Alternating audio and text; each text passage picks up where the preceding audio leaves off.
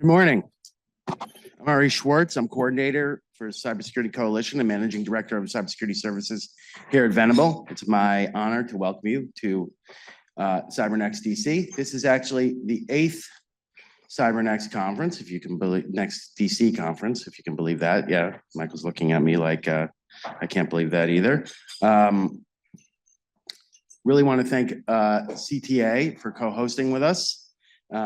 We've made it through another year here of cyber policy, working together with CTA on a wide range of issues, and CyberNext DC really allows us to look forward into next year. I also wanted to point out that this year we had our first CyberNext Brussels conference in March, and it was a huge success. Had a room full of people in Brussels that came from pretty much all over Central Europe and Central Western Europe to come to it, and we put out the Cybersecurity Coalition put our European roadmap there, which I urge people to take a look at, and some of those pieces have already been taken up by the EU in their cybersecurity policy. So to kick off, I'm going to give a little bit of an overview of what we've been doing at the Cybersecurity Coalition. We now have 16 members and 3 new members this year, Infoblox, Wiz, and Zscaler.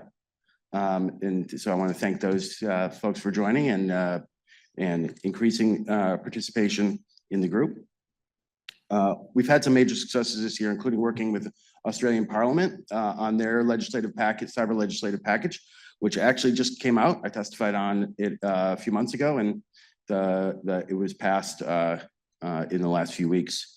And then we also worked with the EU on that roadmap, as I said, and then also on the advocacy on the NIS2 guidance, which came out and had a lot of the things that we were looking for changed in that document as well, and a good plan on post-quantum cryptography, which we had pushed for as well.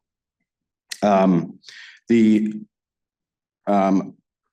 ONCD we've done a lot of work with the ONCD on the implementation of the cyber strategy and the launch of the Internet Routing Security Working Group that I'm co-chairing, along with several members.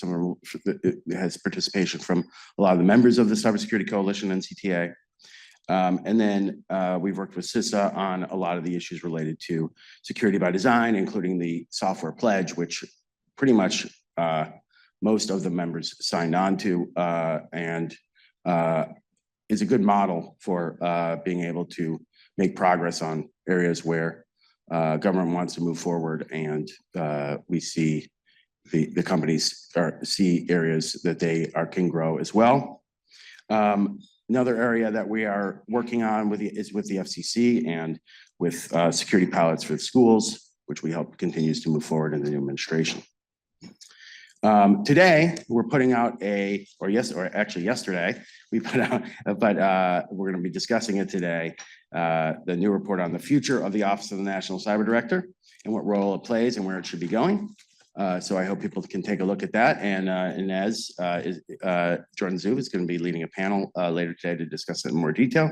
So I encourage you to read that if you haven't already. Take a look at that before that panel. But we're going to start the day today by having a little fireside chat here with the former Splunk CEO and CISO's president of go-to-market strategies, Gary Steele, who'll be joining me up here. Gary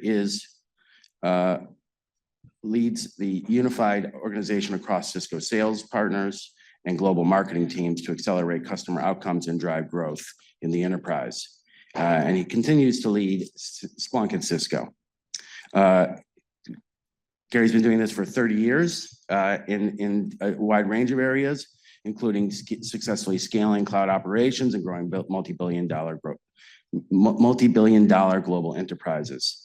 He was the founding CEO of Proofpoint, where he led the company's global growth from an early stage startup to a leading publicly traded security as a service provider.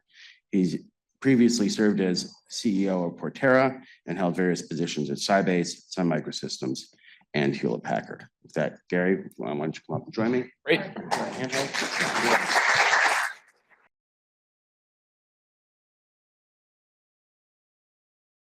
So Gary, thanks so much for coming today. It's great to be here. So, the big theme for this conference, one of the reasons that we do this in the even years in December rather than in the odd years in October, the even years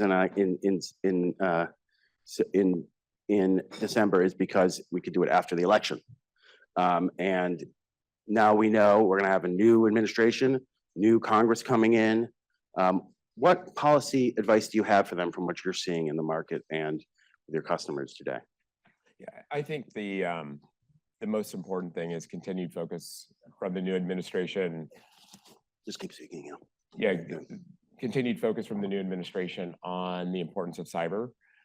And one of the things that we think a lot about that we think is absolutely critical is taking a step back and thinking more broadly about digital resilience. Because at the end of the day, the digital systems that we have in place across the globe are the things that are really driving the benefits to all of us as individuals, and keeping those systems up and running is absolutely critical. Cyber is obviously a critical part of that, but it's broader than that. And the nature of these interlocked systems really matter. And so we think not just about cyber, but taking it a big step further and thinking about digital resilience and the importance of driving that. Can you go into a little more detail about what you mean between the difference between resilience and security? Obviously, Sure. There's some obvious pieces to it, but I think you probably have a little more. I think at a very simple level, it's really about how do you keep these systems up and running and ensure that there's no unexpected downtime. Downtime can come from a variety of things. It can come from some form of cyber attack, it could be ransomware, or it could just simply be bad architected code that ultimately brings something down. And I think we've seen occurrences of this over time, and it shows that the linkages that exist and how dependent upon these systems that businesses are, that individuals are, and the role that it ultimately plays. I know, related to that, there's a big effort at Cisco related to both in hardware and in software, related to, the out of date, out of warranty products, services. Can you talk a little bit about how that fits into the resilience discussion? Yeah, I think at the end of the day, to drive resilience, you've got to do the basics well. And the basics include ensuring that you have up-to-date, fully patched systems and that you're running systems that are secure. And so that's a very big, important piece of how you ultimately can deliver resilience is the basics matter. I think sometimes we get focused on a lot of very sophisticated aspects of the cyber world. And if you don't do the basics well, you don't have a chance. Yeah. One of the things we've seen added to the basics, which has happened over a long period of time, but obviously a lot more attention to it now, is AI and using AI for security and looking at the security of AI. Can you talk a little bit about what you're doing in that space? Yeah, you bet. So it's clear that AI will be transformational for all of us. I think it'll fundamentally change the way we all live our lives, the way business gets conducted. That potential is tremendous. There's been lots of discussion around the use of AI from a threat actor point of view. I think the industry as a whole has to step up their game to ensure that we're delivering the capabilities necessary to withstand what we will see with threat actors leveraging AI. I think we already see it to a certain extent today. Simple things like using translation services to drive phishing attacks, those things they're happening today. It's not that complicated.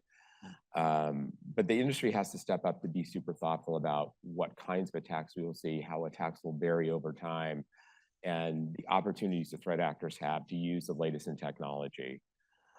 The other side of this is as organizations build out systems to drive a new class of application leveraging AI, you need different levels of defenses. And this is something that, as Cisco, we're incredibly focused on to help protect and deliver capabilities that support the kind of environment that you need to be able to run large AI workloads. And it's a different form of attack. It's various forms of prompt injection, et cetera. Because at the end of the day, if we don't protect these systems, the broader public will lose 100% confidence I think governments will lose confidence in what that true opportunity is around AI. And so this ability to protect AI systems that are operating, that are delivering great outcomes, you need a different form of protection. And this is something that is of high priority to Cisco and something that we're investing in because we think it's critically important. That's great. What about the other side of it, though, using AI in order to do the protection? Yeah, I think that you see it across the industry today, where AI has been used for a long time. Machine learning has been used for a long time in a variety of systems in a variety of ways. And I'm very encouraged by the opportunity to leverage AI more broadly, to be better at defending. And I think about it, again, as you step back and think about digital resilience, I believe that AI is the catalyst that allows us to be that much more predictive and be that much more preventative so that you don't have unexpected downtime of any form, whether it comes from some cyber threat or it comes from some other form of disruption. And so I'm encouraged by what we're doing today and what we can do in the future. And I think about the data that we all have and using that data from an AI point of view and catalyzing that to deliver amazing resilience outcomes. I'm super encouraged by that. So the great thing is, I think from a defense point of view, I think AI holds a tremendous amount of potential because we've already seen it. We've seen it in action. We see it today in various forms, but in its earliest stages. And the progress that's being made and the rate at which we're making progress gives me a high level of confidence that AI itself will be a very important factor in how we defend and ensure the companies and individuals are safe. And in terms of how it affects the workforce and like be able to, we've had this ongoing discussion about cyber workforce Forever. Yeah. And yes. How does it really fit into, how does AI fit into that discussion at this point? Because I hear it in both directions, right? Well, it's interesting because there's been discussion for, I don't know, at least 10 years about the gap that we have in terms of having cyber professionals and the gap and how do we close this gap. And I think AI is the first, probably most transformational technology that we've seen that can begin to close that gap. And so what I'm very encouraged by there is the ability to help someone who has less skill, that is earlier in career, to deliver really good outcomes from a cyber point of view. And that gap gets closed by letting AI do what it's really good at, which is helping that person sitting in the SOC or sitting in security engineering determine what is the next best step if there's some form of event, to be able to correlate vast volumes of data to get better outcomes and to guide someone who has less experience, who hasn't lived in the trenches forever, but let AI to ultimately catalyze all that experience and guide that person through. So I think that we can begin to close the gap that we have from a skills point of view, leveraging AI as the primary opportunity. I think we're early in that still. But that's the one area that I think we will see change. Because, if you look at the cyber jobs info, there aren't that many like entry-level jobs. There are these, but there are a ton of open mid-level jobs. Yeah. And I think that part of that has been because AI has already doing that. Yeah. It's been helping with the kind of basic stuff. So the question is, can we get it to move into some of that mid-level stuff so that in some ways it's been not helpful because then you don't have entry-level people to become mid-level. But the question is, can we have entry-level people serve as mid-level people, and then I'm convinced that you can which is close basically that what you're skill gap saying. between the beginner and the mid-level. And I actually think you begin to close the gap between the mid-level and the experienced as well.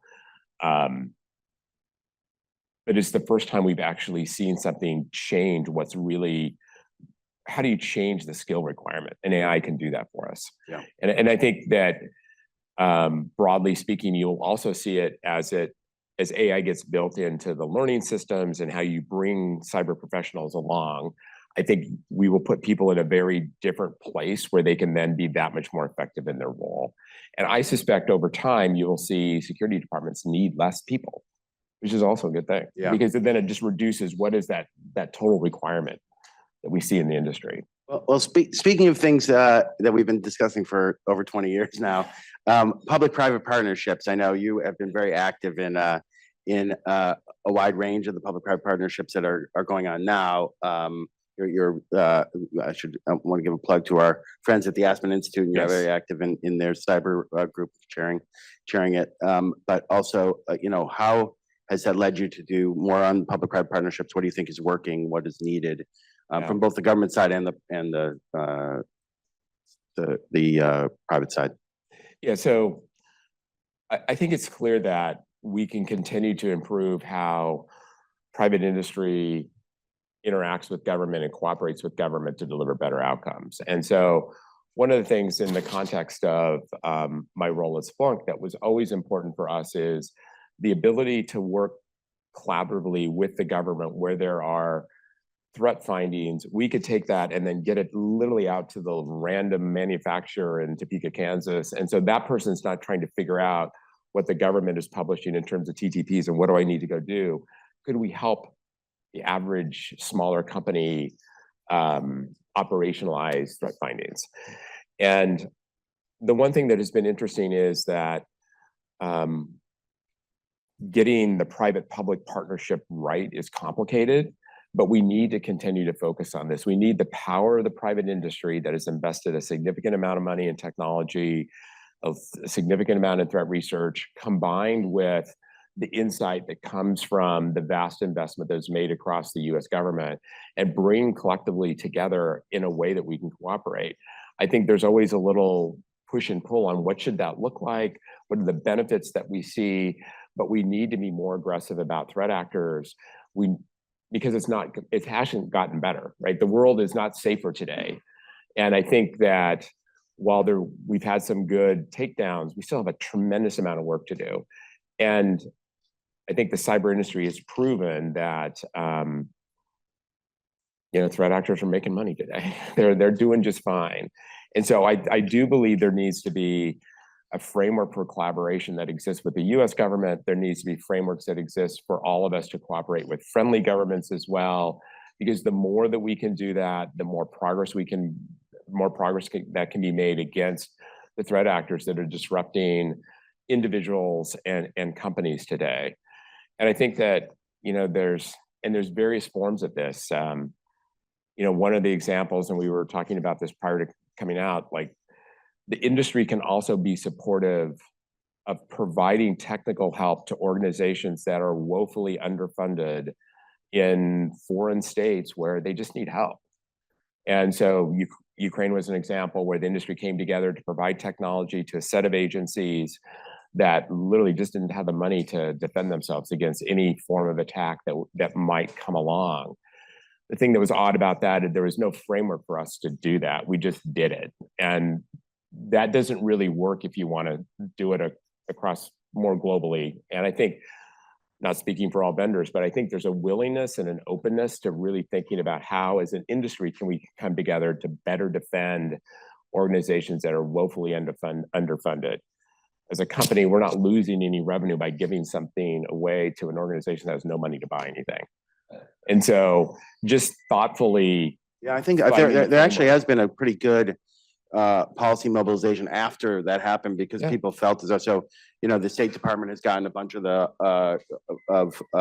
other embassies and governments together, mostly European, but some in North America as well, to kind of band together and say, like, can we help get what we need out to the right people and know that there's some trust in it.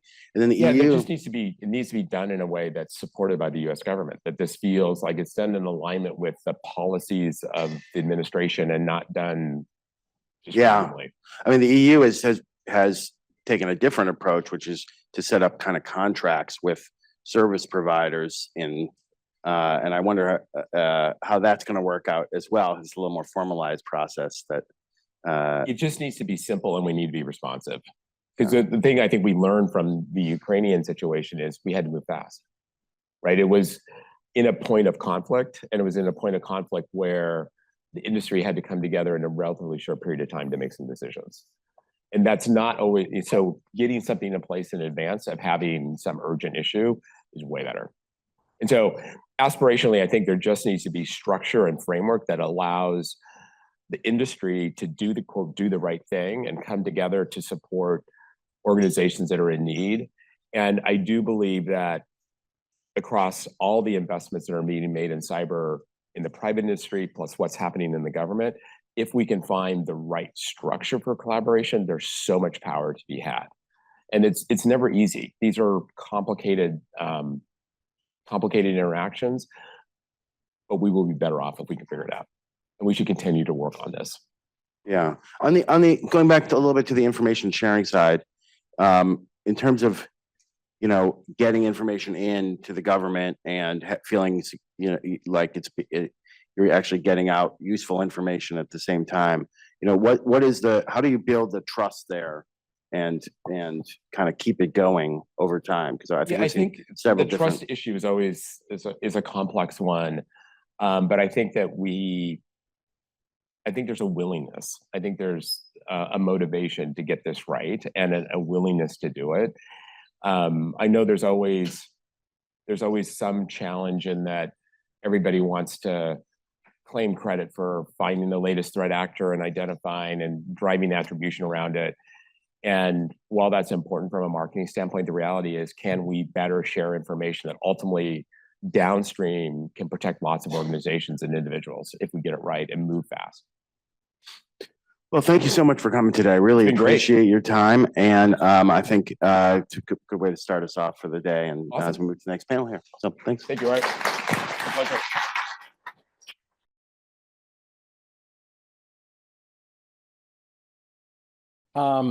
So hi to everyone in the room. We can't actually see the room, but we're going to have a conversation here. We do this every year, and I certainly appreciate you all attending. Hopefully, I can now see the room. Thank you for sharing that. Hopefully we make this entertaining and specific for you and topical for you. And, you know, we enjoy doing this every year, and we intend to talk before you as we talk amongst ourselves. I'm not actually going to introduce all the panelists. I'll just mention that, of course, we have Jay here, Wendy, and Josh. You feel free to look us up. I think we've talked to you enough in the past that you know who we are, and I don't want to waste any time that we could be spending having a conversation doing this instead. You know, we're not going to pull any punches here. We're going to be respectful, and I always love this because I find something from my fellow panelists here every year, and I usually believe that moderators should be moderating, not panelists, but this is a little different. I'm a panelist and moderator here to some degree, and I'll try to keep it on topic as much as possible. So with that, I think you know, we did get together one-on-one and in a small group as well and talk about what we thought was important and what we thought was topical. And so launching it off, I think the very first thing that I want to talk about, Jay, I'm going to go to you first for the very first one. Not to put you too much on the spot, but this shouldn't surprise you. Yeah, you know, we've talked about, for years, we've talked about things like data is the new oil. Yeah, that's not new. There seems to be a very cavalier attitude, by the way, to data that keeps resurfacing. It seems that among, quote, legit companies and digital natives, that this happens again and again. And we had a great conversation just a couple of days ago. And I'd like to see if maybe you could lead it off talking about maybe privacy and data models, maybe a little bit of your take on this and what you think is topical at the moment here. Yeah, so you know, I am so gonna, it's good I can't get fired anymore for saying stuff like this, but I am so gonna get in trouble. Let's just start by saying that. So I don't know if I should mention companies. Sam, feel free to mention companies. No, but you do it. You do what you're comfortable with. There's no Chatham House rules, folks, by the way. But all right, yeah, go ahead. Yeah, so maybe I should just say that it really kind of sucks that companies feel like they can turn on LLM models and train them with your data just because you have a pre-existing relationship and not notify you that they're doing that. That kind of sucks, because that's never something that you agree to up front, and it's something that you find out after they've turned it on, and then you discover that that's happening in the public domain, and then you need to kind of, sort of cease and desist, and then ask for your data back or ask that it be destroyed. So I find that really worrying, that this notion that it's all up for grabs just because you had a pre-existing contract. That's not true. It was never all up for grabs. And the fact that we now see like AI and LLMs, the vehicle in which to consume everything that was there in your relationship. And like, there's a lot of public information about this, like, and I am going to mention these companies in this context of this being public, was Zoom and Slack. A lot of us use both. So I think, like, you kind of should know better when you are doing these kinds of relationships to make sure that if you're going to turn on any new functionality that requires you to process any data in a different mechanism that was already pre-agreed, then you need to get that covered off with that respective customer. So yeah, okay, I see Wendy. Feel free to jump on in here. Yeah, everyone can jump in. This is a conversation as opposed to just asking questions of one another. So Wendy, I saw you raising the roof there. That seemed to strike a chord with you. No, I'm just, heartily agreeing with everything that Jay just said. And it's still an issue that we see today. I was just listening to some pitches yesterday from startups, and the question came up of do they have, they're all being organized by one organization. Does that organization have a model for preserving data privacy and anonymization that they are enforcing across these startups or not? And that's, we have to keep doing this over and over again. It seems to be by increments, by small cuts, they seem to be a presumption of a right to do these things. And it goes a little bit more and a little bit more and a little bit more. In fact, I remember the issue during COVID times with Zoom, the concern about, well, is it really P2P encryption, right? And to your point, Jaya, this is public information. It may not be being talked about in the light, meaning it may not be front and center in our thinking, but it is not just those companies by any stretch. It is generally those messaging companies. It is generally those meeting companies who are like, well, if they're doing it, I'm doing it. And I could interpret this to mean I could do that, and I could do that, and I could do that. Does that resonate with you guys? Because I think there's some watchdog behavior that has to happen here. Yeah, absolutely. I mean, when I was working for the Texas Education Agency in Texas, there was a question as to how we would authenticate and identify teachers who were taking online certification tests. And somebody suggested, going to one of these identification companies that had financial information and, making, like, what was your first car that you bought, or, what mortgage do you have, or The whatever. knowledge-based authentication. And I said, absolutely not. I said, we're an education agency. We have no business knowing the financial lives of our teachers. But it takes a person to make that decision.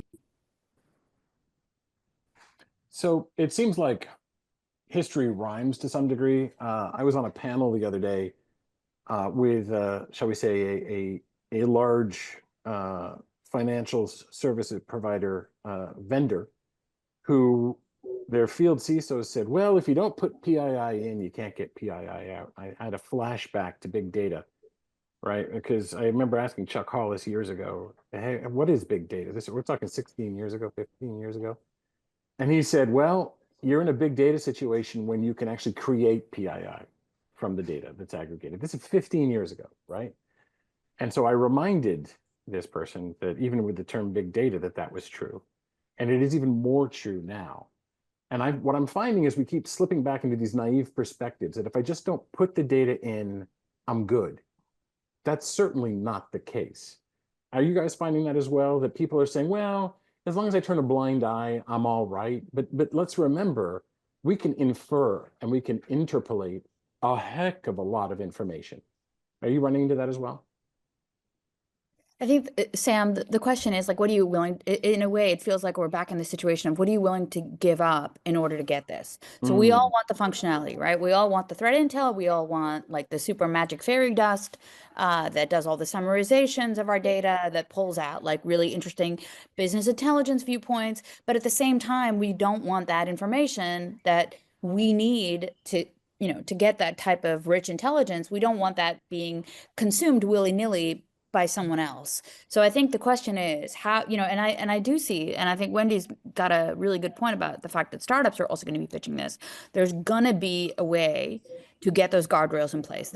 I see this as like, it's both a dilemma right now, but it could be an opportunity for someone trying to figure this one out, is how do you get those guardrails in place so that I can use all the benefits without necessarily giving up the potential privacy concerns and the third party risk management concerns that I need to kind of watch out for when using LLMs.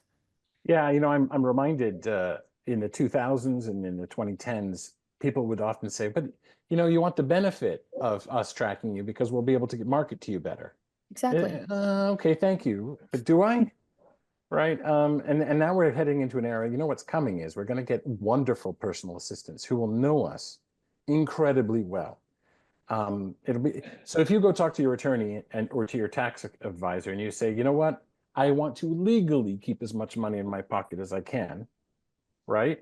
You will talk about all sorts of possibilities and you'll finally settle on a legal strategy. But the discussion itself verges on gray. So now you'll have a personal assistant you'll have that same conversation with. Is that a private conversation? How do you make sure it stays private? Because that's what's going to come up again, just like the old Clipper chip debates, just like the old legal interception debates. It seems to come up every 4 or 5 years. But my concern is who's going to be sitting in front of that? Have you guys run into that? And Josh, you must have an opinion on this one, I'm sure. Anyone? What do you guys think? Well, I'm just gonna pipe in here. Look, I think it's a problem when there's stuff that you would expect. I have to think about. I know I'm gonna pull in one more subject in there, Sam. So I apologize, but I'm Go gonna for pull it. deep fake subject. So some of you may be familiar with the British company Arup, ARUP. They had their CFO. Basically, there was a deep fake made of their CFO. And what had happened was there was a message sent to someone in their finance department. It was a standard like BEC fraud scenario, except that there was a really good deep fake where over WhatsApp, the fake CFO said, if you want to know more about this request for you to transfer 25 million in funds, here is a WhatsApp call. And I actually spoke to their CISO. I spoke to the CISO of Arup. And what he pointed out is we actually had really robust processes. So it wasn't like a problem of our processes weren't good to check this kind of financial fraud. We just weren't expecting this deep fake specific scenario and also this like knowledge of the interworkings of this company. And I think that that's really what's at stake here. When you want to have any type of functionality with any vendor, forget the AI for a second, right? You make certain agreements about what they're using that data for and how they are going to use it is potentially for the benefit of their other customers as well. And like specifically for things like threat intelligence, that's quite a common scenario. But I think with AI, it's a little bit different because with a lot of these companies, there is quite a bit of information that you're giving in order to get some of these benefits. And if you're not acquiescing to the training of your company data for the benefit of those other customers, that vendor should not be doing it. And I think this is my concern when it comes to the deep fakes, because just like you can craft better phishing mails, you can also make more convincing and better scenarios in order to inject those deep fakes if someone is completely aware of some of those quite unique business processes and folks. And in the case of Arup, it was very successful. So this brings us to the topic of AI and cyber and for defense. And so Wendy, I'm going to switch to you here. I don't know about you, but I've been unimpressed for the most part with the sort of yeoman work going on, which is good, but we have hundreds of companies doing effectively the same thing and it's not that impressive and they seem to be patting themselves on the back a lot. And if that seems unfair, folks, I'm leaving nobody out of that. I've been waiting for some really cool stuff to finally happen, and I can think of some too. But I think that a lot seems to be really focusing on things like yet another co-pilot, right? Yak. What do you think about this? What's exciting you? Well, this is okay. This is going to be difficult. Let me see how tactful I can be here. So I'm a professional skeptic, and I have been since being an industry analyst when I worked with Josh. And so what I'd like to encourage everybody to do the thought experiment of throwing out the term AI and then looking straight at what you have left. Throw out all the buzzword baggage that goes with those two letters, AI, and then just see what it is. Is it really just automation? Is it, my friend Pablo Brewer made a really good point once. He said that AI is any software that we think right now is too hard to write. And does Love anybody that. remember expert systems from the 90s where it was basically decision trees and a State database? models, yeah. Yeah, and all of that. And so maybe now what we're doing is multi-dimensional decision trees. The thing that people need to think about is that no matter what kind of tool it is only going to be able to do what it's been programmed to do and only as well as it has been programmed to do it. So, there's a lot of talk about inherent bias in it. There's all sorts of talk about, yes, it can evolve based on the statistical input that it is getting. But I'll tell you right now, my predictive text on my phone can figure out how to spell schmoocon, even though I only mention it a couple of times a year. But Instacart, which I use, at least every other week, it just is never heard of Instacart every single time.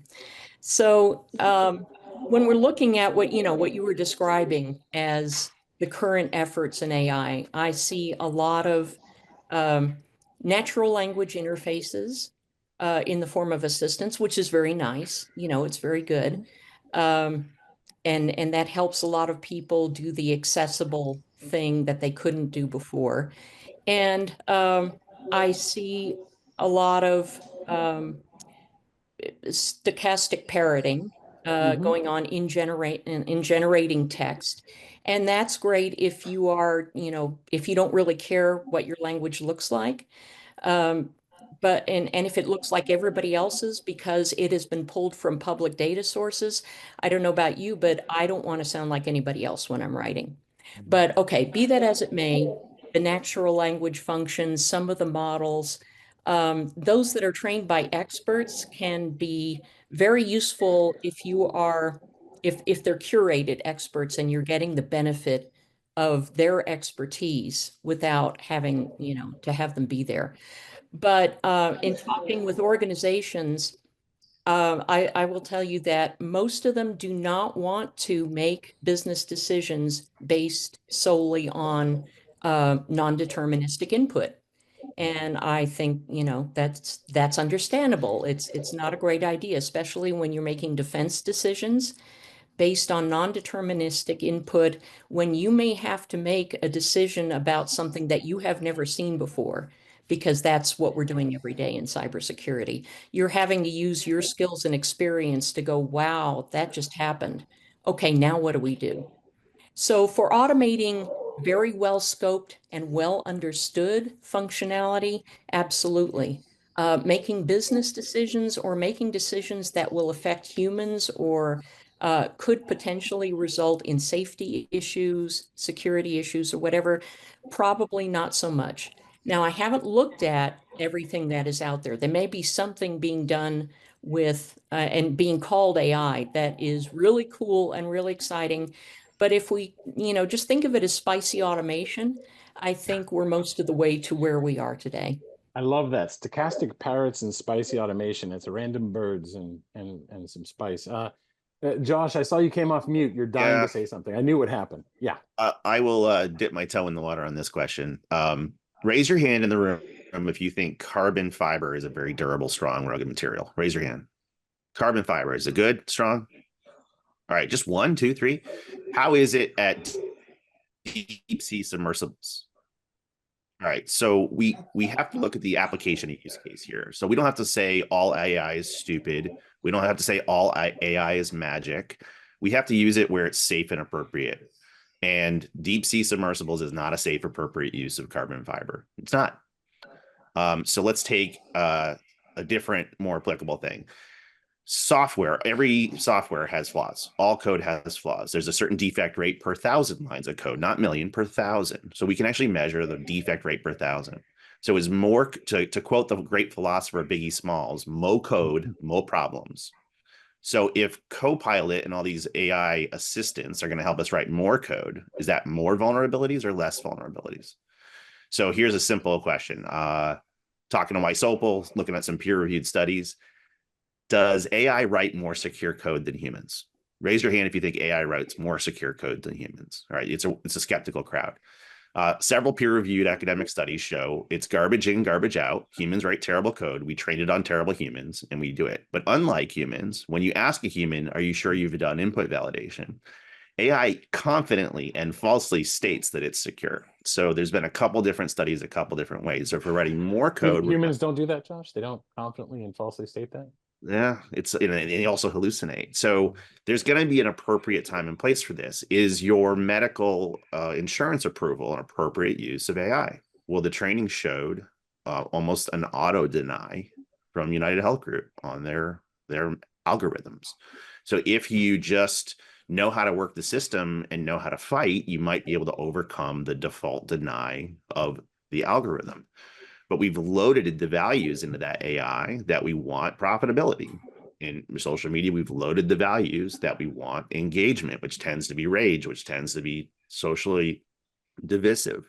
So as we embrace this technology, you know, a hammer can crack a skull or build a home and a shelter for the homeless. How do we want to use these? And to me, the discussions on AI are tedious and tiresome. And it's more about, are we dependent proportional to dependability? Is this an appropriate use case of this? If it's to assist in suggesting how you write a memo, great. If it's to assist in help desks and scale talent, maybe okay. But if it's life safety or safety engineering, it's not an appropriate use. And I'd like to see more of the conversation after 2024 pivot to fit for purpose, dependable and trustworthy uses of technology. Over. So I'll just jump in one more time and mention the other thing that Gary mentioned earlier was bridging the gap between, junior staff people and with AI. And I have done research together with the Scientia Institute that found that automation can help supplement the efforts of lower level staff people, say in a SOC, and bring them up to the level of senior people, if it's well understood automation. But I would caveat that automation works best when it is purpose fit for that environment and for that company. And then it absolutely works, but it does not replace anybody. Because as I mentioned, again, humans can still pivot and learn and decide and adapt to something unexpected, and we still need that. So I have two things to chime in here. One is that in IT, automation is a virtue. It helps you, fool me once, shame on you, fool me twice, shame on me. Like you get to the 5 nines that way, and you make processes more efficient. But when you have an intelligent opponent, it becomes a predictable thing, and any form of predictability is an exploitable thing. And so what if we train too many people who are tier 1 analysts and become tier 2 analysts on this, they are used to where the reward pellet comes from, and that is something that an opponent can actually predict. So I worry over the long term that we're gonna have a leaky abstraction problem. We're not gonna know where the data, not just where the data comes from, but where they may be hiding in the shadows that the AI no longer explores. The other thing that I'm actually rather disappointed in is that there's an opportunity to go back and solve problems that we thought were intractable. Like take deception. Deception was a huge idea in the mid-2010s, but it was really hard to make algorithms that named things like humans do, like passwords and file names and network names and human traffic. LLMs are really good at that. And so to build on what Josh was saying as well, I trust the use of these things when they are for very refined purposes in a larger system. So I refer to it as deductive rather than inductive use of quote AI or ML or Wendy, I love the fact that you don't just substitute whatever you want in your expert systems, etc. I like it when it is a cog in a machine that I can say this is what I want it to do in the machine, and the machine itself is not the thing that I'm saying, oh look, it's going to solve all my problems.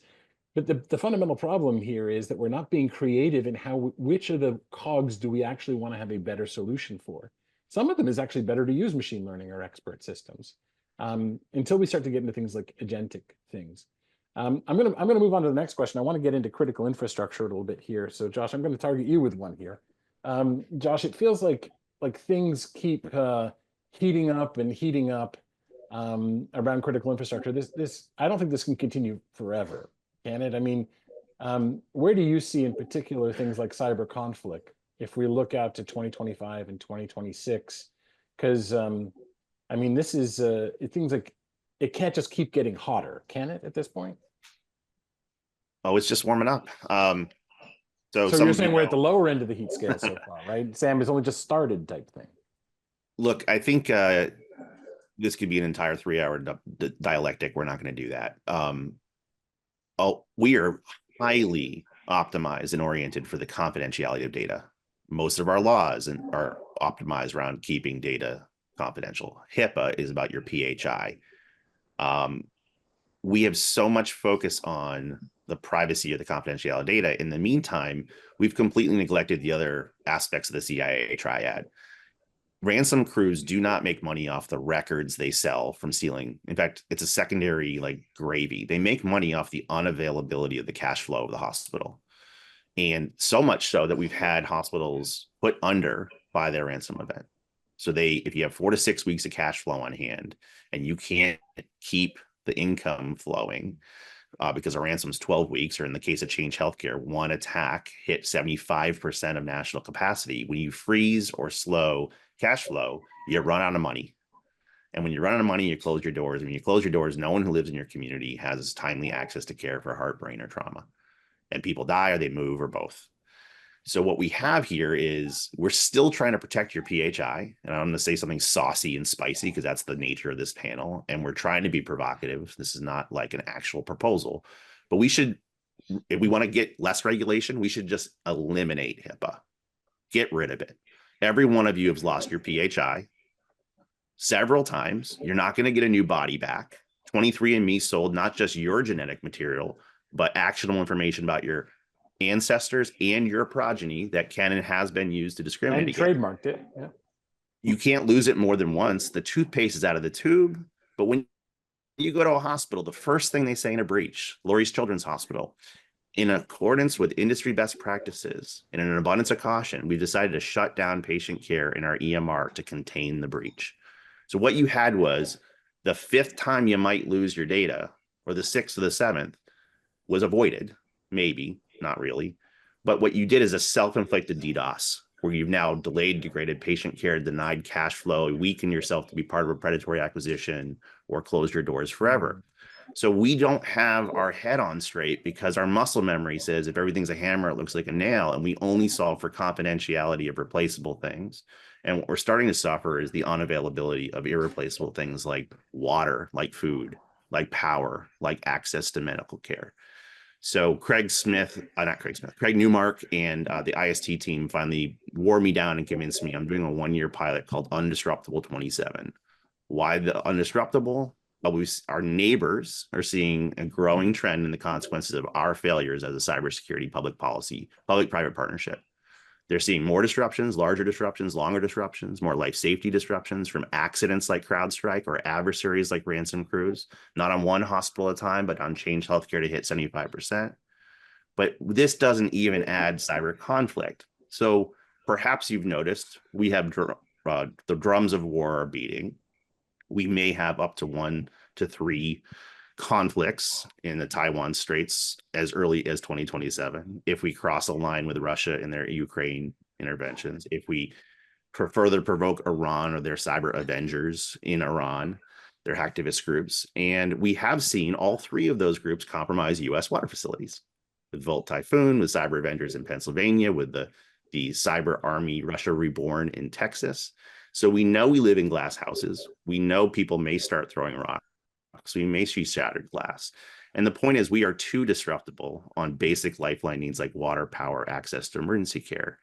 And we may see a hybrid conflict as early as 2027. Now, maybe you think we won't intervene in Taiwan, but China's essentially said, if you intervene, we're pre-positioned to mess you up on US soil. We're going to intervene. We don't really have a choice. So if you intervene, we're going to mess you up. We're likely to intervene. And unless there's a diplomatic miracle, we are still focused on our PHI or our data. or our enterprise good, and your employees can't drive profit when they can't get to work or drink or eat. And your data centers don't work without water, and your hospitals don't work without water. So we have some time, just like with Y2K, just like with Apollo 13, you get scrappy, just like our CISA COVID task force. We didn't have infinite time, but we could say, what can we do to identify and buy down risk, to remove stupid risks, like get your shit off Shodan if you're a water facility. Don't use hard-coded passwords if you're a water facility. Maybe it's not shields up, maybe it's connections down. And we're trying to use some creative natural disaster language to engage, to inform, inspire, influence the owner and operators across the target-rich cyber poor, across the US, to say, if you can't afford to protect it, you can't afford to connect it. If you have to connect it, here's some free things you can do. Here's some exercises you can run. But all the talent pool going to RSA or Black Hat, or all the talent pool in this room, we're still debating it should be voluntary or not. Should we do information sharing 10 years after CISA 2015? Should we maybe sort of have some sort of safe harbor for liabilities we don't have? I think what we have to also do is to carve off part of our brain, part of our talent, part of our skill to make sure our household, our town, our community is resilient in the face of what could be hybrid conflict quite early. So, I mean, this is I think this is probably a timely message for this room in particular, Josh, because the reason we had regulations originally was to act as a catalyst because we weren't doing the right things as an industry. It was like, HIPAA had a $5,000 fine, then had $50,000 fines, and then it kept going up, and then the specificity went up. Same thing with PCI DSS, same thing with FIEC, and so on, right? And it was to get us to do what we wouldn't otherwise do, but it has become the taskmaster to some degree. So I really like your challenge, because what you're actually saying is, now wake up call, folks. This is a different state of international relations, a different world order. And we can't just keep following this as our master, that these things are, this is the new reality. There's, in effect, there was a debate for a long time whether such a thing as cyber war even existed. And I think what we're learning in the Russia-Ukraine conflict is, for the most part, it seems to be an adjunct to other forms of warfare, or it goes along with it. But I'm even hearing now, no, moderate to high impact incidents could occur.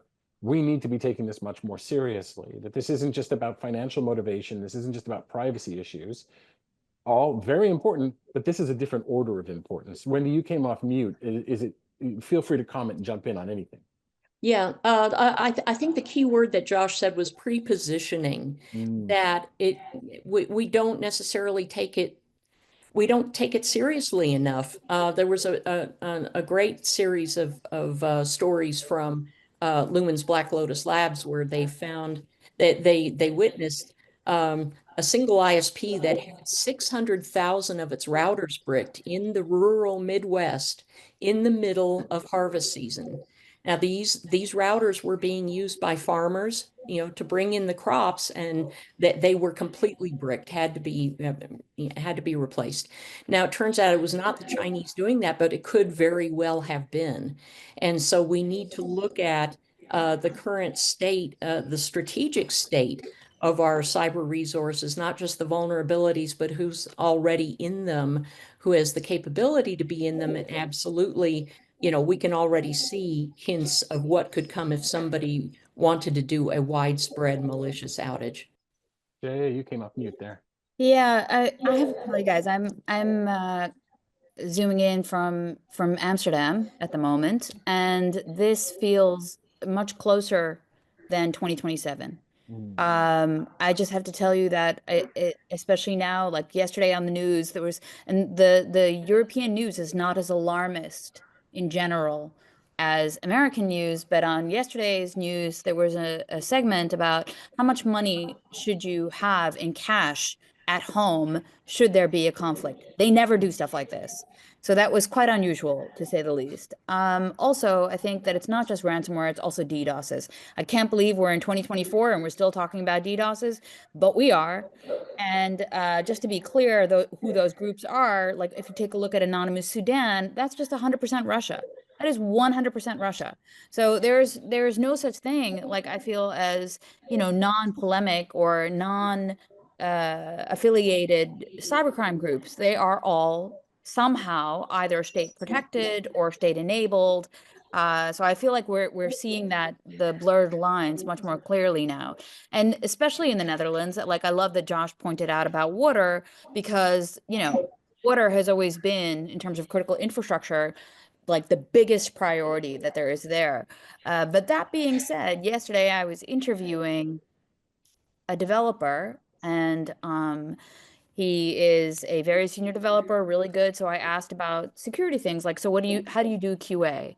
And he pointed out that in his 8-man company where they are developing OT devices for like detecting water pressure that are used in, dams and water filtration systems and environmental sensors, that actually they don't do QA.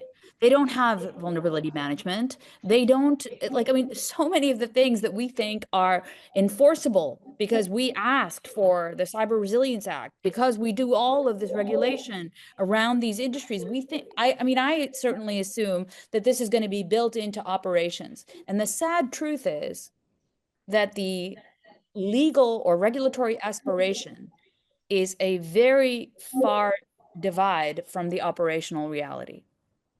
I made a point, by the way, about zero trust, not as a product, by the way, as an architectural principle and something that we should be implementing much more broadly. You can even apply it to things like processes, by the way, and I think that's really important. Not just efficiency in processes, but less and less trust in processes. But I made this point actually with some of the ministers from NATO. The point is that we need to reduce our footprint. We need to reduce default access. We need to reduce.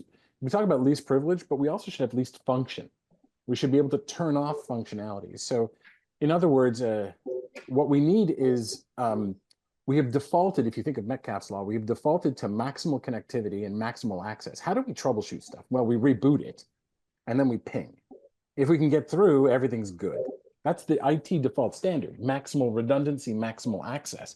But we're living in a world where it is fundamentally a dark forest on the internet. We cannot trust it. By the way, that's an allusion to Fermi's paradox, if anyone wants to Google it. What we have to do is assume that there are hostile entities out there. And if you look at AI in offense, you can look to what's happened in gaming. And I'll pick Go as an example, the game of Go. DeepMind gave 59 new openings to Go, for which there's no Joseki, there's no optimal response to. In fact, the grandmasters who play Go were absolutely trounced with these openings and these moves. Meaning, if you take that analogy to the security world, you will see vulnerabilities, and Jay, you and I spoke about this the other day, you will see vulnerabilities appear in places that you never expected and have no response for. So not only are people not making patchable, updatable firmware and doing proper QA testing on devices, they're going to come at interstices of modules that you never considered possible and have no response to. Heartbleed is still out there, which is incredible, but there's going to be entirely new classes of these coming. And so it behooves us to not have a complete stack exposed on the internet.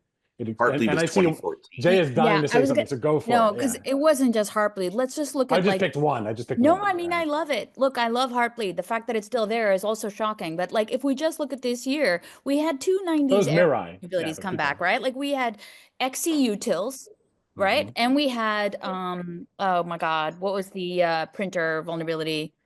Josh, help me out here. There was the cups, Linux cups, that's it. Right? So, I mean, like, why are we still, so the thing is, I don't even think it's a Go style sophistication. I think it's just finding things that we somehow missed. And with they just need one or two, they don't need 59, right? Yeah, and if I would say, like, I actually think like this is potentially like the legacy of all of the stuff that we need to fix, plus the notion that we're not doing those, forget the advanced stuff, we're not doing those basics. I think that's really the shocker. Yeah. Well, go ahead. Slight topic change, but and a little tongue in cheek, but during the election cycle, we saw, I saw CISA director on the news like morning, noon, and night. And one of the talking points was this is the most secure election in history. But underneath that was one reason is we don't allow voting machines to be connected to the internet. Now, I'm sure that that's not universally true, but it occurred to me every time I heard that is, so what we're saying is the safest option for something really, really important is not to be connected to the internet. And then when you look out, we have 151,000 water and wastewater plants in the US. 151,000, 50,000 of them service homes, some other number hospitals and manufacturing. There's 650 water plants in ISAC. So we have 151,000 targets on Shodan, default passwords for TeamViewer, using vulnerable equipment, no air gap.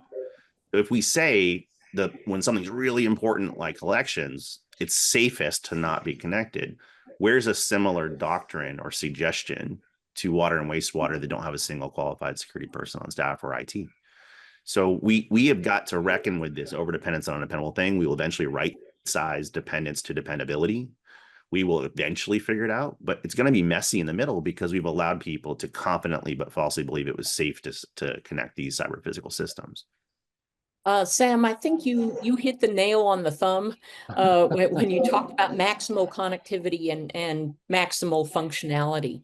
That's the culture that we have, especially, drawn from Silicon Valley, that any innovation, any addition, anything shiny and new is good. What we have today is not a manufacturing model of software development. We have a literary model where everybody thinks that they can write their own version of it and add more things, more curlicues and everything. And at some point, I really do believe that we're going to have to say, for issues of safety and security and everything else, for the things that really matter, you don't get to innovate anymore. We've gotten to the point where even though it is technology, we have to go to things that are tested. We have to build a safety code. We have to stick to it. And people who want to innovate can continue to do it on things that are not directly tied to, public health and public safety. So I'm going to shift gears as well here and say, there's some things that I'm not seeing around supply chain, for instance. Let's take SBOM. Okay, so we pat ourselves on the back. We've done an SBOM. Then what? API security. I'm reminded of, let's just take phones in the marketplace and the apps for them. They go through some degree of rigor for privacy and security, but then they progressively do updates that drift them way off the security target. We've seen this even with air gap networks. If you go way back in the past, they become less air gapped, right? So are we not paying enough attention to bills of material and what we can do to innovate on top of them, and to API security? And because I'm seeing more and more piled up behind the API, and the API avenue getting wider and wider. Is this something we should be spending more time with or thinking about? Open to anyone. I reject your premise that we have done it for SBOM. I think certain people have done it. That was a lead. That was bait for you, Josh, actually. So we had Executive Order 14028, and it started off, the opening paragraph said, in the end, the dependence we place on our digital infrastructure should be proportional to how trustworthy and transparent that infrastructure is, and the consequences we will incur if that trust is misplaced. It mentions SBOM overtly, I think, like 16 or 18 times. After lots of public comment periods and debates in that room, and people saying, oh, there's no standards, oh, there's too many standards, oh, we need one ring to bind us all, oh, no, we're all beautiful, unique snowflakes. And then when we make it beautiful, unique snowflakes, we come around and then say, oh, it's too fractured. So we have not done it. In fact, point of fact, the final product of the executive order execution does not even mention the word SBOM. So it went from having, if you settle the government, provide an SBOM as an artifact for operationalization later by CISA, to, well, no, you can pinky swear through an attestation that you have one, but you don't have to show it to anybody. And then it said, actually, we don't even have to mention this SBOM. So there's no mention of SBOM in the final completion.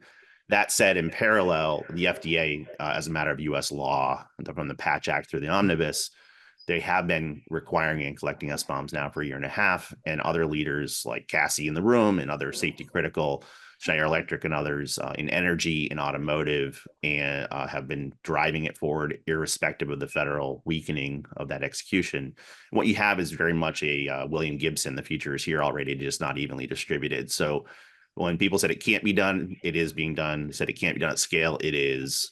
Smaller companies, ironically, are having an easier time doing it because they have less tech debt and newer tool chains and software development practices. So what we're going to have is, it's not about secure by design or secure by default, it's secure by demand. And the industries that are asking for more trust and transparency, or getting concessions if they don't, they're asking for discounts. Sunil Yu's famous for saying, give me an SBOM or give me a 20% discount. So what we're seeing is you either get the transparency and trust, or you get written assurances that there are no known exploited vulnerabilities in this code, no end of life crypto in this code, no any of this stuff in your code. So I don't think we have quote one, but I think the overall umbrella should never have been SBOM. As you know, Alan Friedman's famous for saying it's not S is not silver bullet. This was a data artifact that we were terrified of because it revealed a lot of past sins. But if you really take the umbrella, it's how do we convey trust, transparency, and accountability downstream to our dependents and our supply chain? And how do we use supply and demand to ask for, get, and manage down risk with whatever tools we want? So the SBOM overfixation was probably a distraction coming from the guy that started SBOM. Just a little fun fact. Last week was the 10-year anniversary of Congress introducing a law to require SBOMs. So we've been hand-wringing for a decade. So I'm not even going to bug people to do it anymore. Now I'm looking for accountability and liability for safety critical suppliers. And if you do or don't want to do SBOM, survival of the fittest, as Deming said, you don't have to change. Survival isn't necessary, but accountability is coming. Do it one way or another, but we need more dependable and trustworthy digital infrastructure. Jay, I'll go to you for a comment because you're dying to it, and then we'll go to a final round of parting wisdom from everyone. Yeah. So just really quickly, I agree with Josh that, you know, this should actually be there. This should not be so difficult. However, what I'm still seeing on this one too is the operationalization of it. I really think like what we need to do is if we do get the SBOMs, that we need to be able to like find a way to make sure that they're linked with like a dependabot, that you know all of your dependencies, you have then your third-party risk framework. Modeling. It's one pretty little thing, right? That we say, oh no, vulnerability XYZ, and now I'm looking like, where is it? If I just can easily search through my library of my vendors and then figure out where the patches are, etc. That's what I want. And I think, Josh, that's a far place, you know, already. So that's where we need to get to. Can't we just get that? I mean, you nailed it. So so with that, I'm going to go to a final round. What we do, we had a couple other things we might have talked about, but each of us is going to, I'm going to call on everyone. I'm going to call Josh first, then Wendy, then Jaya, to have parting shots or wisdom or takeaways or something they want to emphasize, especially as we're approaching the end of the year and going into 2025. I'll just hand it to each of you to say something you think is most important to convey to the audience. So Josh, you're first. I think most of our conventional wisdom is, again, hyper oriented around confidentiality of data and the notion of accidents or financially motivated adversaries. When you look at from disruption to destruction, we are not very well poised for resilience, as our Fireside chat said, for the availability for continuity of operations, for can you take a punch, can you get back up, you know, what's your downtime tolerance? And I think we want to take our skills for risk management language and reapply them to making sure our communities have water, food, shelter, access to medical care. And this is the talent pool that's going to do it. So if you can find some way to introduce yourself to your local municipal leadership to make yourself available, Craig Newmark and company have now a new volunteer army called the Cyber Resilience Corps that we're all helping with. This is going to be kind of a volunteer internet fire brigade for the next 2 years. And please lend your skills, wisdom, and brain power to solving a slightly different puzzle if we see disruptive to destructive scenarios. So I'm going to go last, by the way, but Wendy, you're up next. Thank you, Josh. Yeah, that was a great lead in, Josh. You know what I'm going to say. Thank you. I would urge all of the policy people and all of the security professionals in the room to please think about the underserved populations out there, those below the cyber poverty line. Because those who cannot do everything that we were just talking about for a whole bunch of reasons, not just money and not just training, but influence over their supply chain and everything else, and constraints in their environment, they're not going to come to a gathering like this and sit up here on the stage and say, we're having trouble with this. You're not going to hear it until you're trying to help these organizations, these communities, and they make up a large proportion of the cyber ecosystem, and their failures cascade into our failures. So Craig Newmark is doing great work. There are a lot of other organizations that are starting to pick this up. I would argue that purely voluntary work is not going to scale. it is going to have to be led and come from the top down. So, I'm hoping that all of you will be keeping this in mind as you think about actions for next year. Thank you, Wendy. Good call to action there, and leadership as well. This room is really important. Jaya, over to you. Yeah, so as you heard, I mean, I love going third after these folks, but like as you heard, it's kind of like a balancing act between two things. We need to make sure that we fix all the old shit because that's really what it is, right? And then don't have anything, peeking out. So that's super important. But at the same time, I would love for us to kind of be able to anticipate a lot better. So from the new threats that are emerging, like you saw Willow, that thing's not going to break RSA anytime soon, but the quantum threat is a genuine real one that we should be paying attention to kind of anticipate and prevent our next potential little mini crisis from happening. So if we just prep along the way and also ask vendors and suppliers to also include this with their SBOM and have like a crypto bomb, a C bomb, that would be excellent. So I urge you, like with AI, with quantum, all the things that are new, yes, we need to prepare for those, but we also need to make sure we fix the old stuff. So, Jay, if you have to go after the other two, I have to go after you as well. And I'm going to just add to your quantum message. I think there's a lot of attention that people pay to, well, people could be recording now and decrypting later. Doesn't matter. I think the migration to quantum resistant algorithms is really important. They exist now, but many of them aren't available in the libraries that we're using. And so that can be a bit self-defeating, and it may seem like a quixotic thing to do. However, what is important to do is to do things like inventories of where crypto is being used, to modularize what's out there. And you can reduce it from we do t-shirt sizing or jelly bean counting in R&D.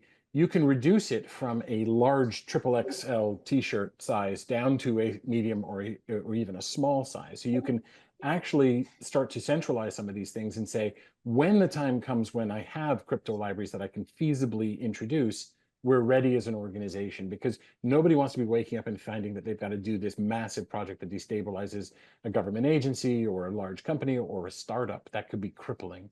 And so I would just add that because I think we dealt in 2023 with Gen AI as a disruptor. Quantum is going to be one of them. There's more coming on the AI track, and they're coming faster. And we're going to get something called the law of accelerated returns. You're going to have multiple disruptions potentially happening at the same time. So I'll reemphasize the zero trust point and being prepared for these things ahead of time, especially quantum. And I think I'll hand it back now and say thank you to all the panelists. I really appreciate these talks. I hope it was entertaining for the audience and informative. If you have issues with any of this or want to contact us, please do. We love this. This is why we do it. And I think we managed to land it within 30 seconds at 10:45 for you, Ari. So back to you.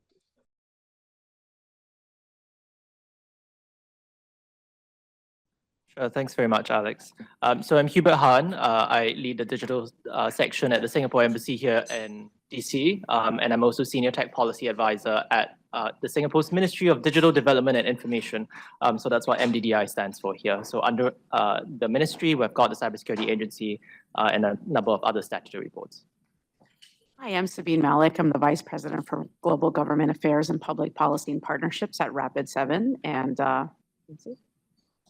Hi, my name is Vincent. I'm at the Swiss Embassy here in DC.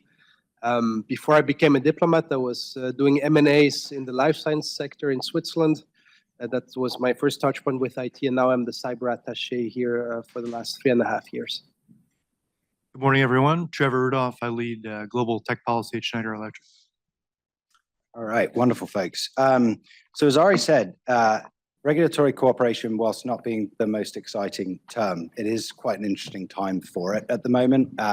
I've been working on this, as have most folks here, for about a decade at this point, and the level of interest has risen massively in recent years, and we're starting to see governments get more active on this topic, which is very exciting to see. What I wanted to do is a bit of level setting around the opposite of regulatory cooperation, regulatory divergence, and to get a sense from folks of what do we mean by regulatory divergence and what is the impact of that from both an economic and a security perspective. Sabine, maybe I can turn to you first. Thank you so much. And just kudos to Alex also. I think part of the interest is really, and you guys saw the paper outside, but I think really capturing the moment of the fact that divergence isn't just a question of having different words on a piece of paper. It's actually the lived, breathed experience operationally of what does that mean downstream from taking what's written on paper to then when you're implementing it, what are all the different ways the different teams in a company, or frankly, then all of the different government stakeholders that you're talking to, are they even interpreting the rules that bring those words to life in the same way? And what we're finding is that there are more stakeholders in this conversation than ever before. But that divergence then means more interpretations than ever before. Individuals in terms of government agencies, national security policies, and then in companies, also different stakeholders and business functions interpreting this divergence to mean different things for their objectives. And so what does that divergence then do from an economic point of view, from a national security point of view, and operations point of view is it makes, from an operations perspective, things very sticky. It's really hard to build a machine where you want this to scale very quickly and to be able to then reduce the risk from a company perspective. You can't do that because all of those interdependencies create more risk. From an economic perspective, look, I think I can say this in this group, and I don't mean to delegitimize this point. Folks always, and when I was a diplomat too, this was a conversation of, whenever you put a new rule out, everyone's like, oh my God, another thing that we have to, meet, and it's really costly and expensive. And I think at this point, there is some understanding of also the economics of scaling that in-house when you're building those. So I'm not going to focus on that point as much. But I do think that the sort of other bigger piece and why this is getting some resurgence on the divergence piece is the national security implication. We are not in an environment where having all of these different rules, gets us to the place where we want to be. And because we're not at the place we want to be, that makes all of our respective governments, businesses, and everybody more at the peak of sort of being the most risk environment that I've seen in all the years that I've been doing this. And when you compound that with both the business side of it and what governments are trying to do, I think this is why this divergence then has really become the conversation, and also through a national security lens. Trevor, maybe I can turn over to you as well. From Schneider Electric's perspective, you sit in Brussels, which is one of a number of jurisdictions that has been very active on cyber policy in recent years. I'd probably add to that Australia, the UK, Singapore as well. Is this problem getting more acute as we're seeing governments get more active in the space? So there's a great quote. I wish I thought of it on my own, but I've got a CISO colleague who actually has said that the greatest threat actor in cybersecurity is actually the regulator. And I think what this person is actually talking about is how divergence actually increases complexity and makes security more difficult. So transatlantic is a term within the title of the panel. But if you just look at Europe alone, when you look at one regulation, NAS2 alone, you have 27 plus 1, if you include the UK, interpretations of what the European text actually says. And then when you layer on top of that the fact that you've got dozens of languages that you're dealing with on top of that, and different registration requirements, you can really see how somebody might say the greatest threat actor is actually the regulator. And we've got to figure out that problem, but it's particularly acute right now in Europe. And then when you layer on the transatlantic element, it's even worse. Might turn to our government colleagues. We heard Sabine talk about the national security imperative here. It seems like that is resonating more with governments at the moment, that this isn't just a case of industry not wanting to absorb additional costs or things like that, but to the point that Trevor made about complexity, that hinders security itself. Is that something that I guess your governments are considering? Would you agree with that perspective? Sure. So the short answer is absolutely. And I always go back to context. So Singapore's a really small country. It's population of about 6 million. We're 280 square miles. We've got a GDP of about 500 billion. Trade is 3 times our GDP. This is the highest trade to GDP ratio in the world. What this means is that regulatory harmonization for us is not just a good to have, it's a must have. And this really speaks to the economics behind it. But to Alex's point, and actually both Sabine and Trevor's points, the security here is actually even more important. We do believe that a fragmented regulatory landscape does mean that more things slip through the cracks. And as a specific example of that, we refreshed our Cybersecurity Act earlier this year. One of the things that we really heard from industry, the private sector, industry associations, the private sector experts out there, was that on incident reporting times, there was a huge amount of variance across different jurisdictions.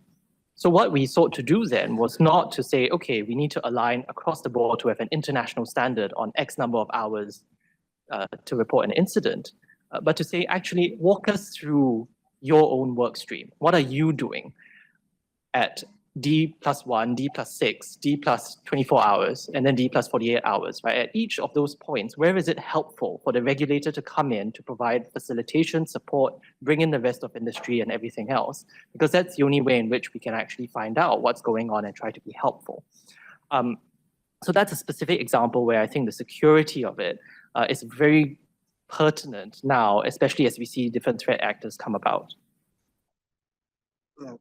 I think for Switzerland, what's interesting is we are the 20th economy in the world. We're one of the most integrated economies in the world in terms of interdependencies and exports, imports with countries globally. Our biggest trading partner as a country is the US, as a region is the EU. And then after the EU, you have the US and then China, so which are three de facto regulatory blocks, if you want. And we're not part of the EU. We're obviously not a US state, and we're not a Chinese province.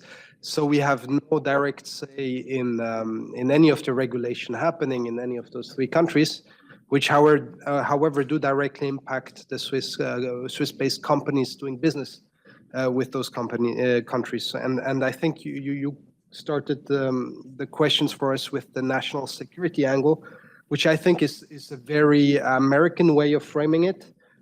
Maybe critical infrastructure security is something that is present very strong in Europe as well. And then you have the privacy component, which is leading a lot of the EU work as we see it. So it's Switzerland has a national interest in trying to facilitate harmonization of those approaches going forward. Excellent. And I commend both governments that are doing great work on this already, right? The Swiss government within the counter ransomware initiative has been doing great work on a piece of it. The Singaporean government consistently over the years has been driving alignment and more recently signing mutual recognition agreements, which I think we'll get into in a moment. I just wanted to add a definitional aspect to this as well, because when we talk about regulatory cooperation, there are different pieces to that puzzle, right? And this is where I do a shameless plug for the report, which is out front. So grab a coffee. There, as we think about it, are three kind of pillars of this. There's the reg diplomacy, which we think of as the before you've made a regulation, what are you doing to make sure that you're going to be relatively aligned? There's the regulatory alignment or harmonization piece, which is how we're going to take two different regulations and make them closer. And then there's the regulatory reciprocity, where you look at things like mutual recognition agreements and how do we, even if they're different, build a bridge between them so that you're not having to comply with multiple different regimes. Thinking through, because Hubert, you mentioned incident reporting is one particular area that came up in Singapore's update to its Cybersecurity Act. There are a lot of different pieces of cybersecurity policy that have been developed in recent years. Another thing that a report does is kind of look through all of those. This could be critical infrastructure ledge, incident reporting, ransomware reporting, and so on. When you think of this as a company perspective, I'll go to you first again, Sabine. Which of these issues are most pressing? Where should we be focusing our attention initially? So I think right where the seams are is in terms of the emergent response, the incident, actual, hey, how many people need to be looking, reviewing, and while building that case, then actually thinking about the outputs that need to go out, the artifacts that need to be developed. And I just lay that out in the sense of, because again, you asked, you know, what does that look like? If we have to think about at every one of those stages, potentially being in multiple markets, multiple jurisdictions, at each one having a different point of not only contact, but then an hourly requirement.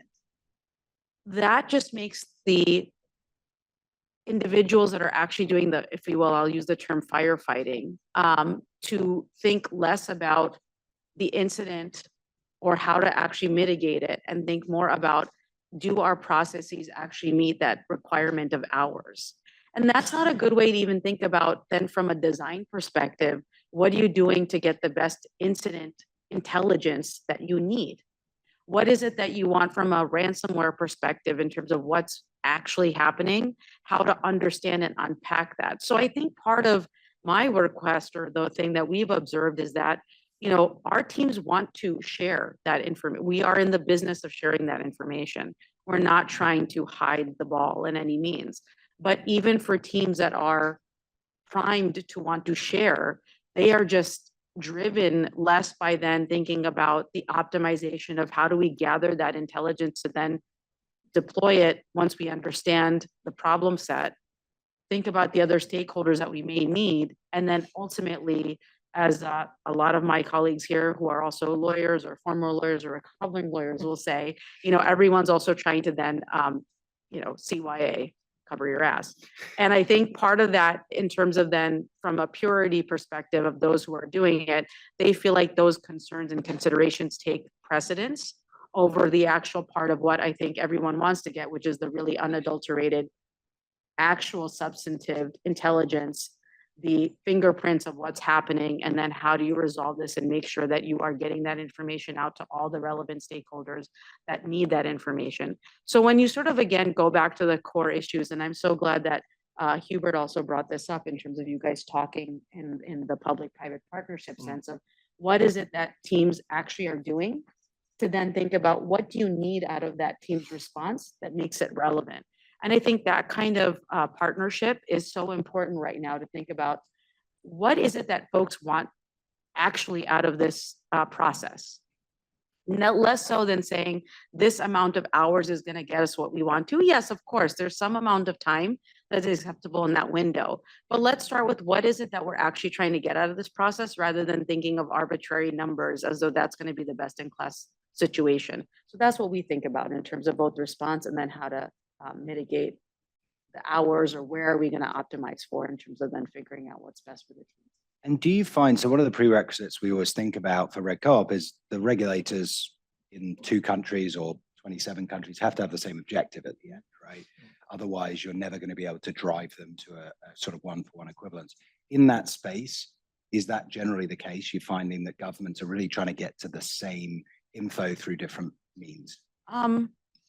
Let's see. I think they are, but I think some of this is also the first to know problem, which is everyone wants to know faster than everybody else.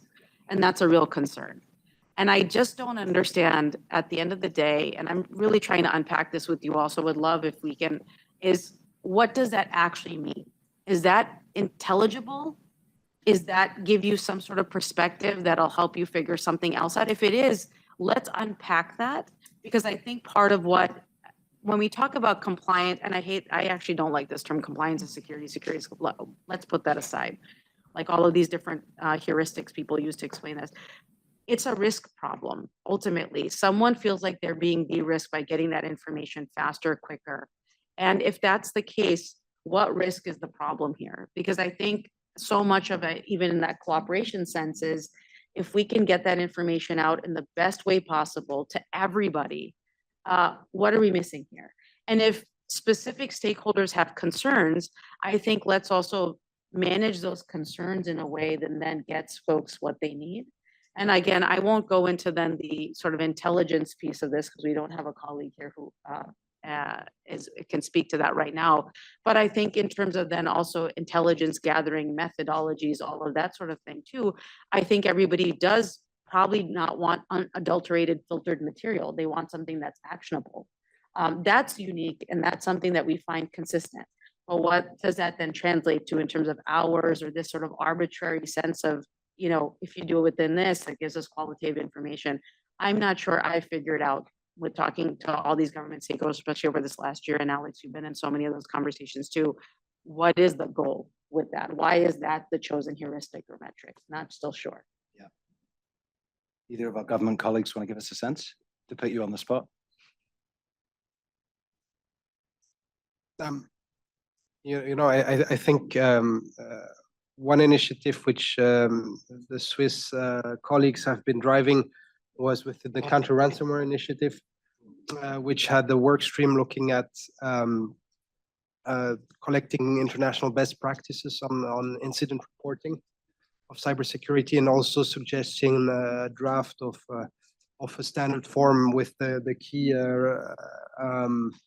information to be transmitted with this incident reporting.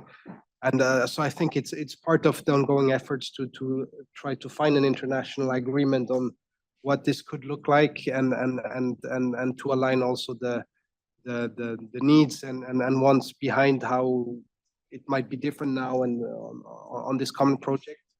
And so with the Swiss National Cybersecurity Director, Florian Schütz, used to be first in the defense industry, and then the biggest online retailer in Germany, actually, I think in one of Europe. So he has a very practical mindset when it comes to guiding the Swiss work on this topic, and I think that's something we'll continue to pursue as well.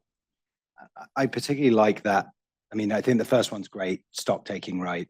Understanding what's out there in the world. But I love the second idea, in part because it's so delightfully boring that it might just succeed in solving some of the problem. Why do we not have a common form that, even if the timeline's 24 hours or it's 72 hours or it's 6 hours, at least companies can fill in one form that asks the same set of questions and know that every major economy is going to accept that? The amount of time saved in the midst of an incident by doing that, it just seems like as I say, a delightfully simple and boring idea. So kudos to the Swiss government on that. Yeah, I mean, that sounds like a great idea. I will add, from a national government perspective, that sometimes there are deviations that require slightly more onerous or less onerous obligations on the part of companies. And I'll give you a specific example, again, under our Cybersecurity Act. One of the categories we introduced was systems of temporary cybersecurity concern. What this means is that during, for example, high-level summits, or we hosted the Youth Olympic Games about a decade ago, we hosted the Trump-Kim Summit about 6 years ago now. These are incidents where we would expect that the threat would go up in terms of cybersecurity incidents, pre-incidents. What we then do is to ensure that the systems that would be critical to the functioning of these events would be subject to the same level of responsibility or obligation as your CII owners. And the reason we do this is to have absolute clarity that, look, this is a very time-bound measure. You are not required to do this outside of May to December or whatever the time period might be. But that requires a certain appreciation of the local context as well. So this is not to say that I wouldn't agree with 6 hours, 24 hours, 48 hours, a common form. It's just in terms of the implementation of that, I think there still needs to be a bit of appreciation for local context. Trevor, what other topics? We've focused on incident reporting here primarily. What are the others that sort of create a pain point for Schneider? Well, I mean, why leave incident reporting? It's a great topic in terms of how painful it is for companies. I guess I want to make 2 points. The first point is kind of related but different. I think we've got an opportunity here, right, with the new administration in the U.S. and the new commission to place a moratorium on new cybersecurity regulations until we realize, what positive impact we have that possibly comes from them. I don't think that'll ever happen, but I just want to throw it out there as an idea. Big ideas. The second point I'd make is more related to incident reporting. I would say that the greatest way to ruin valuable cert-to-cert conversations is to place a legal requirement to report an incident within a certain amount of time. And I think what governments are going to figure out in the next probably 3 to 5 years is that the valuable conversations that happen before those requirements exist are just going to go away because you want to find a way to put lawyers into a room quickly. It is through these types of requirements. And in my experience, governments are not getting what they want, right? Because I mean, incident reporting requirements fundamentally come from FOMO, right? Governments have a fear of missing out, and they want to know everything before the public knows it. That's where these requirements are coming from, but it is just creating such a strain when you think about it, just in the European context, where you've got so many different authorities that need to be notified, different timeframes, different categories of information that need to be reported. We simply do not know how to react, how to keep up. And the focus is really on abiding by the legal requirement, and it's not about responding to the incident.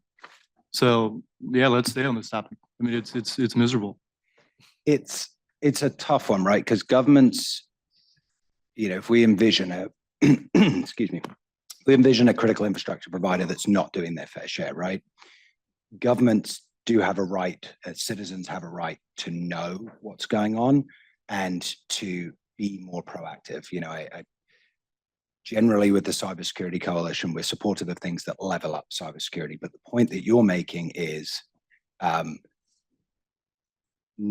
best way to do that is not always to put a mandate in place, right? It's to put a structure in place that facilitates it. And I call out our Australian government colleagues on this as well and give them kudos for having gone down that more stringent path and now going back to a more balanced Why is that? approach, because the relative amount of reporting coming in or valuable information just wasn't there.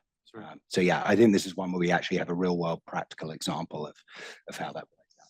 And sorry, Alex, just to jump in on one other last point about that. Again, if there's a common understanding of what is actually what folks want, actionable, good intelligence, then let that be the driver, the design principle by which all of this is driven, rather than the other concern, FOMO, or something that I want to get besides my other colleague getting it first. If that's driving it, then we're not going to get to what the concern really is ultimately, which is to help resolve this. And I think, in the Cyber Luminaries panel also, and I think you'll hear throughout the day, these conversations have been happening for a long time. And I think what the private sector also is just tired of now at this point is feeling like we're getting the brunt of it in terms of saying like, oh, it's you, we are not doing whatever. And it's not just that. It's really, let's put more emphasis in terms of the principles around what do we actually want these regulatory design and frameworks to look like when they're designed, so that we can all get to the same place. Because without it, then these other concerns around the fact that we are seeing a very difficult environment in terms of then the risk conversation becomes more difficult. This isn't just about baseline security anymore. It's really about also managing your risk, being more pragmatic, creating a little bit of more of those flexible structures so that we can all get to that place. And I think that's, if anything, I think there's more takeaways, flexibility, and then principles around the fact of like, what do we want that's actionable? Those would be my two call outs for this. So to push us a little beyond incident reporting, though, I do hear that this is one that, again, in the paper came out as a top issue for governments to work on. We have 100 countries have critical infrastructure cybersecurity legislation in place now. We're seeing a proliferation in cyber labels for connected devices. Which of these other issues kind of rise to the top for your organizations or governments? Well, I'll just say that on labeling, this is an area that's ripe for, I would say, international cooperation and harmonization. You can probably sense that I'm a bit skeptical of most things in life, but I have to give credit to the Europeans, to the Commission, and to those in the U.S. government who have endeavored to figure out what mutual recognition might look like between the Cyber Trust Mark and the CRA, as an example. There's some pretty significant issues around scope that need to be resolved there for that to happen. But if we can come up with something that looks like mutual recognition for those two schemes, I think that's going to be very beneficial globally. as far as other regulations that follow it. And it's certainly going to help manufacturers, right? To be able to build once, secure once, certify once, and then have reciprocity throughout, multiple jurisdictions. So there's progress. I think we in the room need to keep up the pressure on governments, especially given the transition in Europe and in DC, to make sure this becomes a reality. But I'm somewhat hopeful. Can I call on you on labels came up there, and I know Singapore's done a lot. Yeah, I mean, I absolutely agree with what Trevor said, and yes, please keep up the pressure on governments, not just in the US and EU, but I think across the world as well. I think, taking a step back, there's a very good reason why jurisdictions across the world, including the US, within the European Union and Singapore, have decided to initiate cybersecurity labeling or certification schemes. Obviously, that recognizes that there is a certain evolving threat, especially with the cyber-physical nexus. But beyond that, countries have started to take the lead on this at a national level. Singapore's recognized that, as I said right at the beginning, we're a small country, right? If we have a standard that doesn't map to any others, it's just going to introduce friction and business costs. What we've done quite early on, and actually I would encourage folks to take a look at this, is we have mutual recognition agreements already between our cybersecurity labeling scheme and those of Germany, Finland, and South Korea. And we're in active discussions to try to expand this pool of countries that we have mutual recognition for. I will add that actually it's incredibly laborious and requires a huge amount of expertise within the government because of how specific these certification schemes are to know actually how do you break it down into different levels. We have 4 levels in Singapore. I believe that the Germans have 3. I believe the Koreans have 3 or 4 as well. To break that down, that level of expertise is immense, and therefore actually from a government perspective, to the extent that we can reduce some of that burden on ourselves and share that burden with other countries, we would love to do that.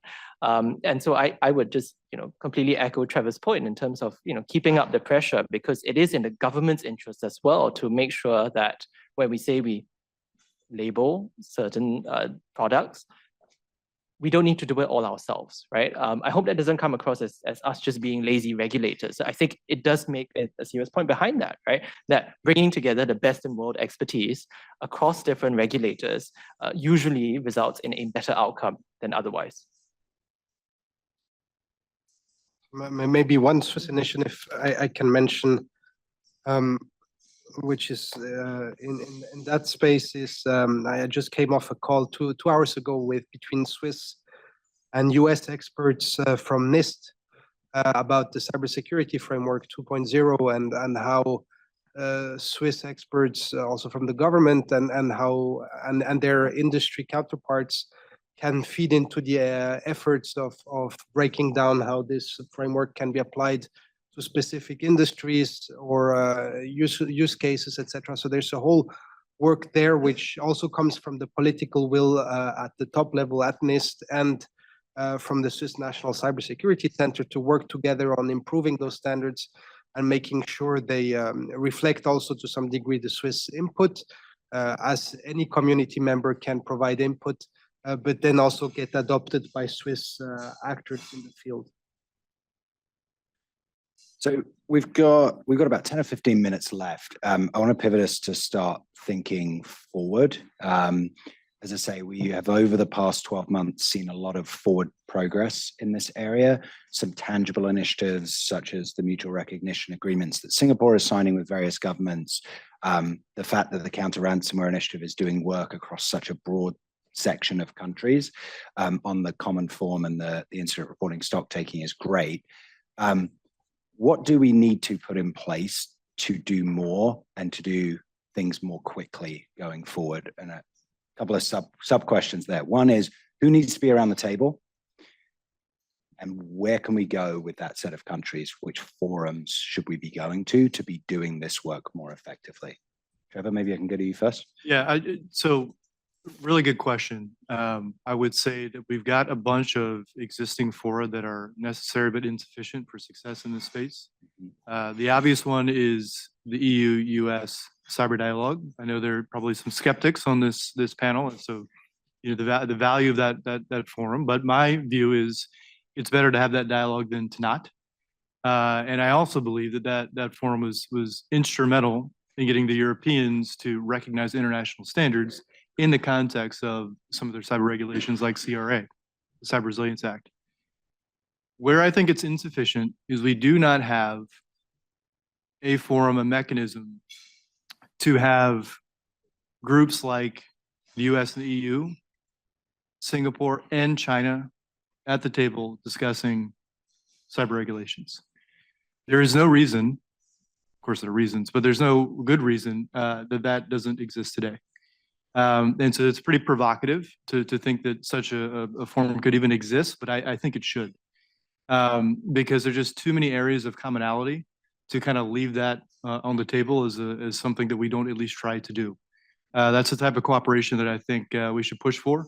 And it will probably lead to better understanding between different regions, and I think that's a good outcome. Yeah, let me pick up on that. Not just China, but I think a lot of what is happening is, you go back to, we even use the example of around trade harmonization and what mechanisms existed and what didn't. But I think here what we're seeing is that there is a fragmentation in terms of the conversations. I think countries that are already dialoguing through multiple bilateral or multilateral fora are doing it. But there's a lack, or the layer that's missing is who's designing those principles and for whom. And I think in that regard, this isn't just a standards conversation. This isn't just a, bring companies and governments together. I think this really needs to be architectured by also those folks who do risk, who'd really talk about how do you then mitigate the risk that you're trying to look at.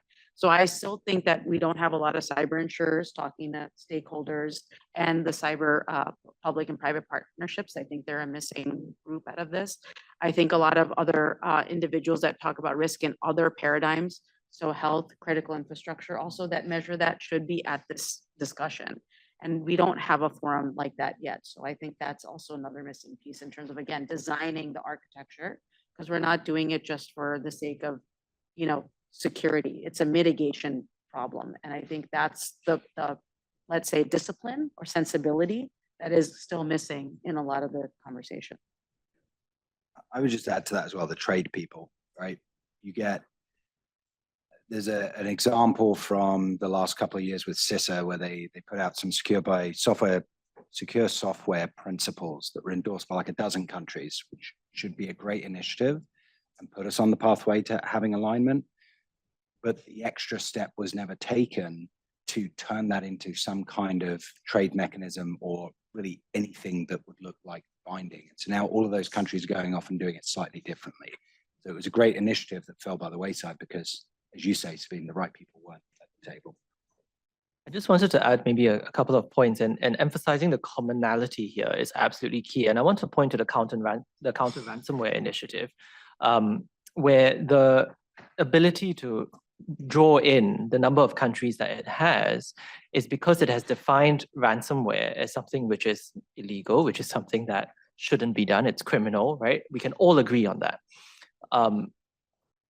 There were discussions at a very early stage about whether this counter ransomware initiative should be actually modeled around, or the narrative should be around values and democracy and whatnot. And actually what we found was that wasn't quite helpful, because if you see, a number of countries around the world that wouldn't quite sign up to those principles, but would say, yes, sign me up to the counter ransomware initiative because I can agree to the thresholds, I can implement them in my own jurisdiction, and actually that broadens the tent. So I think that's an important point to remember here when we think especially about the cybersecurity threats that we are facing over the past couple of years and moving ahead into the next 3 or 4. Emphasizing that commonality, I think, is probably absolutely key. In terms of bilateral agreements, and it's interesting you brought up trade, I also want to point to so Singapore and the EU have got slightly differing views on cross-border data flows, right? We don't quite sign up to GDPR, and that's probably an understatement. That being said, I think a couple of months ago now, have managed to conclude negotiations on the digital trade agreement with the European Union. Obviously, data is a big part of that, and there's a big focus on e-invoicing and cross-border data flows. Now, neither of us gave up our red lines or our own position, but within that framework, because we could recognize that there was business benefit and trade benefit to getting a digital trade agreement, we managed to get to the finish line, putting aside obviously some of our reservations and everything else. But I think that goes to show that even where there are philosophical, principled differences in the way we approach some of these things, agreement is still possible. And I think what we're talking about here in terms of cybersecurity in particular, is entirely right for that.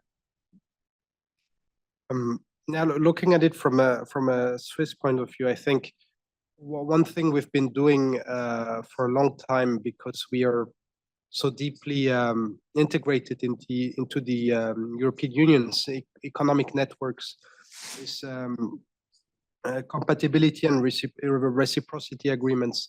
For example, for GDPR, we did review our Swiss Data Protection Act, and it's not quite at the same level, but it's good enough that it's being recognized by the EU. And I think whatever we can do in this area, especially in times where trade agreements are becoming increasingly rare in terms of successful negotiations, that's a venue to pursue. And then maybe one thing which I can mention en passant is the OECD. The Working Party on Digital Security is chaired by Switzerland, and this topic has been addressed or will be addressed in the close future, even though there's no date or modalities known yet, but it looks like there's enough interest to maybe get the discussion and some process going there. Which is excellent, because there is no perfect forum here, right? But I think that one captures not only the transatlantic piece of the puzzle. I think Singapore is not an OECD member, right? But it's probably about the only country that's the core ones, them and China, to your point, of the large economies that tend to move very quickly on legislation in this space that are not around the table. And as I understand it, the OECD can have non-members sort of participate in the process as well. So that'll be a particularly interesting. Yes, yeah. Excellent. I want to turn to one final question, which is, again, keeping with that looking forward idea.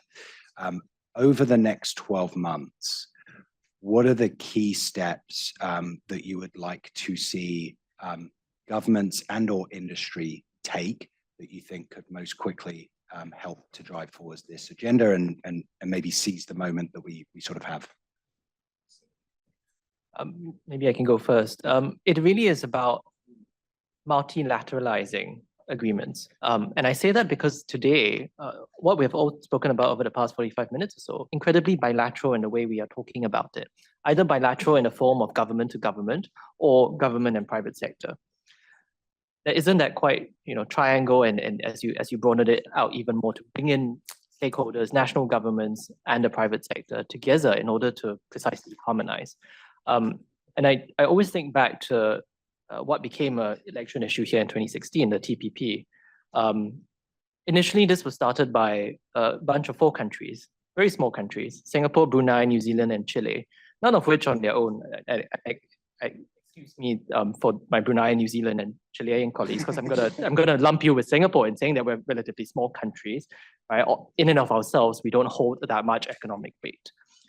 Together, we had a Trans-Pacific partnership that then started to brought in folks like Japan and Korea, on the verge of bringing in the United States until the 2016 election, but really built up this groundswell, right, of sentiment and actionable sentiment towards a positive, constructive end.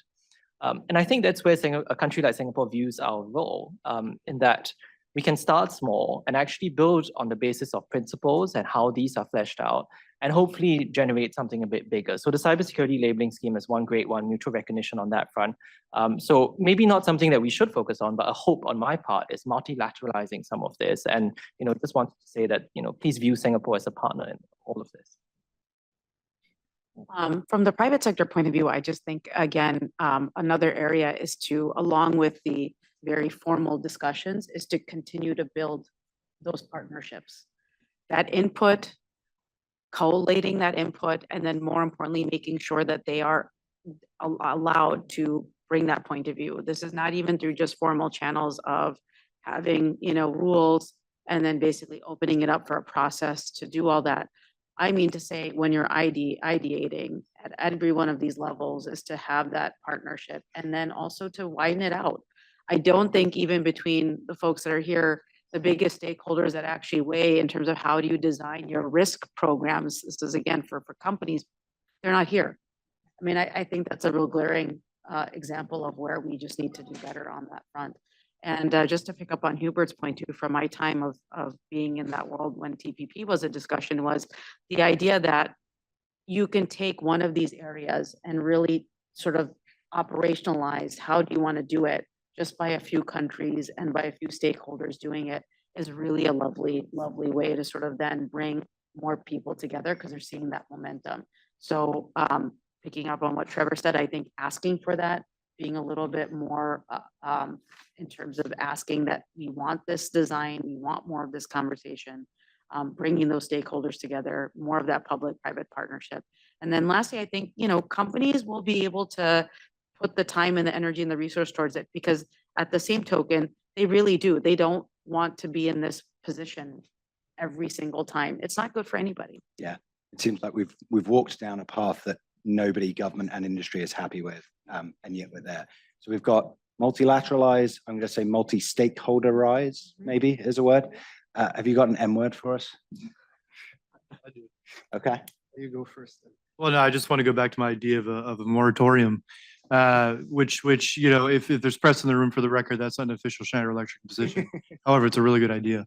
I would encourage anyone who is currently in the U.S. government, if you had a hand in writing the kitchen sink executive order that may or may not be signed by the end of the year, I think you should ask yourself, right?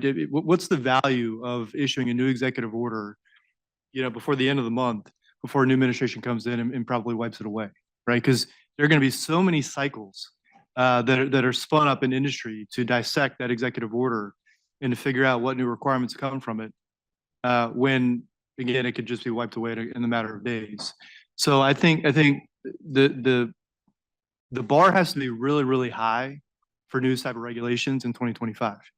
And so if it's not an all-out moratorium, maybe it is something where there's a more thoughtful approach to how do we implement what's already on the books, because there's a tremendous amount of text that is already on the books that isn't implemented, as opposed to doing something net new. Moratorium. Vincent, the final word to you. Maybe I'll go with mediation, and I'll explain. So Switzerland is stuck between the three de facto regulatory blocks, the US, the EU, and China. And at the same time, we also kind of have a unique position, maybe as a honest broker or as an interested party to help find compromises and harmonize some of what is being done. And I think you have to be very modest. When you look at it, you have to look for small wins and concrete opportunities to make a difference. But you asked about the 12 next months, and I can guarantee that the colleagues in Switzerland are ready to make a difference if they can during that time frame on this topic. Excellent. And thank you to both governments for the work that you've already done on this. Both have been real international leaders. That leaves it to me just for a couple of thank yous to close us. First of all, for the white paper, thank you to Alexis Stafaro, Inez Jordan-Zub, and Adam DeBell for all the work they put into it. And finally, a big thank you to my panelists. Please join me in giving them a round of applause.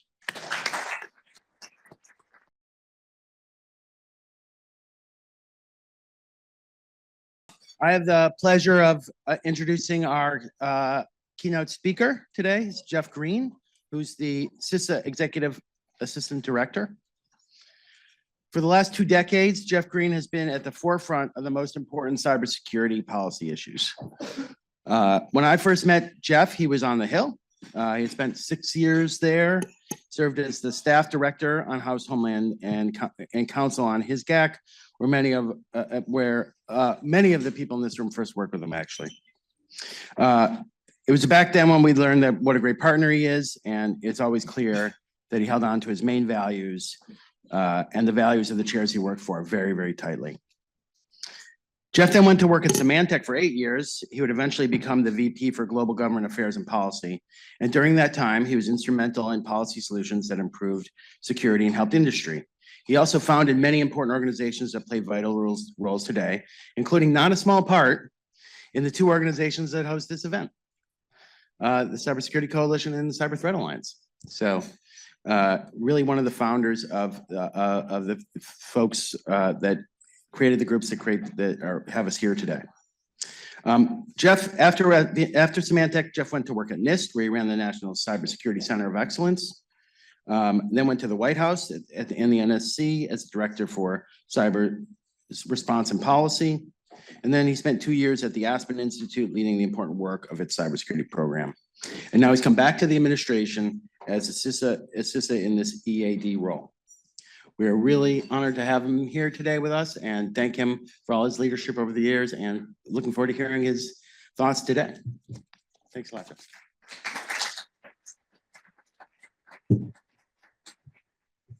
Thanks, Ari. Whenever anyone goes through my bio, I think most people are thinking like, man, that guy can't keep a job. But I really appreciate the introduction. I want to thank Ari, Michael, Cyber Coalition, Cyber Threat Alliance for being here. CISA, Cybersecurity Directorate, we can't succeed without the partnership. Groups like Cyber Coalition and everyone in this room. So, you know, let's say unless you walked into the wrong conference, I assume most folks know what CISA is, so I'm going to spare you the boilerplate that they feed me. Instead, I want to talk a little bit about some of the things that we've done in the Cybersecurity Directorate during the 4 years that I've learned a lot about in the past 6 months. So I'll talk a little bit about some of our recent accomplishments, then hopefully I'll have some time. If folks have questions, I'm happy to take them. Note that this list is totally mine. It's Jeff Greene's thoughts after 6 months at CSD, not officially sanctioned or what necessarily the department would say is our greatest hits. But I'm going to start with my favorite, which is Federal Civilian Executive Branch Cybersecurity, the FCEB. And I can see people reaching for their phones.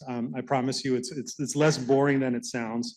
And I think that there are some lessons here that we can apply pretty broadly to federal network or federated network security. So if you rewind to late 2020, SolarWinds happened, impacted 9 federal agencies, a good chunk of the private sector. And from a federal perspective, when we look back, we saw widespread systemic issues in federal cybersecurity. And I came into the White House, I was a NIST detailee early in this administration. As those reviews were ongoing, we were working on a cybersecurity EO.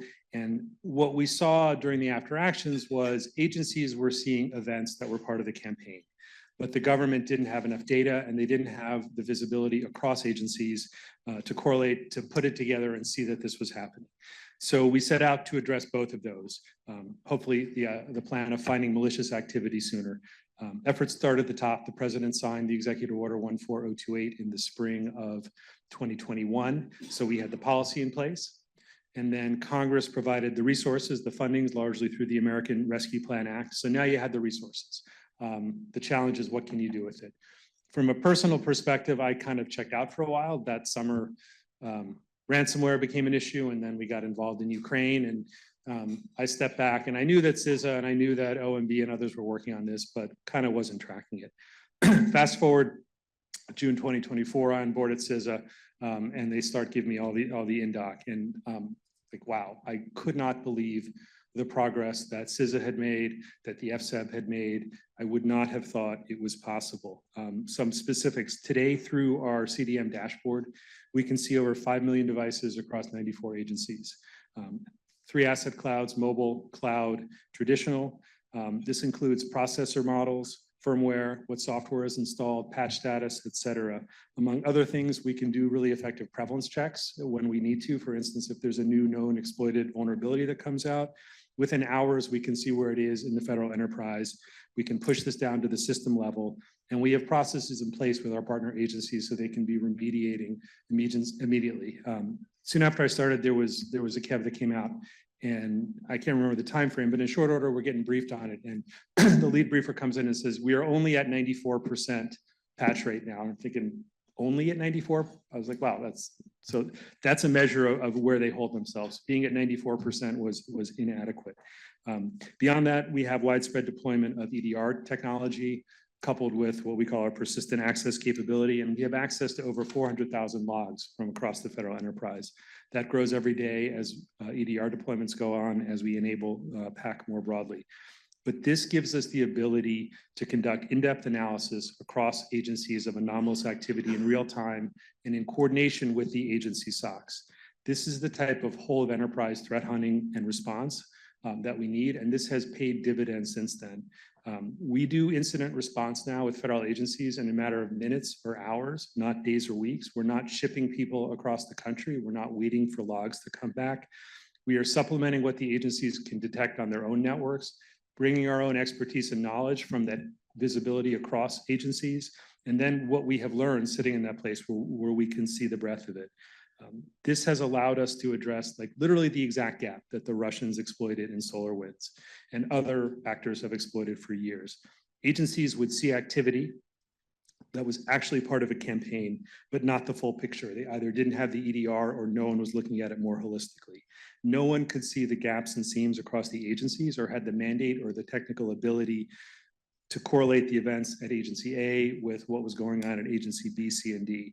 Today, on an increasingly basis, we can do that. We have been able to detect nation-state activity at particular cabinet departments that was missed at the front lines by the EDR because of what we're seeing on the back end, and then have been able to alert other agencies to dig into this.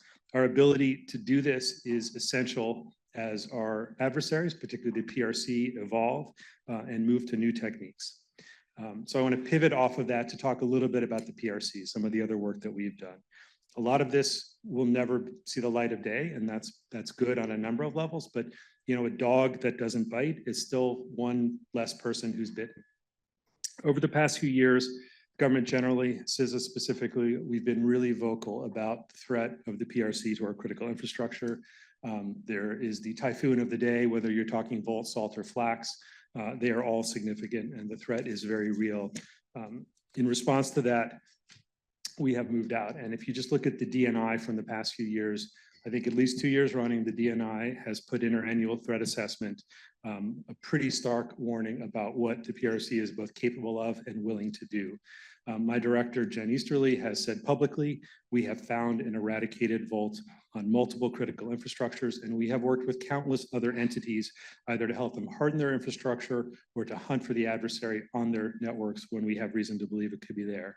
This is all very much a work in progress. It's not anything we can do alone, but we have strong mechanisms in place to work with our partners in government, with our partners in private sector to stay abreast of the threat and to raise both awareness and our security posture overall.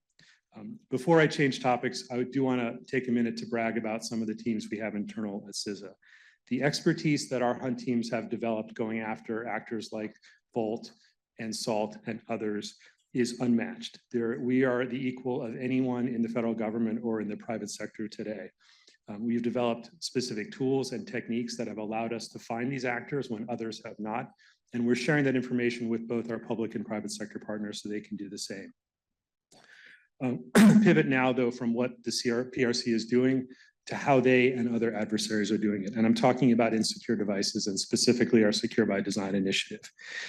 I still remember back to the first cyber conference I went to 15 or so years ago. There was a guy walking around with a t-shirt that said, there's no patch for a stupid user. And I thought that was really funny. And you know, I still think that's a little funny today, but I think it is also coming at the problem we face precisely backward. The problem isn't that people are going to click on a link or they're going to open a document or they're going to fall for some kind of scam. Cons and shell games have been around since the beginning of time and we're not going to get rid of them. The problem is that every day and in every conceivable way, we are relying on software and technology that is built with flaws that allow bad actors to take these very human mistakes, these human failings, and turn them into a compromise that allows them to steal their life savings, or breach a corporate network, or disrupt water, transportation, or energy networks, or steal our national secrets. It's not anything that all of you in this room don't know. You work in this space, but it's like we're buying a car that has an unknown major defect in the hopes that the manufacturer might find it and repair it before someone else does. We would not accept that in that space, and we should not continue to accept it in technology. And that's why we've been so focused on Secure by Design, why we're so excited by the many companies in this room who have agreed to join our effort. I think there are over 200 committed to the pledge. But I think the secure by design mindset goes beyond just the companies who have signed the pledge. The conversation is different now, and we hope that'll continue. And I have to say, it's the past few weeks, I've had a lot of conversations with a lot of policymakers in different parts of Washington on both sides of the aisle. And the issues that I'm talking about now have been front and center in those conversations. So I'm pretty confident that this underlying issue is not going to go away with the change in 2025. Before I close, though, I want to talk a bit about another one of my favorite topics, resilience, another one of those things that makes me popular at dinner parties. But no matter how good we are or how good we get, at some point an adversary is going to be successful. And the key is, what do we do then?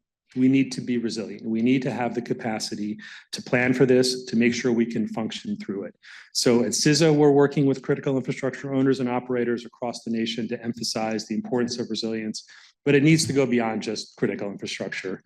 Any organization that's using IT today, which is pretty much all of them, needs to think about how they're going to function if they're compromised. I mentioned Volt, I mentioned SALT. We may not know the full scope of what the PRC is doing, but we know the highlights and we know the seriousness of the larger threat they face. But it's not just nation states. You know, you look at, I mentioned Colonial or Change Healthcare. Criminal actors can paralyze parts of our nation, and we need to take steps now, many of which are non-cyber, many of which are not even IT, to make sure that that cannot happen, that we can continue to function. Businesses and governments need to be prepared for this. We need to architect our systems. We need to train our people so we have the capacity to run on those bad days. I'm going to close now and then hopefully take some questions, but I want to talk a little bit about CISA again, in particular about my division, cybersecurity division. You know, I've only had the good fortune to be here for 6 months, but with apologies to former colleagues, this is by far the best job I've ever had. I'm humbled by the talent and the dedication of the people who I work with every day, people who are giving up their time, who could make a lot more money going outside of government, but who remain committed to the mission. Whether they're securing federal networks, hunting and finding our most sophisticated adversaries, coordinating the response of disclosures of vulnerabilities, I would put the talent and dedication of our teams up against anyone. It wasn't too long ago that there was accepted wisdom that DHS, you know, NPPD or whatever it was called at the time, CSNC, we could never have the talent that, you know, name your 3-letter agency. Then, you know, CISA has the authority, but they don't have the skill set. Assuming that was ever true, those days are gone. And you'll hear that from our partners and you'll hear that from other agencies. As I've said, we're hunting and finding the toughest and most skilled adversaries out there. And we're taking that knowledge, most importantly, working with our internal partners in the IC and law enforcement and with our private sector partners to try to raise all proverbial boats. This is essential to improving security for all of us. I'm going to stop. There are a lot of things I could have talked about. The known exploited vulnerability database, another one of my favorites. Pre-ransomware notifications, we have literally stopped thousands of ransomware incidents before they happened. Again, the dog that didn't bark. JCDC, there's a lot I could talk about, but hopefully you get the idea. You know, CSD is doing great things. I hope you all will continue to partner with us in the long term. And I really appreciate, Ari, the chance to be here today. Thanks. Yeah. Thanks a lot, Jeff. Thanks for agreeing to answer questions too. We have how much time left to answer? 15 minutes or so. I should have talked longer. Yeah, no. So I have a question to start, and yeah, I warned you a little bit about that this was coming. So, so you mentioned the typhoons and Salt Typhoon in particular, and we've been hearing a lot about how government's investigating Salt Typhoon at this point, and the work that's going into at that CSRB is looking into it. That the ESF there's been reports that ESF is looking into it. With that, there's a unified coordination group, cyber unified coordination group of agencies that is looking into it. So can you explain how that works together and what industry should be thinking about it? Sure. And I forgot to thank Ari for always having Diet Coke when I come here. So you know, it shouldn't be surprising that the CSRB, I think, is ultimately going to look at this. This is a significant incident. To be clear, the CSRB is an independent entity from whether it's FBI, NSA, CISA, or any of the UCG agencies, so I can't speak for them. I can tell you from my perspective at CISA and our work with other agencies on the immediate incident response, we have asked for and received assurances that whatever review the CSRB does is not going to impact our ability to conduct the ongoing and really important incident response work. I think it's likely at some point the CSRB is going to want to talk to the agencies, but we all have commitments, legal, policy, other commitments with victims, with the entities we're working with. So we are very mindful of our confidentiality, and we expect and hope that the CSRB will understand and respect our need to continue to work with victims and partners generally. So, I think what I would say to industry is you can have confidence that all the sharing agreements that we have in place, whether it's with us, FBI, or anyone else, we are going to stick to our word in terms of how we're going to work with it. The CSRB will do its work, certainly. But we have made commitments, and we view them as running their own review, and are eager to work with them when the time comes, but pursuant to all the agreements we have in place.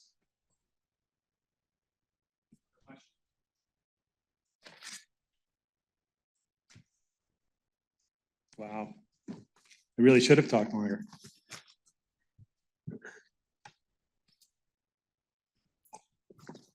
Thanks, Jeff. 1, 2, 3.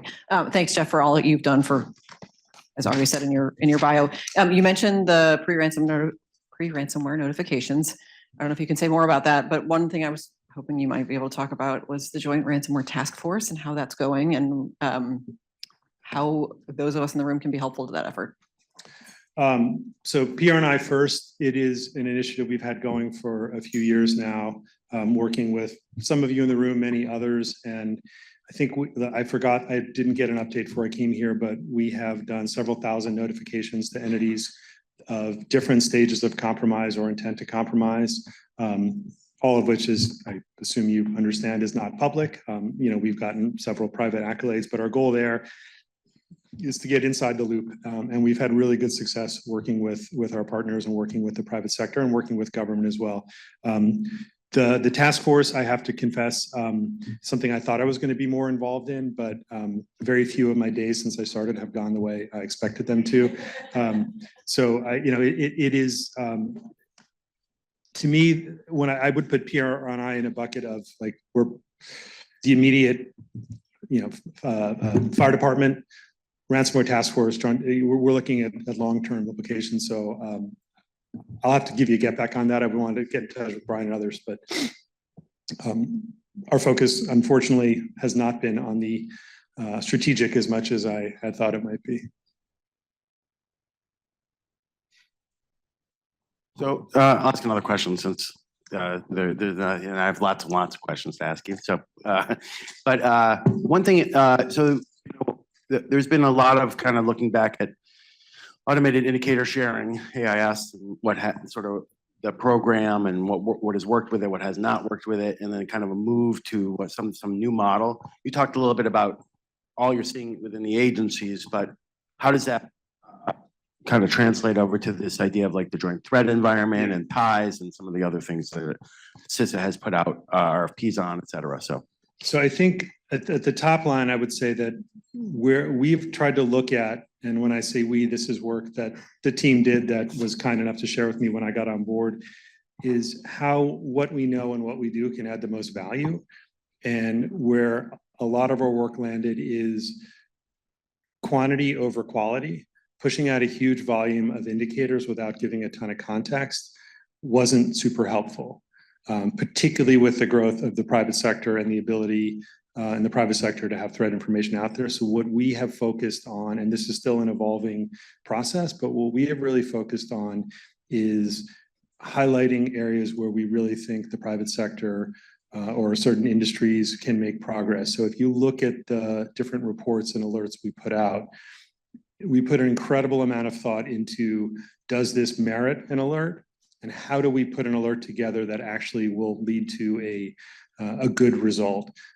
So we're still in the middle of the evolution, but I would say that the biggest thing that we're trying to do is shift from that, push out as much information as possible, as opposed to taking what the government knows and does and using that to inform the quality and the importance of what we're pushing out.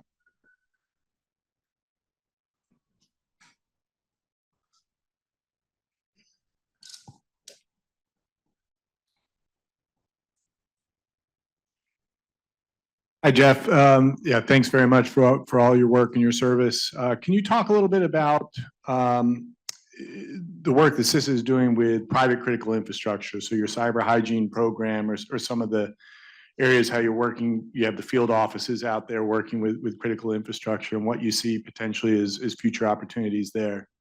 Yeah, I mean, off the top of my head, break it into two pieces. There's what is available on the internet. CISA CSD has a variety of tools, cyber evaluation tool, other assessments that you can download from our website and run. You can sign up for monitoring to check for known vulnerabilities.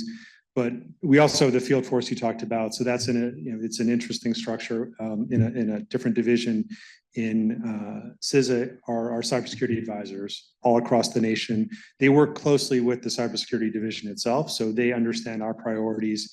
So we can actually reach out and touch individual private infrastructure entities if we think that there's an issue there or if they have reached out to us. So we have the capacity now to go into, upon request, everything we do in this regard is voluntary, I need to say.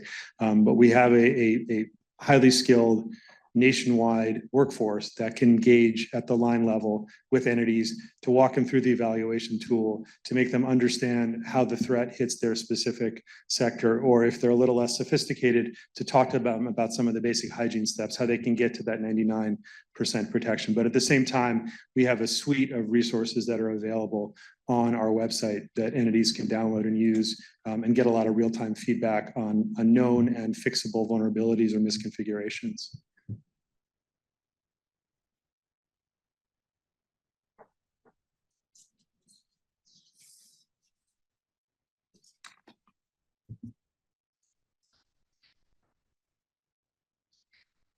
Hi, my name is Dee. I'm from Schneider Electric, and we do a lot of work with you guys related to exactly what you just talked about, the threat intelligence and kind of animating end users to take some action on what they now know to be risks. So one of the things that we have been thinking about a lot is how to kind of animate those end users to move quickly. So I think the spread of the information is definitely helpful. A lot of the context and the collaboration between some of the industrial companies is great, but really getting end users to act on that and remediate all of this information, all of the things that are shared, is something that remains a challenge. I guess I just want your thoughts on that. And then also with all of the like OEMs that you do partner with, like kind of where do you see our role in that space? Well, first, thank you for your great partnership with us now and in the past. Schneider has been a terrific partner. That going back to when I first started working on cyber as a policy issue, I used to say it didn't matter how loud you yell if people aren't listening. And the problem is, what do we do to get to the people who aren't listening? And what I've tried to talk with our teams, our publication team in JCDC, and what I did when I was at NIST at the NCCOE is looking at whether our message is right for the intended audience. Thinking back to some of the publications I've seen in different parts of my career, you see things that are styled as, this is for the CEO or the executive team. And then it would have deep technical explanation of how a company or an organization can get compromised. And there's a total disconnect there. Like C-suite doesn't need to know buffer overflows are bad. C-suite needs to know if you're doing things that are preventable, your customers are going to get pissed off and your revenue is going to go down. So matching the message to the audience to me is essential. And I think that is something that I've talked about a lot with our teams. I think we do it sometimes, not always. We're working on getting better, and the team is very interested in that. So that's part of it. Your other question was OEMs. I guess it was kind of collaboration. Oh yeah. So I think helping to lift up the message, or if you have messages that you're putting out that you think would be useful for us to lift up, one of the, not singly, this is not a Schneider thing, but generally when I think about how we interact with partners, if you talk about secure by design, it's a pledge. Okay, great. What's going to happen? How do we actually see or know if that's working well? One of the things that we thought we would see, and we're pleased to have seen, is an uptick in self-reported vulnerabilities. And some of the partners we talked to said, hey, you need to help us out because we're getting criticized because we're like you have more vulnerabilities. And so for us, it's important to message. That's actually a good thing. That shows that an organization is committed. They're finding their own problems. They're fixing them before a bad actor can get at them, and they're probably putting in better practices. So letting us know where there are areas where we can't always, take your brand and amplify it, but we can point to practices that we think are leading to more secure products, or if there's a specific issue in your sector that we can raise up. In many times in the short time I've been in this role, we've worked with either companies or sectors if there are specific messages we want to get out. JCDC has an incredible mailing list. We work closely with our partners in NSA if we need to use their collaboration center to find the right audience to get a message out. I don't think we have a clean answer for how to get every message out because everyone's going to be a bit bespoke. I think probably the best thing I could offer you is you should have one entry point to the government. If you talk to someone at JCDC and we don't have the best answer for how to reach people, we should be able to get you to the right person or internally route that for you.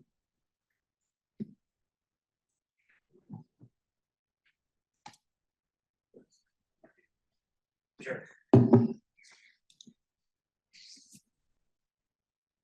So I know that one of the more popular outputs that CIS has come up with is the known exploited vulnerabilities list, the KEV.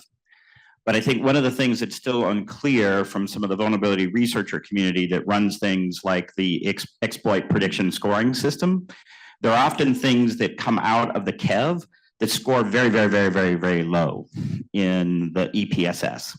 And so there's obviously a disconnect between the sources of information that is driving the KEV and the sources of information that is driving things, more broadly across the industry. Yeah.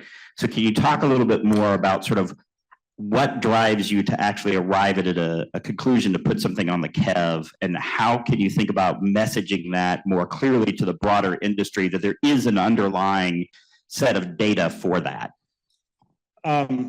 That's a really tough nut to crack because, as you well know, sometimes you can't always explain why, and a little bit of trust me, we're from the government and we're here to help you isn't always going to carry the day.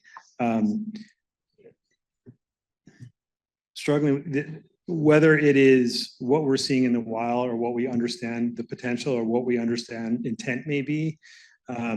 What I can say is there have been times where I've read about something and I've called down and said, hey, is this on the KEV and why not? And the answer is no, and let me lay out the 3 factors. And in no circumstances have I said, well, that's stupid, it needs to go on. We put a lot of thought into it. What I'm taking from this, though, is we're still not providing visibility into the why when we can.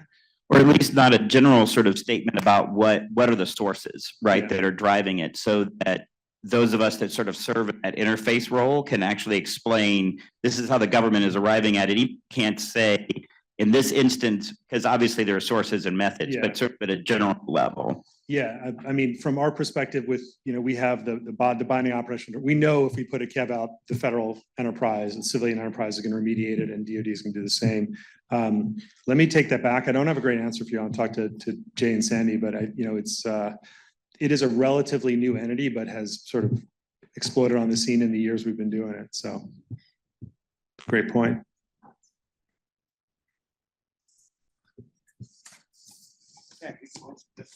All right, great. Thank you.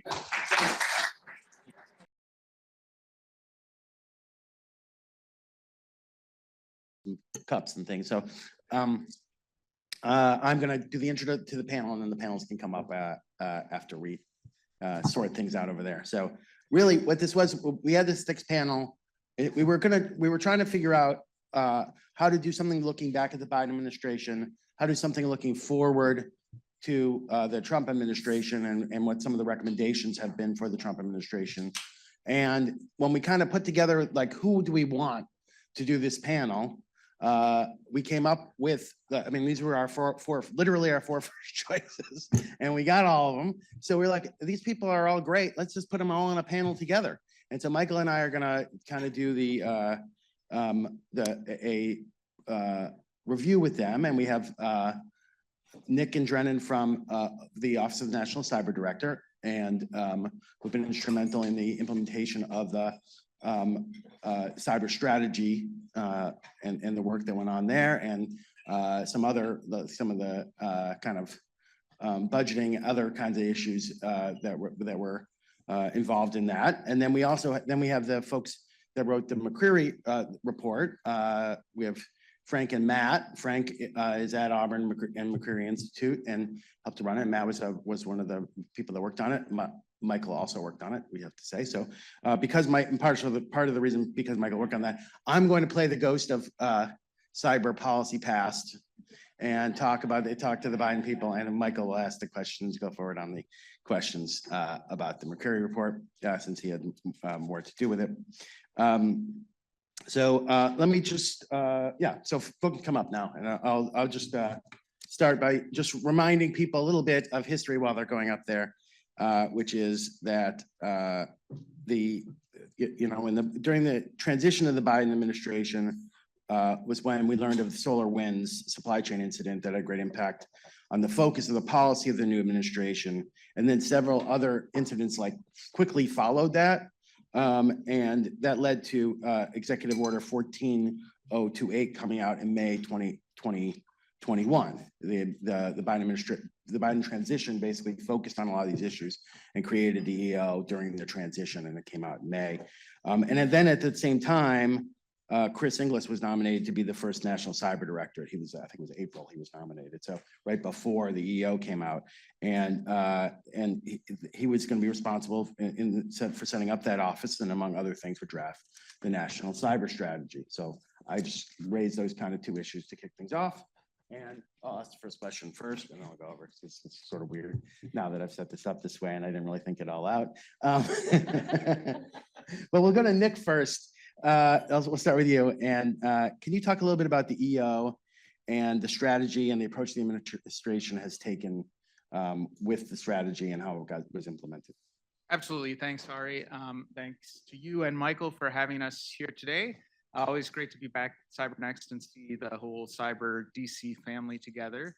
And I think this is a very opportune time to kind of talk about how the Biden-Harris administration has approached cybersecurity. And the way that I look at it is really three different phases that we've seen. So we came in crisis, as Ari alluded to, with SolarWinds. So a major cybersecurity incident, supply chain attack of the kind that we really hadn't seen of that sophistication before, affecting government and the private sector. And so came in crisis, and the output of that was EO 14028 and an approach that said, we need to really double down on ensuring that the federal government is leading. We need to do that by both dealing with some basic cyber hygiene issues that had not been dealt with, including multi-factor authentication, logging, deployment of endpoint detection and response, and in building in stronger secure software development into how we approach procuring software as the government. But the ink is dry on that EO as Colonial is happening, and we kind of hit the second phase of what the administration's approach is looking at like. So you have one of the largest gas pipelines in the United States, affects 40% of the gasoline that's sold east of the Mississippi River, and it's down because of ransomware. And that really kicked another set of crisis policymaking in place. You saw regulatory action, a through line that you'll see through the rest of the administration. TSA took actions 2 months after that to help secure the pipeline sector, and there's been more regulatory action following on that. There was National Security Memorandum 5 focused on critical infrastructure protection and the cross-sector cyber performance goals from CISA, and the counter ransomware initiative. So efforts to look at ransomware as a real national security issue. And then the final thing, though, is the strategy, right? That's really the final phase, I think, of how we looked at things. And the point that was really articulated in the strategy by its authors, the folks who are leading it, Chris Inglis, Rob Kanacki, Matt Farron in the room here, was we need to take an affirmative vision. We need to have an affirmative vision for what cyberspace wants to be. We will not win if we are always reacting, if we are doing policy making because the adversary threw this punch here, and so now we need to put our shields up. Instead, we need to articulate the vision of the world we want to live in cyberspace, and then build towards that. Because if we are ceding the initiative to our adversaries, we will never get where we want to be in cybersecurity. And so when you hear Jeff talk about CISA secure by design work, when you hear us in the strategy say, based on that affirmative vision, we need to then achieve actual shifts, strategic shifts in terms of rebalancing the responsibility for cybersecurity to more capable actors and driving long-term investments in resilience. That is all driven by this through line since the strategy has come out of saying we need to get ahead of the issue here. We cannot be just waiting for the next crisis and doing policy making just based on what our adversaries are doing to us. We need to set the stage. We need to set the rules of the game. And that has really animated, I think, how the administration has approached cybersecurity policy to date. Brennan, do you have any follow-ups on the things that you're thinking on in this? Just, I mean, obviously everything Nick said, I think the strategy really brought to bear probably putting some calmness to the crisis that we felt like we were in when all of the major incidents had happened. But because a strategy will only be as good as the strategy itself, not sitting on a shelf, but actually getting through the implementation part of it, we wanted to make sure that we were clear and specific about how the details of the strategy would actually be implemented.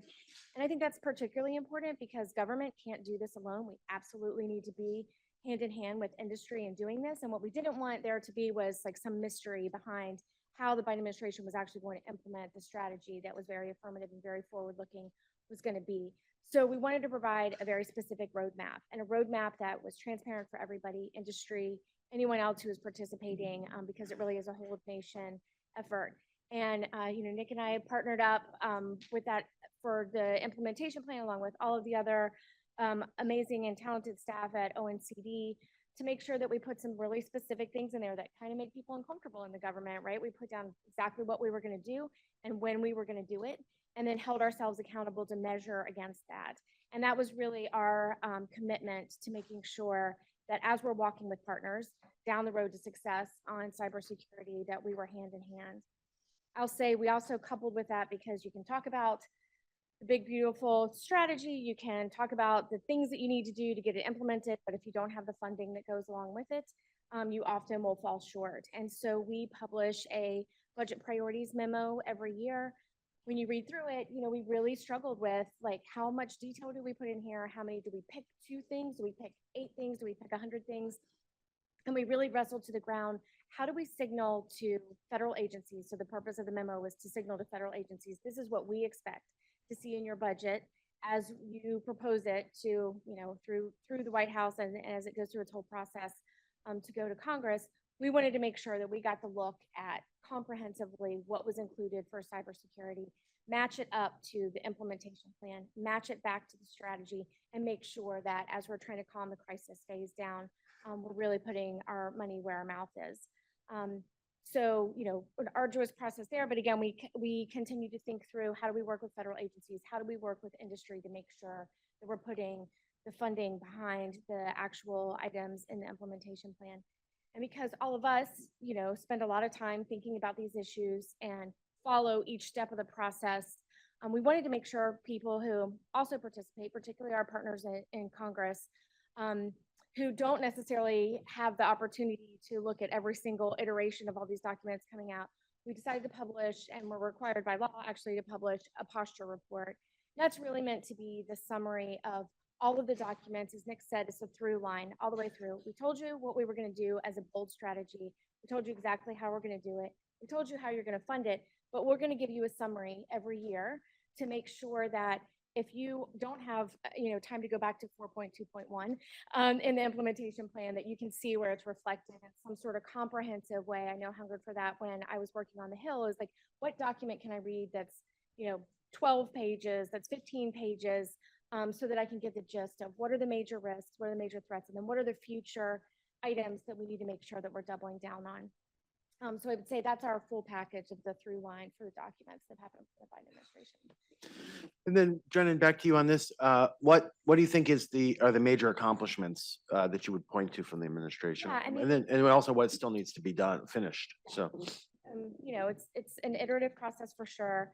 I'm very proud of the budget guidance. I think that really is doubling down on the through line that we need to make sure that we have. And through the budget guidance in particular, I think what we were able to do was talk about big things like modernization and scaling, but we also were able to make sure that we were doing institution building at the time. Some of our federal agencies who really needed the oomph, for lack of a very technical word, that needed an oomph behind them to make sure that they were able to come to the table with industry in a real partnership way. We made sure that we were able to follow through on that with some of the budget guidance. And I think we also have been able to take a lot of the Invest in America funding that came at the very beginning of the Biden administration, and also a lot of the free tools that are available out there, and really double down on making sure that those get used. You might have seen that the director was out recently in Rhode Island talking through how can the school system there make sure that they're making use of activity that and things are available to them to implement by the end of the year. So I think that's a huge win.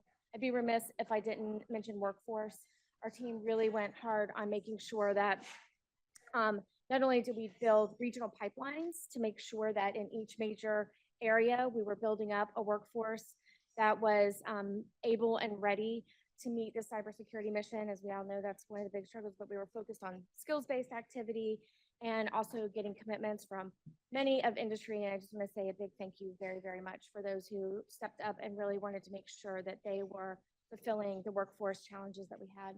One last thing I'll mention is hard problems. One of the great things about the creation of the Office of the National Cyber Director is that we have the ability to take a big step back. We have an ability to be strategic. You just heard Jeff Greene talking about, like, you know, his day-to-day kind of gets dictated by the things that are happening day-to-day. And our ability to take a step back, really think about hard problems where we can eliminate entire classes of vulnerabilities, or we can partner with the national academies to think about what are the really, really tough stuff that 10 years down the road, we wish we had thought about 10 years earlier. I'd say those are our biggest accomplishments among a few others. Nick, do you have ideas to add here? Sure. So a couple things that when I think about sort of like what if we've articulated, here's the strategic through line, what does that translate into when you look at what the administration has done? One thing I think that Drennan alluded to, but maybe I'll put a bit more of the strategic spin on, is really embracing the all of the above approach to cybersecurity, which is to say you need to use federal procurement power. You see that in EO 14028, leading by example. You need to embrace partnership, right? You need to really dig into the fact that this is a team sport, and we need our partners at the state, local, tribal, and territorial level, internationally, and most especially the private sector. And you see that through the stand-up of organizations or the maturation of organizations like the Joint Cyber Defense Collaborative or NSA's Cybersecurity Collaboration Center. You do so through investments. So investments like those in the bipartisan infrastructure law, whether directly on cybersecurity in our energy sector, or for SLTT, state and local governments, or indirectly through risk management plans in ways that we can leverage the generational investments in infrastructure to ensure cybersecurity is baked in from the start. And then also regulatorily, right? And saying that we recognize that the status quo of TSA in this case, having an authority that they had not exercised in 19 years to ensure the reliability of our interstate pipelines was not sufficient to meet the environment that we're in, the threat environment that we see today. And I think that that is kind of, you know, really a really important legacy of the administration, is that you need to have an all of the above approach. You can't just pick one of these different areas and say, we're gonna put our eggs here and this is gonna solve the problem for us. It's a complex beast, cybersecurity, and you need to bring all of those to the table. I also think that you've seen significant institution building in the administration. I mentioned a couple of the organizations. Obviously, ONCD, you've got a couple ONCDers here. We didn't exist until Chris was sworn in on July 11th, 2021. So that's been a big change. The creation of the Cyberspace and Digital Policy Bureau at the State Department, Ambassador Fick's team, has been really, really helpful to have a focus point for our international engagements. I mentioned JCDC is another example of that as well. So those are areas where I think, you know, the legacy of the administration will be borne out. One other area I'll mention, because Jeff mentioned it, and I think it is critical to the work that we've done across the administration, is elevating some of the concepts that have been around for a while, like security by design, into the full normal lexicon of this is a wonky topic when I was on the Hill. And even though, I mean, I look around, I see Cassie in the room who's been doing this for, you know, decades, right? A while. There you go. That's probably a safer way to put it. Literally wrote the book. That's right. Literally wrote the book. And, you know, I think that injecting that into the bloodstream of all policy conversations about cybersecurity, this is on the Hill. Every day we're talking about security by design. We have it with CEOs signing pledges on behalf of their companies, right? This is how we're going to get ahead of the curve. This is how we're going to build the world that we want to live in. And whether it's on that, whether it's about bringing some esoteric topics like memory safe programming languages or formal methods to the forefront of what the White House is doing, or securing BGP, right? Border Gateway Protocol, something that, you know, I know Ari, you've been very involved with as well. Like, taking some of these challenges that have existed where we know what the solution is, where we said, oh yeah, critical memory safety vulnerabilities have been, you know, in our top 10 common weaknesses for 30 years. And we have an idea of how to build programming languages that will eliminate that as a class of vulnerability for 30 years, but we just don't have a path to get there. It's not something you snap your finger and fix. It's also something that you can't ignore. And if we are not trying to address some of these root foundational problems, we're not going to get where we need to go. That being said, there's still a lot of work to do, right? So some areas that I think we're really looking for, where we've started conversations that need to be carried through. One area that I'll point to is cyber insurance, and work to stabilize the cyber insurance market. I think one of the pieces of feedback that we've heard a lot from CISOs is it's been real tough the last 3-4 years to get cyber insurance, because you see your premiums skyrocketing while the coverage is dropping and the exclusions are going up. So I'm paying twice as much for half the product and more things are excluded. We also saw in 2023 is the first year that the cyber insurance market didn't grow. So there's also clearly some churn in the market as well. That's an area where we've been working with the Department of Treasury and the Federal Insurance Office there on, and somewhere where I expect is, you know, Congress considers reauthorization of the terrorism risk insurance program in the next Congress. There might be some activity to do there. Another area is software liability, right? Something that we kind of leaned into in the strategy is an area of policy that deserves exploration. Done a lot of work exploring, and I think that's good, right? That's healthy. This is something that, when you talk about hard problems, we were reading law review articles from the 80s that were like, hey, wonder what this software, you know, is, how's product liability going to work on software?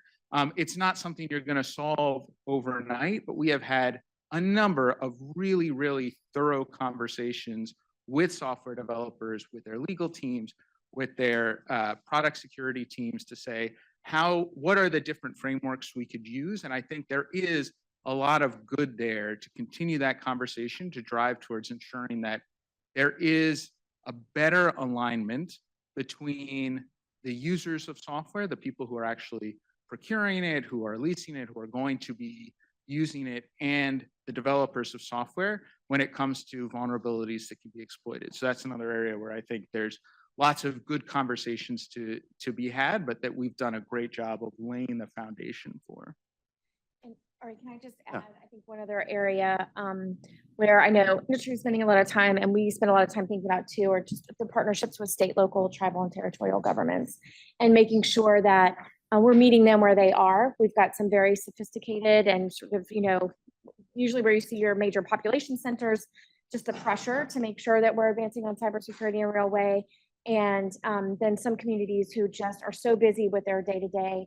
Been recently doing some work in the White House on long-term recovery after physical disasters, and just the recovery from that can be very daunting and consume a lot of your day-to-day time.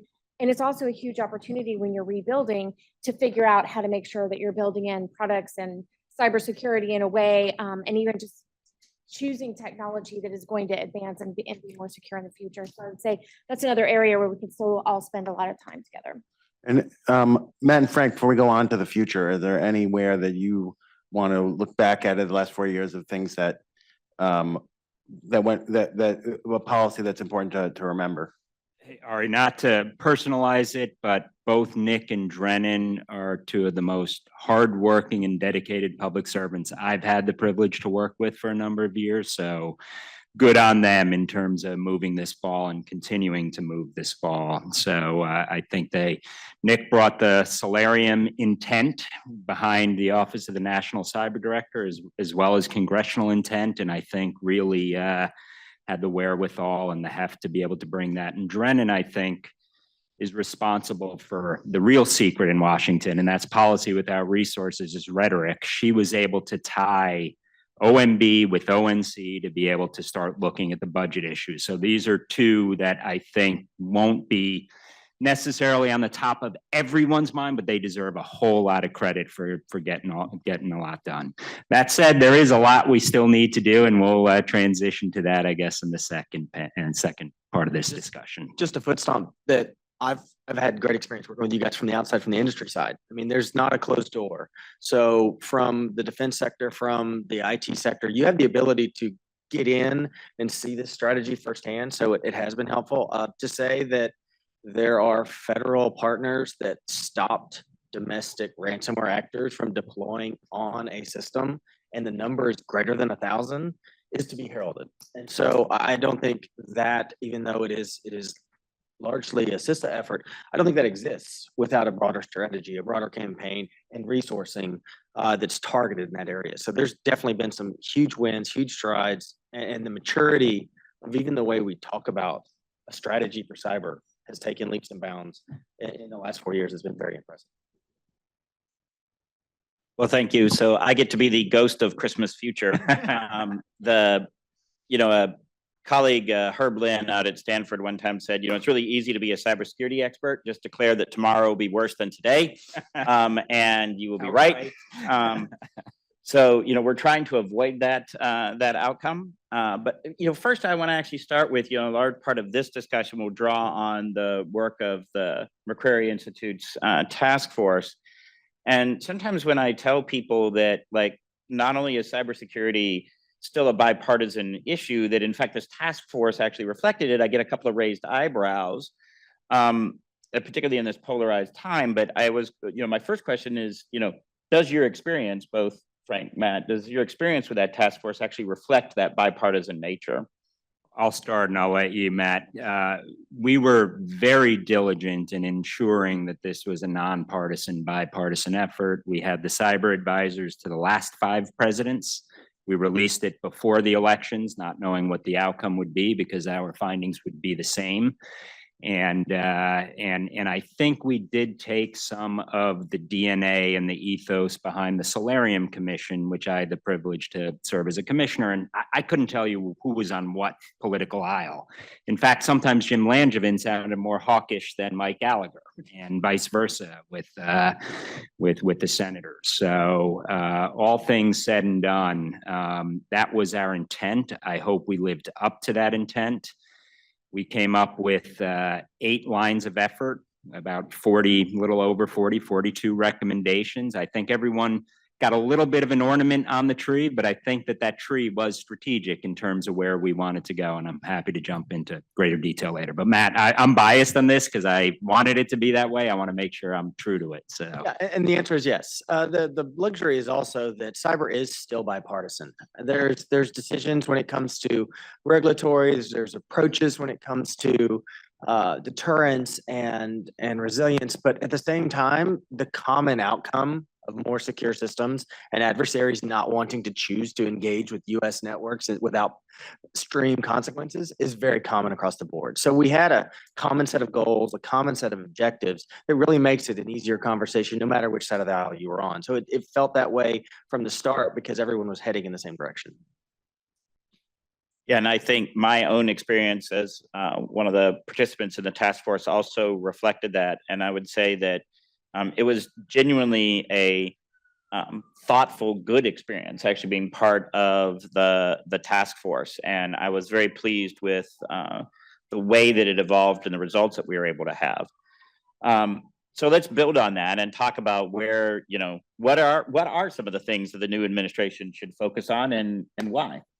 Matt, I'll let you start this then. Yeah. So we did break it in, like Frank said, with 8 bullets. And since I got asked first, I'll pick some of my favorites.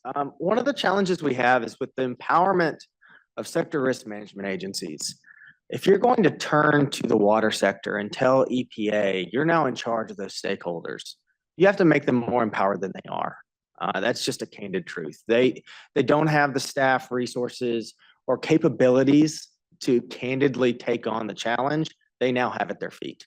And then there's no reason to step back from them being that authority. It just has to see fit that they're prepared to do it. Right now, they have an extreme challenge on their hands, and that's just the water sector. When we look at things like health, when we look at things like education, when we focus on state and local, territorial and tribal, those are areas that are going to have discrete engagements with SRMAs across the board, and no SRMA is even right now. And then you have the diluting of the CISA SRMAs.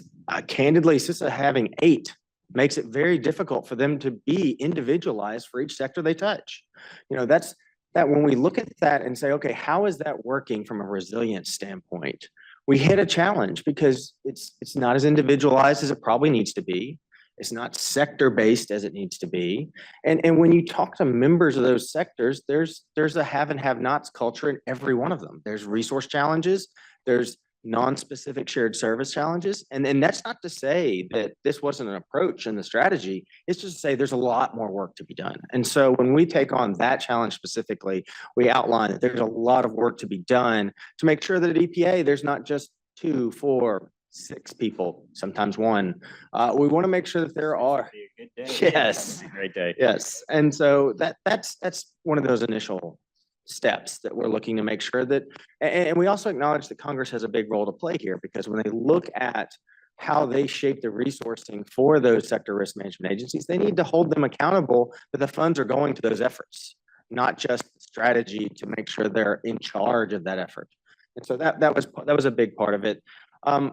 When we start talking about deterrence, there's a lot of authorities that are on the board right now. There has been blood, sweat, and tears by probably everybody in this room to make sure that the different title authorities exist for the U.S. to perform cyber operations in a myriad of levels.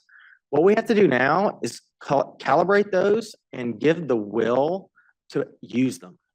There is a need to impose a deterrent effect on ransomware actors that are stateless, to impose a new relationship through full elements of government for nation-state actors that feel it's appropriate and okay to, however they choose to describe the typhoon, come at us. This is largely a China effort, but we can't have any nation-state actor taking shots without really stronger repercussions they get here. The conversation is largely in the form of, we need campaigns because our adversaries have campaigns. If we're not going to have defensive posture and offensive posture that matches what we have knocking on our door every day, we're going to have a challenge that doesn't meet the threat. And so we've got a lot to go in that deterrence effect. And so I think when you balance the resilience measures with the SRMAs, the deterrent effect by really leveraging those titles that we have available to us, it takes what we have and builds on it and moves forward. But again, those are my two favorites, so that's why I get to harp on them the most. Well, Matt's much more eloquent than I am. So I double down on SRMAs and I quadruple down on articulating a cyber deterrent strategy, which I'm happy to. And anyone who knows me, I've never had an unspoken thought on this issue. I could go on forever, but I do think within the deterrent, and I'll start with that just because I'll add one or two bits of nuance there. One, we're never going to firewall our way out of this problem. Two, we've been blaming the victim for a little too long now to impose cost and consequence on the perpetrator. Three, we shouldn't have to think up playbooks after we get whacked in the head. We should have full-born playbooks at the ready. No surprise who these adversaries are and do the calculation in terms of what the cost would be economically, militarily, and everything else. Finally, we can't look at it like cowboys alone, but at the end of the day, I do think we need to be able to impose some cost and consequence, and anything to roll back NSPM 13 and its subsequent authorities, I think would be a mistake. That said, we need to do it in such a way that empowers the diplomatic piece. And I do think Nate Fick's role is essential there. And I think he's actually had a lot of impact. I was big proponent of the Cyber Diplomacy Act when Congress was trying to move that. I've testified on it many times, and I'm happy to see it's actually bearing some fruit and hopefully continues to bear some of that fruit. A couple of other things, regulatory harmonization, something I know Nick at the National Cyber Director's Office was elevating and advancing across the interagency.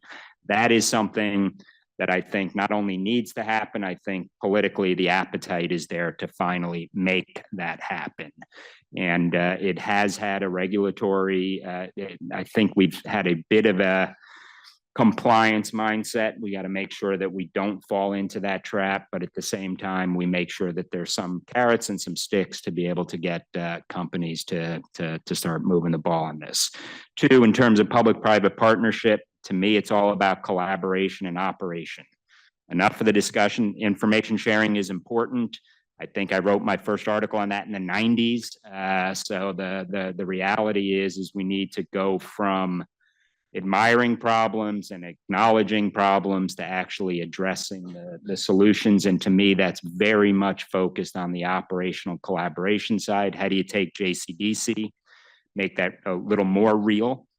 How do we take some of the NSA efforts with this 333 and make that a little more real? There are a couple of other efforts. DOE is involved in, Department of Treasury is involved in, Project Fortress. Anything that we can actually do to move the needle, because this is all trust. We all know that. It takes a long time to build, can evaporate in nanoseconds. But if you don't do the reps, you're never going to get you're never going to improve during game time. And I think that is essential. And then I'll leave it at that. We had 42, so you don't want to hear from me on all those. And let me just underscore that Michael was essential, as was Matt. And Michael's the one who ultimately it clicked. He helped us actually come up with those 8 lines of efforts, because we had literally at one point, what was it, 420 recommendations. We had to neck down to 42. So not an easy effort. Well, thank you. And I will say, it will not surprise anyone that if I had to pick something else to build on what they said, there's an entire section on resources, which should not surprise anybody who knows that I spent 17 years at the Office of Management and Budget, because we used to go further, Frank, and we would say that policy without resources was a hallucination. So, you have to tie it to the resources. And that's not just dollars. Hallucinating rhetoric. Yeah, I can see them together. Yeah.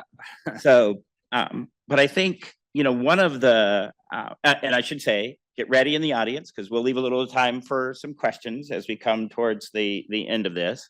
But I do think that, you just made a reference, right, to writing an article from the 90s. One of the most depressing things you can do is go and read old cybersecurity reports and look at how many recommendations are still left undone. I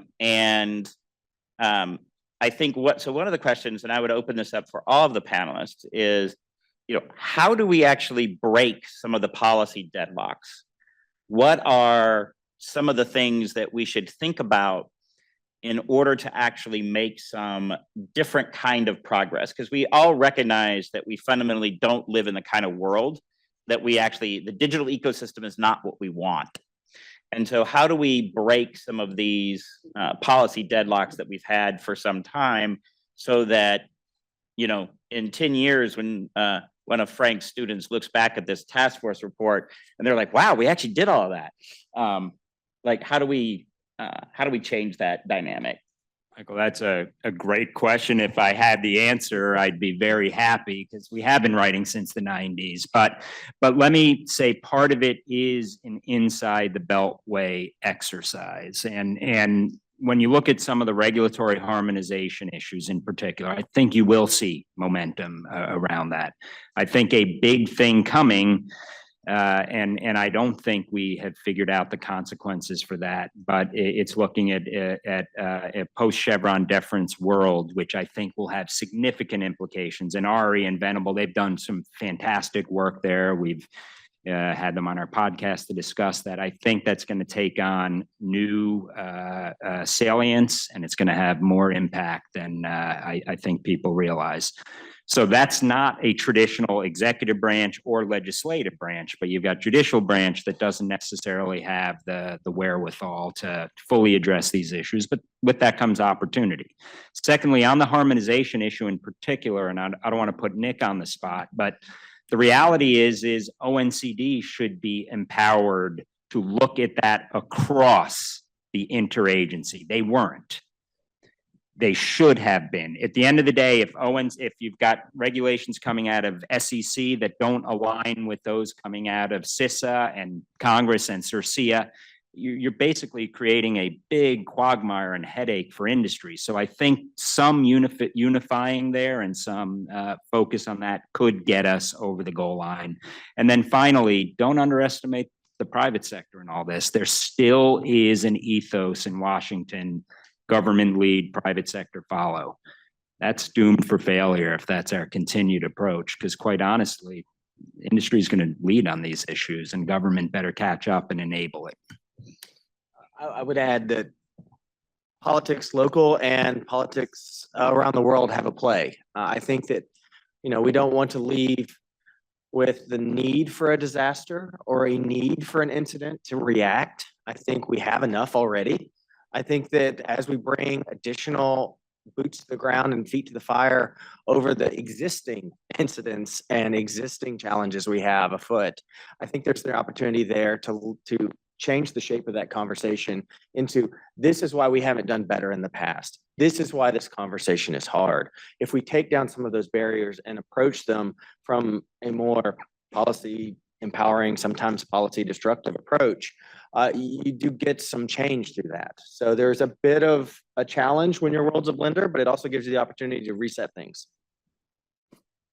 Yeah, I'll just kind of double down on that and say two words come to mind with that question, and that is measurement and messaging. And I think that's sort of a theme that we've heard throughout today. I think that's something you see ONCD already leading on, and that needs to be continued. And what I mean by that in messaging is making sure we're taking the right message at the right level of technological discussion to the right groups, right? Congress might not get down into the details of, BGP details, but they will need to know, because they are the ones who are going to decide how much money is going to go where, what that means. And that's where measurement, I think, comes in as a huge important thing in terms of making sure that we're able to demonstrate the progress. When I was on the Hill, it was sometimes frustrating to feel like the conversation was, we need more money for cybersecurity. We were doing this thing before, and now we're doing this thing. And I couldn't always connect all the dots through what the long-term vision was. It's the reason I came to work at ONCD, because that's what our job was, is to paint that picture. And I think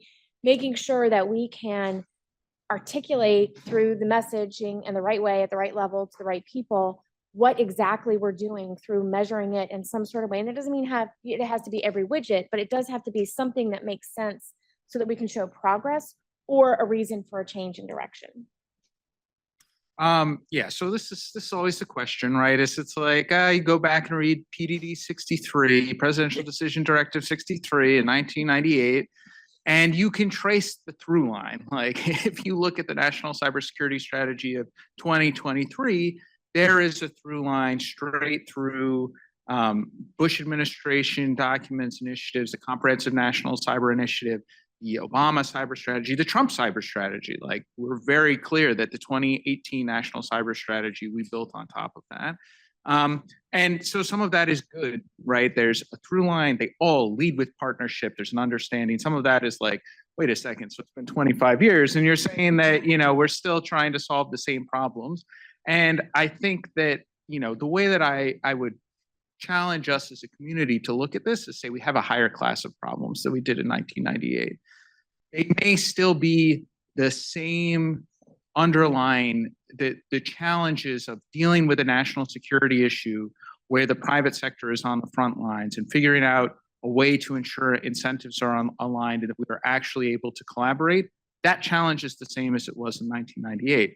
However, if you go back and read National Security Policy Directive 54, and you look for mentions of critical infrastructure, this is a 30-ish, 35-page policy document about how we're doing federal cyber centers, how we're going to ensure that we have a common operational picture, and critical infrastructure is mentioned twice in that document.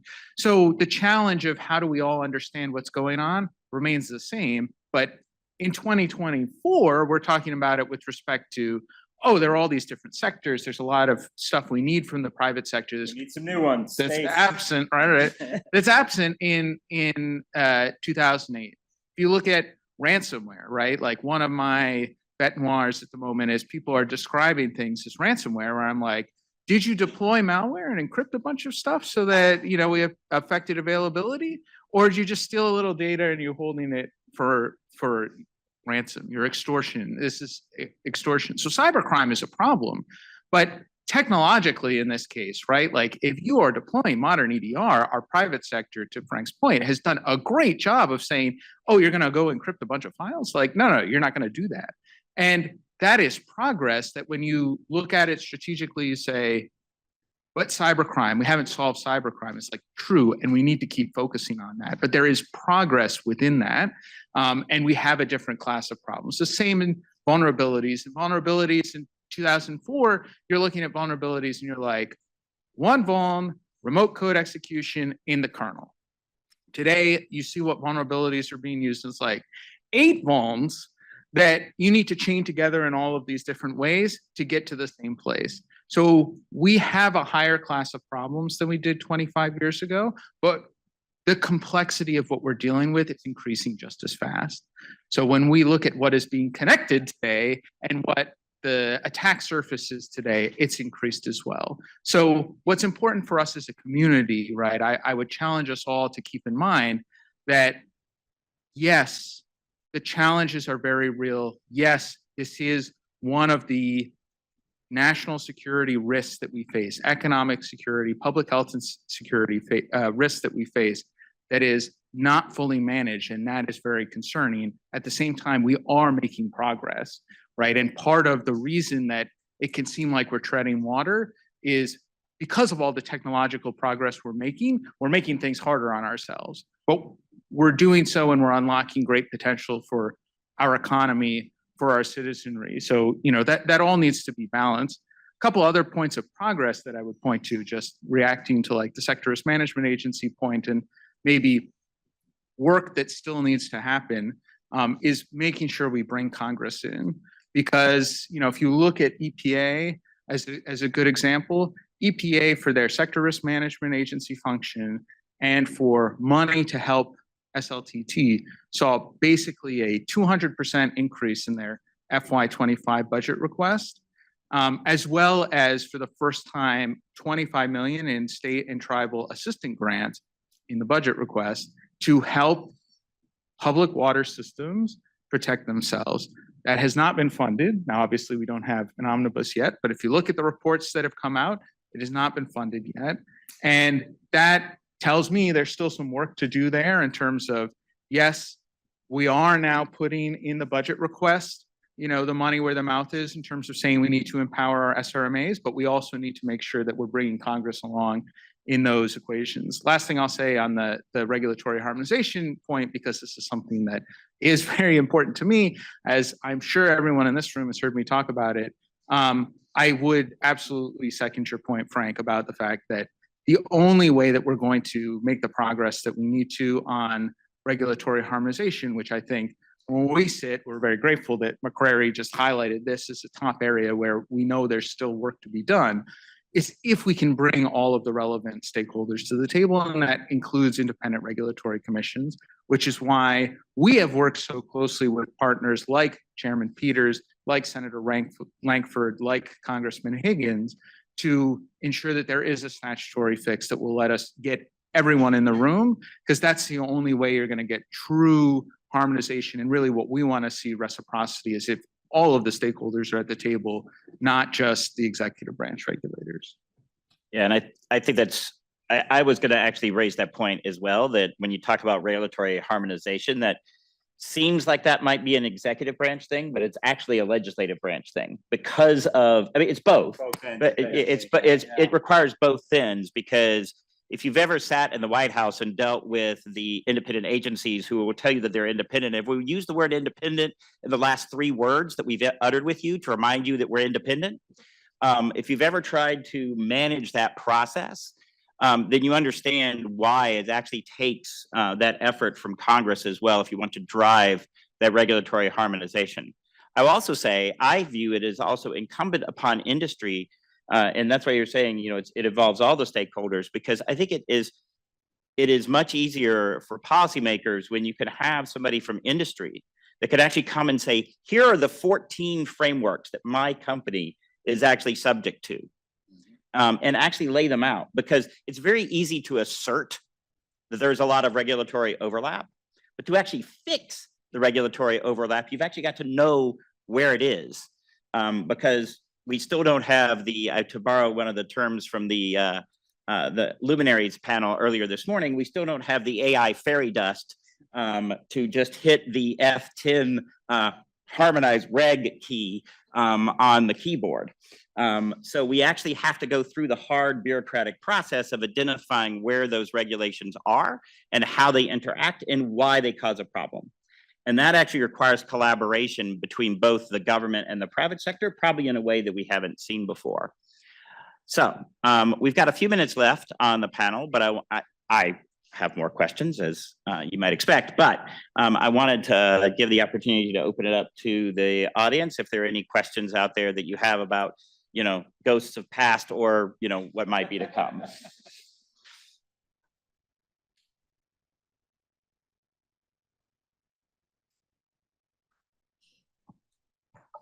Hi. So I actually have 2 questions. And the first question I have is that, you know, we've spoken a lot about critical infrastructure and extremely important, but there's a big portion of our market or the money that is lost, like almost $1 trillion to scams, right? So how do we see policies which are going to favor the consumer as well, prevent us from losing that much money? And like, for example, what are we going to do about cryptocurrency? How is that going to, that seems to be the big thing that the next government is going to be thinking about. I don't know what they're going to do, but, you know, so I would love to hear your thoughts. And then I have a second question.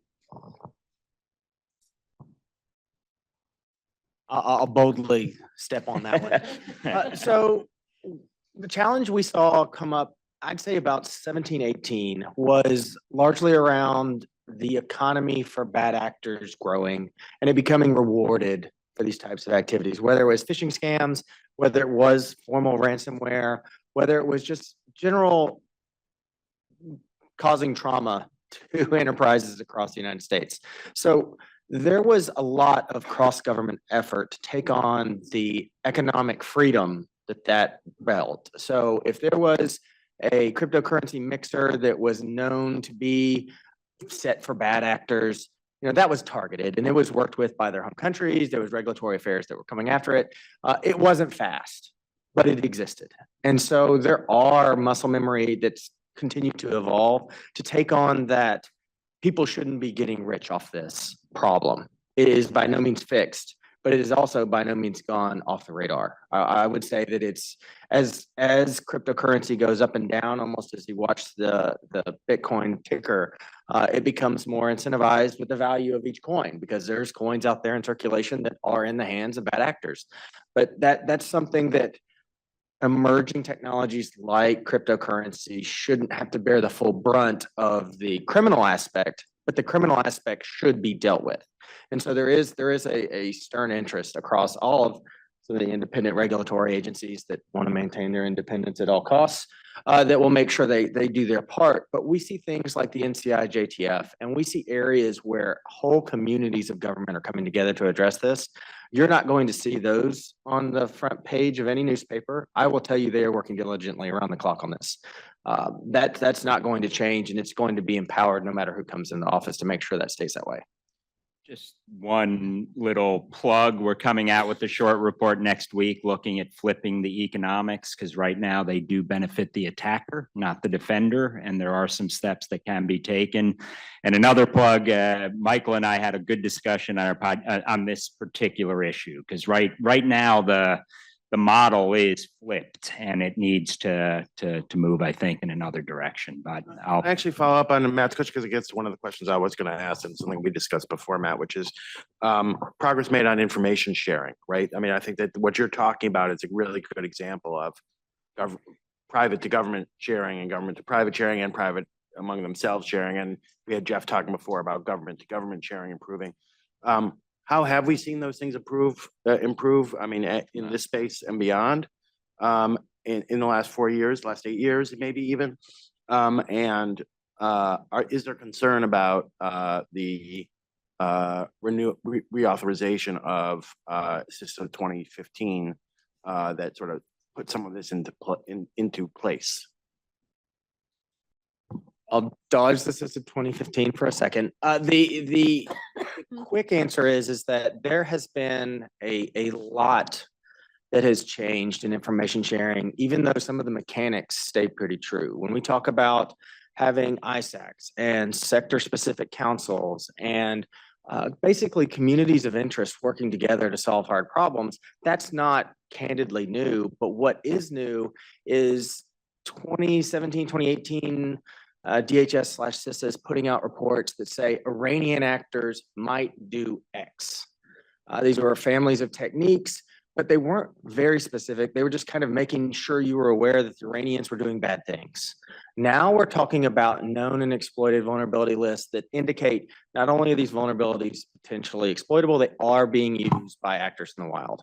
So that was a move that was there. Now, what I will say is that from industry, especially from overly and some parts regulatory in a sweet spot, you have a challenge where you feel like the people who are going to hold you accountable for challenges from nation state actions in the cyber world aren't necessarily sharing all the information they may have about those actors. It makes it very difficult to feel like it's a one-sided engagement.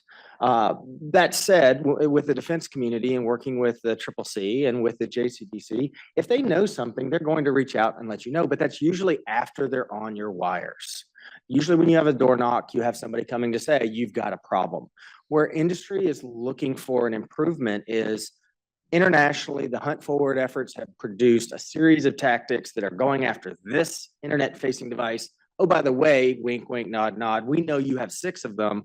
These are the ones that need to be patched before something bad happens. So it's akin to what we're seeing with the ransomware pilot, because that's really what they're doing, but it's just not easy to scale. It's very intensive on both technical hours and response. But that's kind of that goal of where information sharing isn't just strategic, it isn't just relationship, it isn't who to call, it's tactical. There are bad actors in the globe that are doing these things. You, critical infrastructure, systemically important critical infrastructure, you have to mitigate this. And you have any help you need, you better ask for it, but you've got to do it now. And so that's that future space when we talk about kind of burden sharing. It's both on the government to really educate industry where they know there's vulnerability that's being targeted. At the same time, they have to be able to explain it in a way where industry knows how they can communicate for additional resourcing and help, other than just give me money, give me grants, give me shared services. So I think that's where we're actually mature enough to have that conversation now, where we weren't 6 years ago. But we had the steps we took to get there that have benefited us the whole way.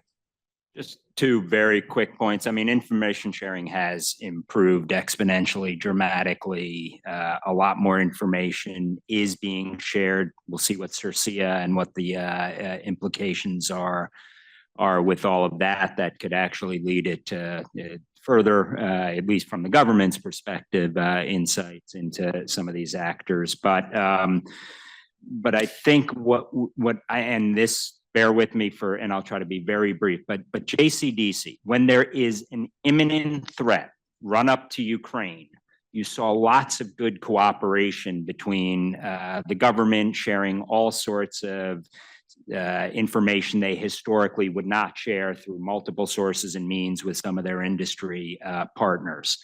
Day to day, that doesn't exist. What we see in an imminent threat look like in a day-to-day environment? Because I am convinced you don't move forward unless you share the pain and the benefit of what's going forward here. And I think we're good when we know something bad is about to happen or we just got kicked in the teeth. To me, that in itself is not necessarily the way you get moving on a day-to-day environment. So what would that look like?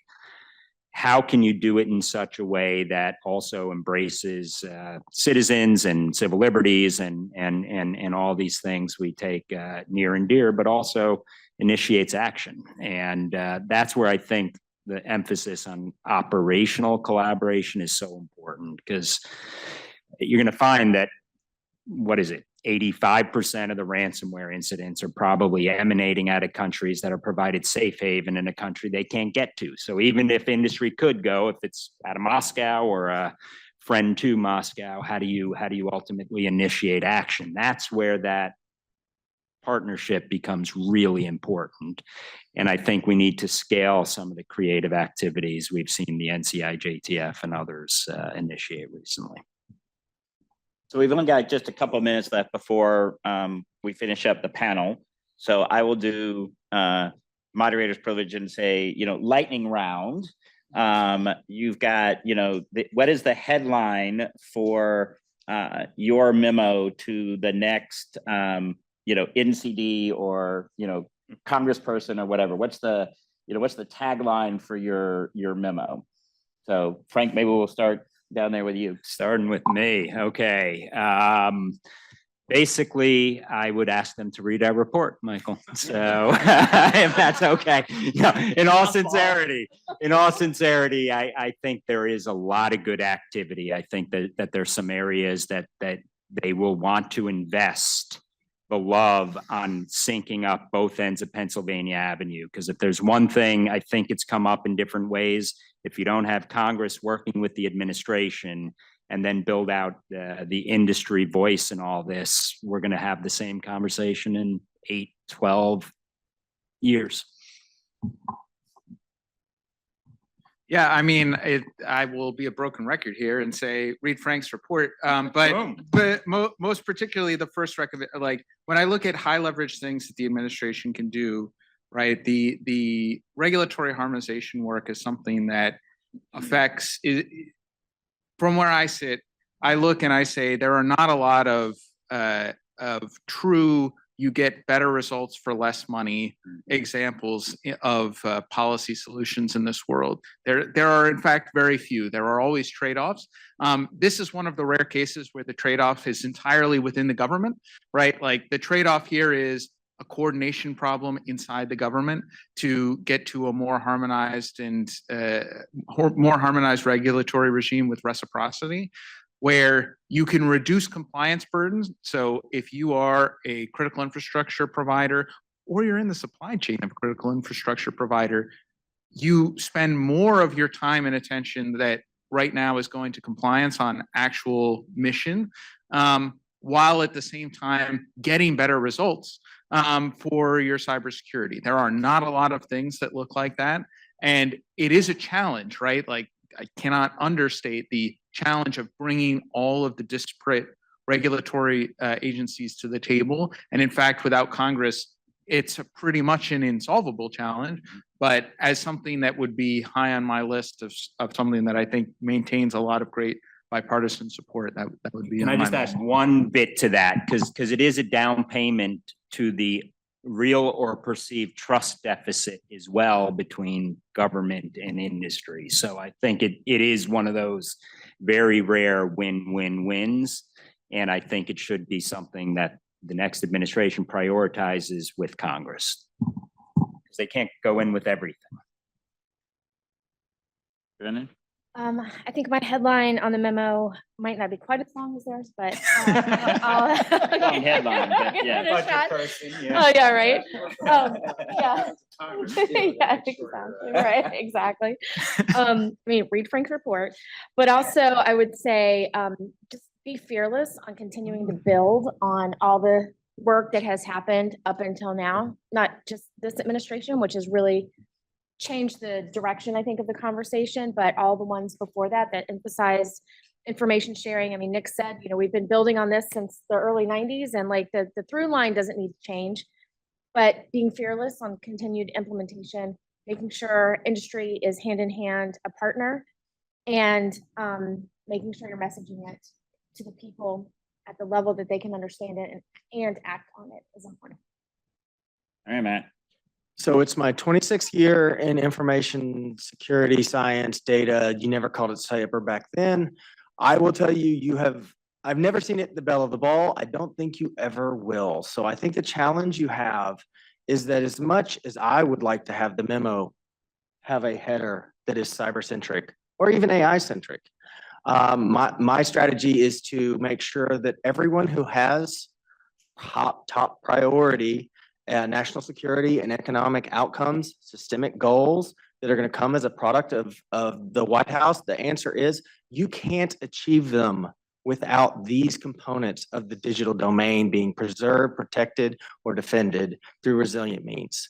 So you have to have a shared objective pool that relies on these actions to be successful. So when their success depends on your policy, they have more interest in your policy. And so I think my strategy is going to be to inject into every memo that comes across to make sure they know that the value of these efforts ties in, and it is not a cyber issue.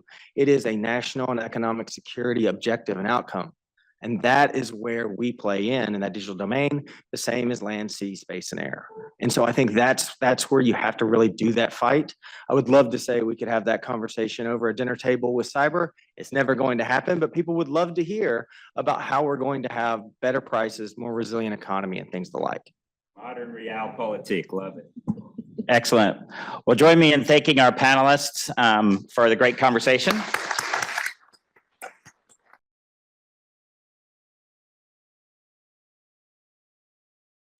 Hello, everybody. My name is Inez Jordan-Zub, and I'm a program manager here on Venable's Cybersecurity Services team. I'm really excited to be moderating this panel on the Office of the National Cyber Director's roles and responsibilities. We're really fortunate to have 4 esteemed panelists here with us today, representing perspectives from the office present and past, as well as perspectives of those in the White House who've worked with the office, and their perspectives of one of the key individuals who helped initiate the office's creation. I will selfishly make a plug. The Center for Cybersecurity Policy and Law recently released a paper outlining a vision for the new administration on how the Office of the National Cyber Directorate can be enhanced and strengthened. We have copies at the check-in desk, so please grab one on your way out. And before we begin, I will let our esteemed panelists introduce themselves, starting with Steve. Hi there, I'm Steve Kelly. I'm Chief Trust Officer at the Institute for Security and Technology. It's a think tank focusing on cyber and tech policy issues. And I previously served, I'm a retired FBI agent, served a couple times on that National Security Council staff, and most recently in 2023 under Ann Neuberger in the Cyber Directorate for domestic and incident response types of issues. So worked very closely with ONTD. So looking forward to the conversation. Hi, I'm Julie Klein. I'm a senior director at Palo Alto Networks. I'm a new employee. I recently was at ONCD for about 2 years, and before that was a longtime Hill staffer. Thanks, Mark Montgomery. I'm at the Foundation for Defense of Democracies, probably here because I ran the Cyberspace Solarium Commission. Real pleasure to be here with Steve, Julie, and Philip. Hi, Phil Stupak. I'm the Assistant National Cyber Director at the Office of the National Cyber Director in the White House. My remit covers government partnerships. So essentially, if it's a government system, it's under my responsibility in the office, from international to federal cohesion to state, local, tribal, territorial. Historically, I'm from the Department of Homeland Security. We were first arguing about roles and responsibilities within cybersecurity. Thanks all. And now just to begin with a little bit of level setting, I'll turn it over to Mark for some context on the origins of the office and why it was created, and hopefully some context on the great work of the Solarium Commission and the 2019 initial report. Thanks. Glad to be here. What I'll say first is if you were to ask like one of our commissioners, like Angus King, he'd say, and any other legislator, they'd say, because in 2019 in cyber, we did not have one throat to choke. And that was his, general line, that I have no one I can hold accountable when something stupid happens, or when something I don't understand happens, or when I'm trying to figure out what an adversary is up to, or what our own industry is up to. There just wasn't one person in the administration you could go to. Whereas if you had any military issue, you could call Lloyd Austin up and he would come. Now, there might be like 4 people behind him slipping him notes because he's not supposed to be an expert on everything, but there was at least someone.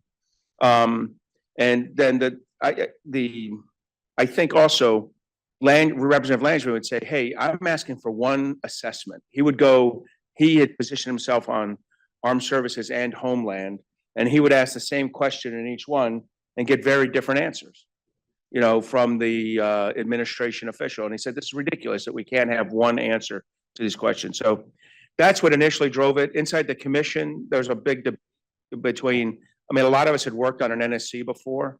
I worked for a guy named Dick Clark for 3 years. I'd say Dick gently didn't believe in, sharing power. So we knew it'd be hard. Frank Salifo argued a little bit this was going to be hard. And some of the experts we'd brought in, like Jamil Jaffer and others, had argued against it. But, after a while, I came around to the conclusion, and, obviously the commissioners made the decision, but probably we as a staff drove it, that the current system was non-functional. That cyber had become this very significant threat, and that the White House trying to run it in with small staffs inside the NSC was not the way to strategically manage this problem, either in terms of preparation, initial incident response, or recovery. It doesn't mean the White House didn't play what would end up being the National Security Council, doesn't play an immensely important role. It just couldn't do all those 3 roles well. So based on that, we then started to write the legislation. The legislation we wrote got through about 95%. Now, the reason it got through is that the Trump administration kind of figured they'd do a signing statement, which is hard to do if the president vetoes the NDAA. So we got this very lucky thing where there was no signing statement because the president never, as you probably know, the veto was overridden. And we, for only the second time in like 68 years, we passed an NDAA over a veto. But so uniquely, you had no signing statement saying, I'm not carrying out section, 1, 2, 3, 4, that's the National Cyber Director. But I will say though, and we'll talk a little bit later about incident report, the 1 or 2 trades we made were painful trades. And I think they weakened the office in a way that I wish we could get them back. And I also would say many of the things that are mentioned in the report that Ari wrote and that is being advertised, I 100% agree with. I wouldn't disagree with any of the major findings. And I think that all of these things were things that we considered and were either in the draft provision as it went through, or were kicked out so early you couldn't see them in a draft provision. So I like this.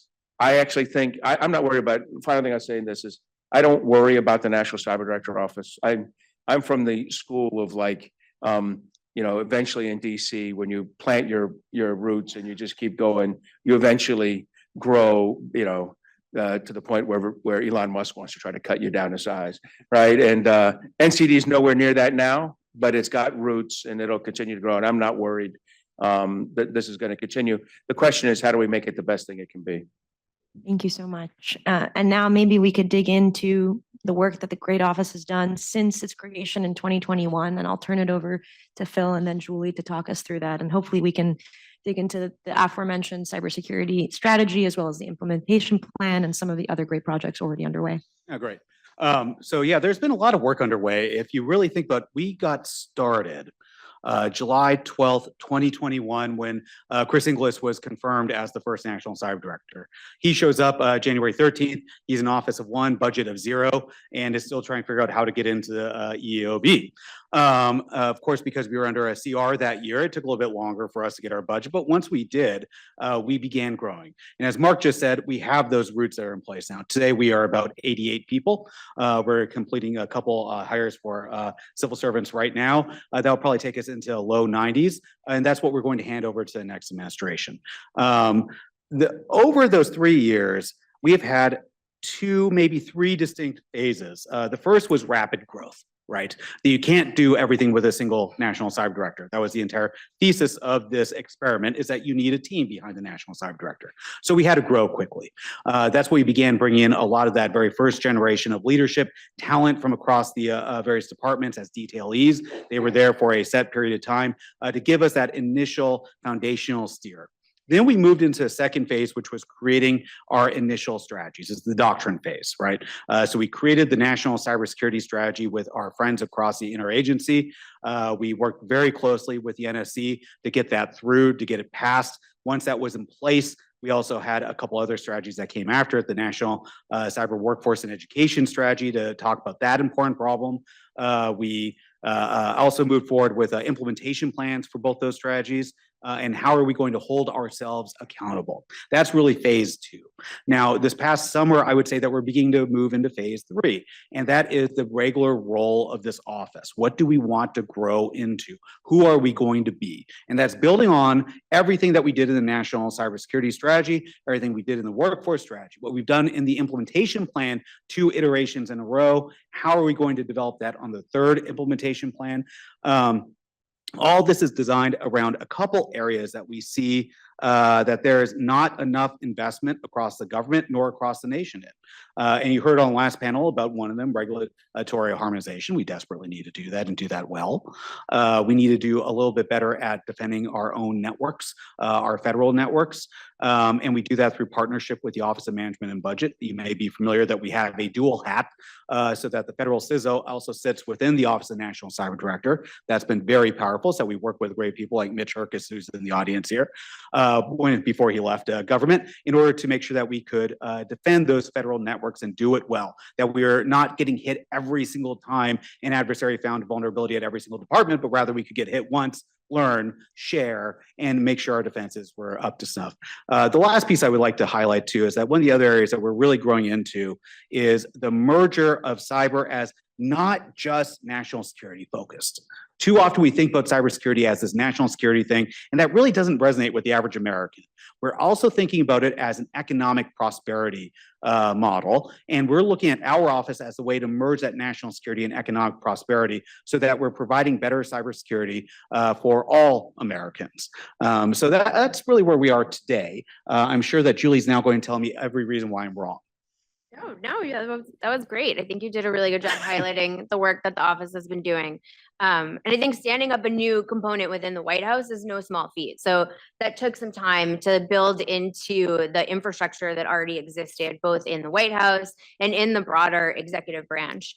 And I think one of the things that ONCD brings to the ecosystem, part of its value add, is that it is a big staff with dedicated appropriations, and it has the ability to look at some of those longer term problems. So ONCD doesn't have to jump from crisis to crisis every time a conflict breaks out. They can think about those things that, the lessons learned from some incident response and how to move forward with those teachings that are coming from that. They can think about some of those longer term problems like BGP, regulatory harmonization, memory safe programming languages, the workforce, how to engage the national workforce in cyber issues. So I think that's one of the value adds that ONCD really brings to the ecosystem, and that's part of the work that they've been doing. If I could just jump on one last point there that you just reminded me of, Julie, which is that we're fundamentally populated by career civil servants, which means that we do not have people who leave every 2 years. And that means that we get to avoid having Christopher Columbus moments. Just because it's new to you does not make it new to the world. We have some experience here. We've seen these things before because we don't have detailees making up our workforce. So I'm gonna have to intervene here. There's a little bit of hagiography on that. You are 88 people. You're going to be 47 people after January 22nd. But Deb Graves and I had a conversation over the weekend, so I'm pretty close. And that's a mistake. White House PPO, that's the personnel policy at White House, is normally an evil, demonic organization. But even by their normal standards, they screwed NCD hard. And they did it so they could grab the money and spend it on the president's task force on something that Congress didn't want to give them money on the president's task force. And we know they did that 3 or 4 years. And it's completely inappropriate. What they did also was put way too many Schedule Cs in. You actually have close to 40. You have 10 Schedule E's, or Schedule A's, I'm sorry, and those 50 people are generally going to walk. The whole principle behind this was to have 20 Schedule C's max. So you'd have 70 people stay and 20 go. We screwed it up. And this PPO screwed it up. I'm confident the next PPO will screw it up if we let it, because that is a PPO function, not a partisan function. Well, White House PPO is ludicrously partisan, but it's not a Republican Democrat problem. It's a bipartisan nature of the beast. And good leadership is going to be needed to kill it. I'll say one other thing, and I'm going to wait till Steve goes before I say the other big problem they had. But I'll just say generally, this personnel thing got screwed up. They're great. That doesn't mean they're not great people at NCD. They're the wrong, color of money, to use a DoD terminology. And we really need 50 career people, 20 detailees, 20 Schedule Cs. And if we had that, it'd be a powerful organization on January 21st, because it'd be one of the only 70-person organizations up, running, and going. And then the final thing is you have to have some of your senior people. I generally understand what's the devolution of control that's going to happen on January 21st, and you guys have screwed that up. I mean, and I don't want to get into the personalities of it, but you've left it with someone who would acknowledge they're not the right person to lead it. But that's because we put too many Schedule C people in the top jobs. So there's a problem coming. In other words, I'm pissed about 4 years, but I'm going to be pissed again in about 3 months. When we devolve back down, that was the whole idea here, was not to let that happen. Thanks. Sorry. That's okay. We're going to get into, I think, some of the constraints and challenges that the office has faced. Thank you for surfacing some of them. I'm going to turn it over to Steve. Historically, the National Security Council has led policymaking in this space. This was further supported by the creation of the Deputy National Security Advisor for Cyber and Emerging Tech, which has been led by Ann Neuberger over the last 3 years. I'll also make note of the more operational agency, CISA. What challenges has ONCD faced in working with folks like you when you were at the NSC?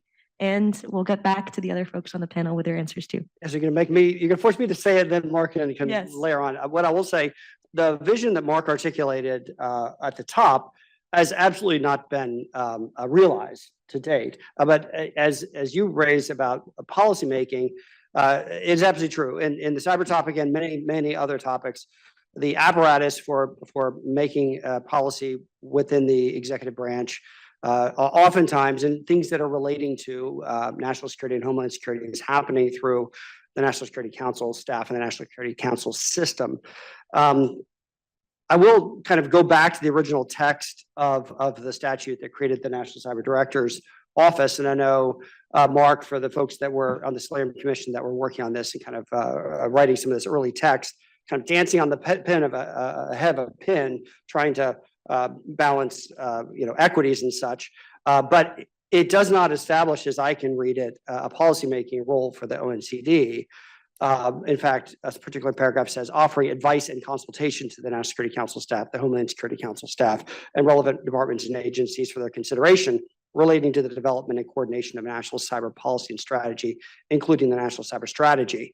And then it goes on to say that the National Cyber Director's Office will lead the coordination of implementation of national cyber policy and strategy, which is interesting. And so that's a very clumsy turn of phrase, but it does not clearly articulate that policymaking now with a national cyber director's role needs to shift from the NSC system to the ONCD to be worked there. Now that is in kind of conflict somewhat with the top line role of the national cyber director as the where is it up here as the president's principal advisor on cyber issues. So it's like, well, which is it? And so I think ultimately what we need is that there are a number of roles that are happening within the EOP and with other department and agency heads that have responsibility for pieces of this problem. And one of the problems we have is we have a lot of chiefs in cyber. You've got the CISA director, very forward-facing role, the director of the NSA and commander of US Cybercom. Oftentimes the director of the FBI is talking about things that are happening. Depending upon what incident of the day is happening, you might have folks from Health and Human Services and other places. And so it does cause one to wonder who's in charge of this topic. And so I think the rationale is strong for having kind of a single unifying voice, on these topics. But if I were to break down what are the things that need to happen and then figure out how does the system make those work, we just talked about policymaking. So things that implement laws and such as executive orders and presidential directives, which have typically been worked through the NSC system. But then you also have just the general day-to-day stuff like a common operating picture across a bunch of different departments and agencies that have different missions, from intelligence to military to law enforcement to economic. And then planning. And I have seen the ONCD do lots of planning work, the workforce strategy and the national cyber strategy. Actually, that's an interesting one. I'll talk a little bit more about that. But in terms of policymaking that is germane to national security and foreign policy, there's unless somebody changes the system through, or this next administration changes the system in implementing this through an executive order, in all likelihood, that's going to continue to rest within the NSC system under the Assistant to the President for National Security Affairs. And so we will have to see. I think that there's a lot of opportunity in the planning space, almost like if you were to imagine the ONCD acting as a bit of a joint staff on cyber issues for the interagency. But does the joint staff set policy? And we can talk about that. It's more of implementing the president's policy, and where does that happen? So I think there's a number of pieces, and we're going to be getting into incident response and incident response coordination as being an example of something where there very well might be a lot of opportunity space for ONCD and the National Cyber Director to act as a mission integrator. So I'll stop there. I have to push back a tiny bit here. Look, the reason this happened, let's be clear, any law can be manipulated by the executive branch, and it's done routinely. Your hope is that they would implement the intent of it. And I think people that were appointed in the National Security Council who chose to not implement the intent of it, period. It was and part of it, I'll give first of all, the people who removed, this is across two administrations, the Trump people removed the policy. They forced the policy language out of the bill as part of trade space to get it going through. Their input to the Republicans, as it was going through, review in 2020, they were the National Security Council. Then the Biden team came in, and I'll give them the credit that they're dealing with SolarWinds. Suddenly cybersecurity was an actual national security problem, or perceived to be, which it was, at a recognized not going well moment. And so based on that, they created a position that didn't exist when the law was written. And rather than try to work through it in a meaningful way, I think the NSC, because they were first arrivers, took all the jobs all the empire they wanted, and very grudgingly gave things, like they gave workforce back to NCD. Please, no one wanted IT workforce, cyber workforce. And they gave budget because OMB hates NSC. They're the one group that hates NSC more than, NCD probably hates NSC when you put them on a lie detector. So that deal was made. But all the other stuff didn't transfer. And the reason it didn't transfer was the NSC wasn't interested in teamwork on that. That's my personal opinion. I'll give one last thing. As a result, a staff of 8 or 9, even when they're really good guys like you, Steve, cannot execute what a staff of 190 can execute. And as a result, our critical infrastructure protection is significantly worse off than it could have been if we had an NSC that ran the policy meeting and then allowed an NCD to do the interaction. But we had an NSC that wanted to both run the policy meeting, do the interaction, and then move on to the next issue. And as a result, the follow through didn't happen because you'd need 10 Steve Kellys to do what Steve Kelly was doing and 10 of other people. They didn't have it. So I don't, the law has holes, but it's a choice to take advantage of them and weaken the office. And I think it was, and maybe there was good reasons in January through July of 2021, because you had, as was mentioned, Chris English, you really didn't get to 10 people to almost November of 2021. But after that, there should have been some transfer responsibility, and that just really hasn't happened here, except at the very bitter end. And I know I sound Debbie Downer about this, but I believe 3 or 4 years of opportunity was lost. We'll get it back, but it was lost. Thank you, Mark. Julie, Steve, anything to add on that, or shall we move on to the incident reporting piece? All right. Are you sure you don't want to say anything right now about it? Okay. I'm joking. There's also an evolution that has to occur, right? We're a brand new office within the White House. It takes time to learn where things are. It takes time to understand where the power centers within the White House are. It takes time to build that connectivity. But you see a lot of progress has been made between the NSC and ONCD relationship. And I give a lot of credit to NSC for that, that we held weekly meetings, Steve and I, to coordinate. You've heard talk about the possible new cyber EO that we co-led, right? There's a lot of work that has been done between these two offices to help manage this relationship. We don't have clarity in law by saying thou shalt do this. It's not the 10 Commandments, but we do have an intent that we're trying to live up to. And we do that through coordination. We do that through cooperation. We do that through frequent communication. And I do see an entirely different organization today than where it was 3 years ago. I agree with that. Thanks. One of the pieces of the pie when it comes to cybersecurity is incident response. In our paper, we touch a little bit on the issues with dealing with incident response, specifically what's already been mentioned, the context of national security and the idea of classification and unclassified information.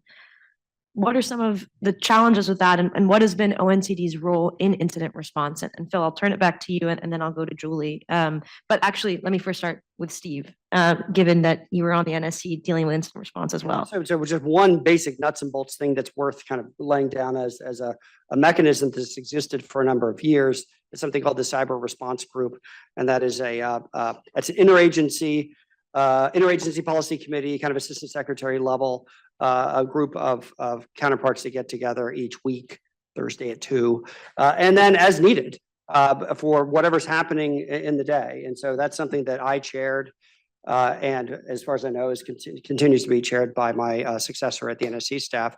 And it mirrors some structures that exist elsewhere within the NSC organization. The Counterterrorism Steering Group, CSG, I believe is what it's called, is the interagency coordination mechanism for counterterrorism issues, and they do something very similar. Meeting is necessary, and meeting with a battle rhythm as well. And so that is the process where we're finding out for things that are happening, cyber attacks, incidents that are happening, that kind of rise to the level of policymaker awareness, and including things that have national security and certainly kind of foreign policy ramifications. We're talking about those. We're making sure that there's awareness, and we're making sure all the right things are happening. And that is a mechanism that works quite well.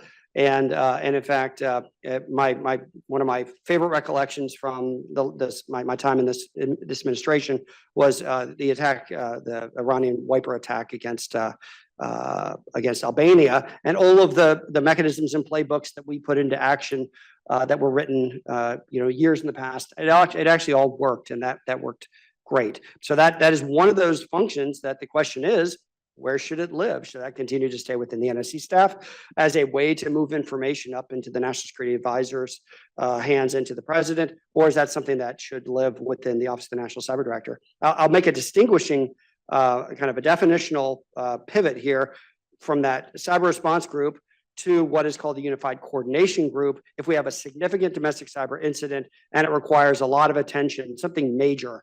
And at the national under the national response framework, kind of this thing comes together. That's another question actually, where the ONCD might have even a much stronger role in coordinating a large scale response and making sure that the various departments and agencies and coordinating with the private sector, that all the right things are happening. And so I think that there's a lot of opportunity to work on what those roles and responsibilities are. But I think that needs to be put into writing so there can't be confusion as to who's running what when the time comes. Yeah, I definitely think that better clarity would be helpful. I think, I would argue that ONCD should have the CRG. I think it is specifically in the cyber domain. That's what ONCD focuses on. NSC is dealing with things beyond cyber, all tools of national power, things that go beyond just the cyber realm and have other pieces of conflict brought into them. And so I think in a situation that's bigger than just cyber, it makes sense for the NSC to maintain those responsibilities. But ONCD is uniquely suited to focus on the specific cyber pieces. Look, when a major incident occurs, there's a lot that happens and has to happen very quickly.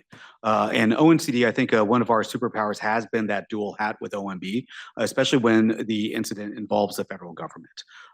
So that's where we really have, historically, my team has worked closely with OMB to ensure that we have good coordination across incident response within the federal government. We have another team that works closely with the NSC through the CRGs, that we have good information flowing across the entire government. And then we have something like a CrowdStrike, for example, that we were deeply involved in, including all the follow-up meetings afterwards, because we have a lot of that good connectivity that has been built up between the NSC and OMB. So yeah, obviously this is an area that I would agree with Steve, that you don't want to try and figure out who's in charge when it happens. I do think that some clarity could come here, probably perhaps more so than any other space. But what's working right now is the fact that we have good connectivity built in across these various tools. So I want to give an amen to Julie. She had it right. The cyber response group needs to belong to ONCD, and then as it evolves into something bigger, then NSC takes it over as part of the UCG. I mean, they're lucky they had you, Steve. Honestly, having one of the most experienced FBI people come over allowed the NSC with an absolute minimal staff to do the job. I think the right thing is this, and I think back when we wrote the counterterrorism, helped write PPD 62 and 63 when we created the counterterrorism support group, and by the way, a critical infrastructure coordination group, which died a death like 15 times before PPD 41. But this gets at the problem is we don't have good guidance. I used to bitch that the worst thing this White House was doing was not update PPD 21, which they 3.5 years into administration updated as NSM 22, about 1.5 years too late. We're about to get proof of that when a new administration comes in and doesn't meet all the timelines that are in NSM 22 because they assumed a Biden victory at the time, then later Harris victory. Bad thing to do when you're writing a national security memorandum, and we're stuck with that. But here's the worst part. They didn't update PPD 41. So how we prepare for a cyber incident, how we respond to it is baked in I want to say it's July of 2015 document. And I'll gently say, if any of you are CISOs or CIOs out there and you're running your company, your cyber response on a 2015 document, I would say the next thing that happens when your CEO finds out is you're fired. But in the US government, it's the way we do business. PPD 41 it doesn't mention CISA, it doesn't mention ONCD, and is absolutely. CISA didn't exist yet. Yeah, exactly. Well, that's what my point is proven, right? Like there were events, like sometimes you say, update your will, update this upon the birth of a child. Well, update the damn PPD 41 2 or 3 times over. So look, this administration blew it. I'm hoping the next guys tackle PPD. I don't have any faith what I'm saying is about to happen, but I hope the next guys review NSM 22, get it right, because there's some dumb in there, but then attack PPD 41 and get it written right at the beginning of administration. So whatever your ideas are, right or wrong, they're executed. Because right now, good ideas in NSM 22 are not being executed. So I will agree with you on this point, is as the new administration comes in, they need to have the system baked. They need to, as quickly as possible, solve what these roles and responsibilities look like. Interestingly, there's a recommendation in the center's report that actually might help to pave a way towards solving this, and that's the dual hatting of one of the two senior directors in NSC Cyber, which I believe they were intending that to be the position that I previously held with the ONCD. That would create a connection point and certainly satisfy the incident coordination bit. But I want to make one point. I think sometimes people think about a cyber incident and they think we're coordinating the response of on-the-ground responders here in the United States or dealing with fuel supply shortages because of Colonial Pipeline and remediation and recovery efforts. There's a whole nother aspect to incident response, which is who did it, why, what do we know, what are we going to do, and how are we rallying allies and partners? And so the Albania example is actually the perfect example of what that looks like, where we were coordinating with the US Embassy there, we were coordinating with foreign partners, we were receiving intelligence updates.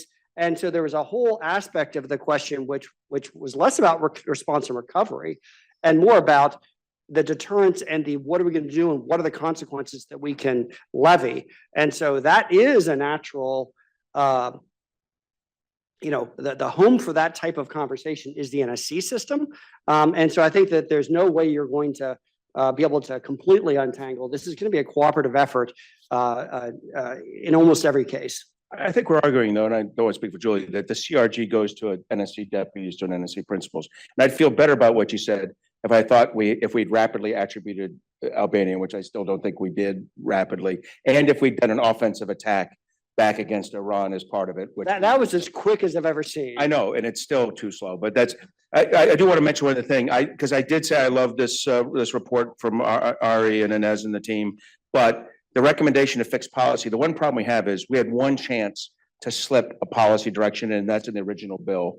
The chance to go to the Hill and write a bill that tells the president how to do his policy, which is blatantly unconstitutional. You'll get struck. And at a minimum, you'll get a signing statement that says, I and all my successors, and don't worry who they are, they'll agree with me, won't carry that out. Our one chance to get it through, and the Trump White House knew that. So the one thing they went after, that they knew that we couldn't come back and get later on was that. And I think we traded it for like the seniority of the NCD or something that Senator King and Representative Gallagher and Langevin thought was critical. That's the thing we got back. We were never going to get that. So weirdly, recommendation number one will have to be done internal to the executive branch, and the legislature won't be able to happen. It's one of those kind of idiosyncrasies of law writing. But even if you got it exactly the way that you'd wanted, there's still an implementation layer. Yeah. You're going to have some sort of an EO or some sort of a plan built that kind of assigns in more detail the responsibilities across the EOP components. So that NCDEO seems to keep getting hung up when it got over to the NSC. I'm not sure what happened there for 2 years, but I'll just gently say I agree. Look, in the end, Congress cannot tell the president how to run the White House. I never saw such a document. I did, and that's weird. Okay. That is very weird. Yeah. I think we're already at the point of the conversation where we're looking forward and discussing what things the office might need for success. I'll note and just clarify in one of the 5 recommendations that we give in our paper, it's that the White House should update and clarify the ONCD mission statement, which I think is some of what we're speaking to. And I will just take a step back for a second. There's various offices and agencies that sit with the executive office, like the U.S. Trade Rep, like the Office of Science and Technology Policy. In our paper, we dig in a little bit to what those look like and what lessons the NCD might take from that. I want to turn it over to Phil and Julie. You've been in there, you're still in there, you interact with some of these offices. Are there any lessons that you see might be good going forward that might be worth emulating? I think both of those offices are very well established. They've been along for a long time. There's a lot of policy around how they work. ONCD is so new, and it'll get there. It'll take some time, and those are great models on how some of their policy works. One of ONCD's one of the pieces in the statute is a coordinator function on the implementation piece. And I think ONCD did a phenomenal job drafting the strategy and doing the implementation of the strategy. And that required constant touch points with each department and agency to get the implementation piece right, to continuously work with agencies to make sure they were hitting their benchmarks every quarter. And so that created that muscle memory of working on that interaction with each agency and fulfilling that coordinator piece. And so I think as ONCD continues to mature, it will have a better sense of how to bring those policies to fruition faster, cleaner, and a more routinized basis. And I think USTR does a great job working on trade policy for the country. Like they have those muscle memories that ONCD is working to build right now. Thank you. I think the trade rep is an interesting office that we can borrow perhaps some lessons from, but I think it only goes so far. And that's because every single department within the federal government doesn't touch trade policy.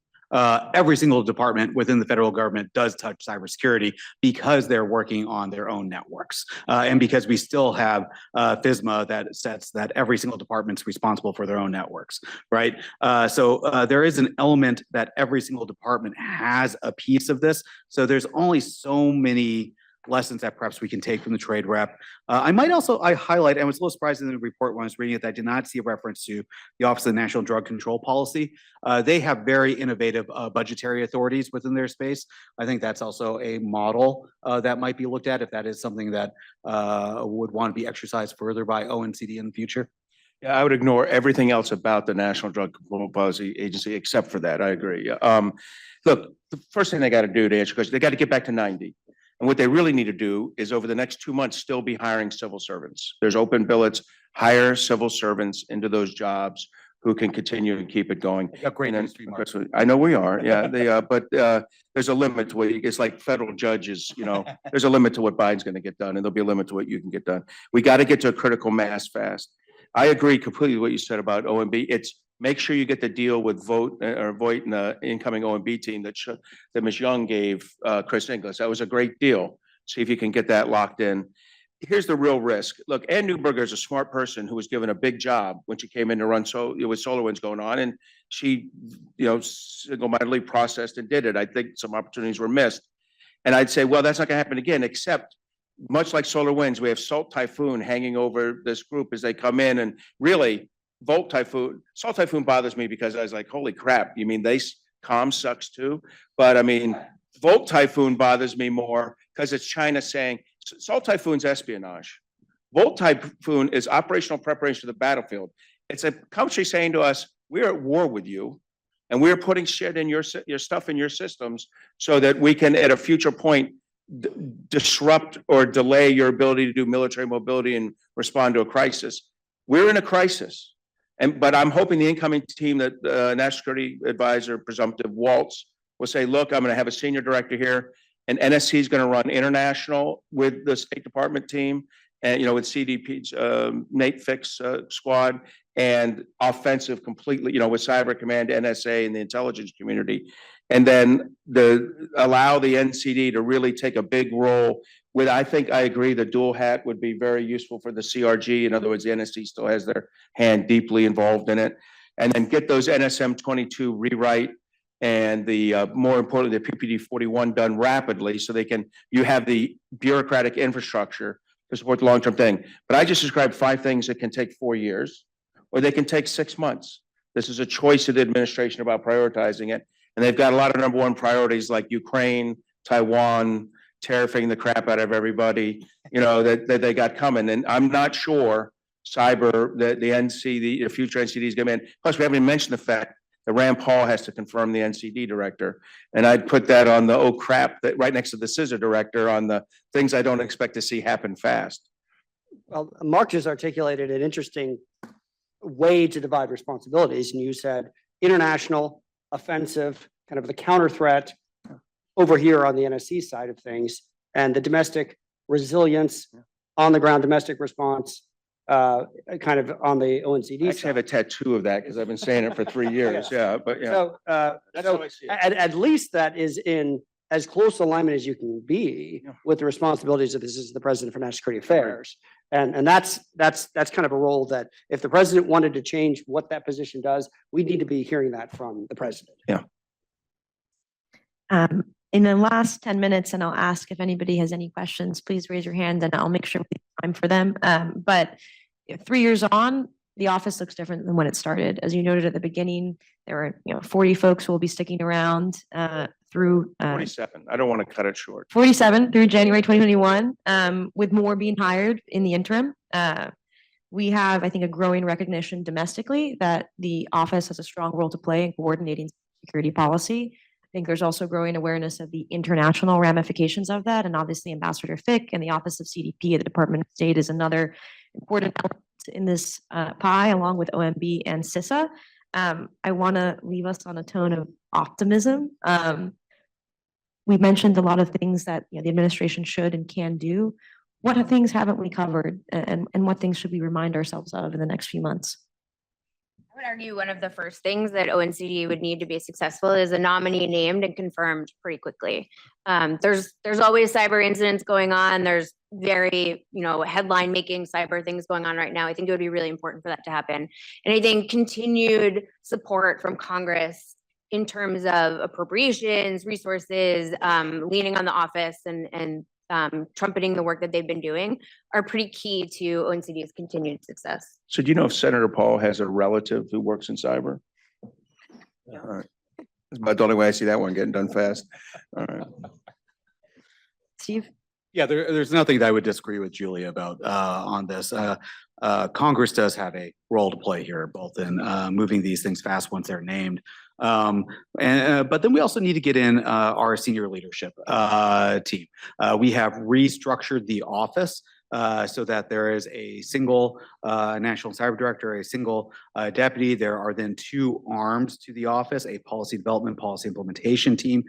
Both those need senior leaders to really make sure that they are hitting the ground and running with the president's priorities. So that's really 4 people that I want to see in very quickly in order to make sure that ONCD just continues to build on everything that we are leaving to the next administration. And it will be over 50 that continues over to the new. I would say that what's important to note there is 3 of the 4 people can be done on January 22nd, right? I mean, there's a choice, but 3 of the 4 can be done. And I agree with you. Personally, I would take one of those billets and eventually GS it, I mean, not GS, but SCS it into a civil servant billet, and then maybe use a detailee, maybe use a hiree, either one, but immediately get 3 people into those billets. And that you and the lead one, the principal deputy, needs to be someone people recognize, because she or he may be acting national cyber director for several months. That's a realistic expectation. Steve? So Phil made an interesting point just a minute or 2 ago about the various positions within the entire federal apparatus that have cyber roles, and it's much different than other mission spaces. And so I think for the NCD to be able to fulfill the fullness of the vision, we actually need some of those other leaders to, in terms of their public posture, step back about a half a notch. Because right now, there's a lot of chiefs from the federal CIO to the CISA director to the director of the NSA and there's probably 5 or 7 that I haven't even mentioned. And so we do need a bit of a rebalancing of that idea of the public face of the U.S. government cyber mission, but not just as like as a marketing type of opportunity, but as a true mission integrator. So the mission integration needs to be happening, behind the curtain, which then gives the national cyber director the stature to be able to represent what the government knows or what the government is doing about whatever the problem is that's confronting us. Thank you so much. Any questions from the audience before we wrap up? I want to make sure, and we got through a lot though, so there might not be any. All right, all quiet on the Western Front. I'd like to give my thanks to our esteemed panelists. Thanks for a lively and robust discussion. And I remain really optimistic about the role that ONCD serves and what it can look like in the next administration. So thank you all.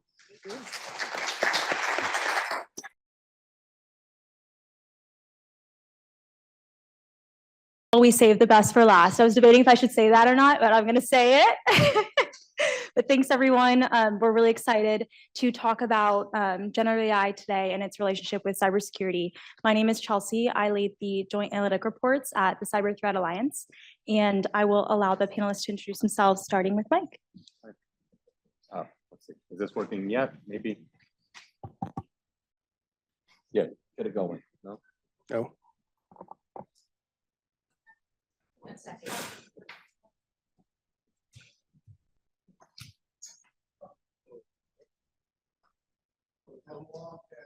It's been a long day, yeah.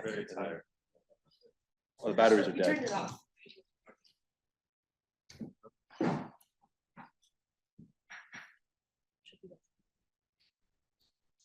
Okay. I am. Can you hear me now? No. We could pass my mic. Yeah, why don't we just pass my mic for now? And do you want to check the other mics while we use this one? Okay. Well, they have it here. Yeah. Well, let's pass the mic. Yeah, sure. Pass the mic to Mike. Well, there we go. All right. So Mike Silverman, Chief Strategy and Innovation Officer at FSISAC. For this AI panel, I started my AI research in 1996, so I've been in this for a long time. And the FSISAC AI Risk Working Group has been formed about 2 years now and has written about a dozen or so papers, not just what the threats are to the financial services sector, but what are the controls and what can we do about it. And this is a very active group and expect more and more to come over the next few years. Hi, my name is Abhishek Karnik. I work for McAfee. If you don't know, McAfee is a pure play consumer company now. We used to have an enterprise division, which is now called Trellix. So I work at McAfee as the head of threat research and response.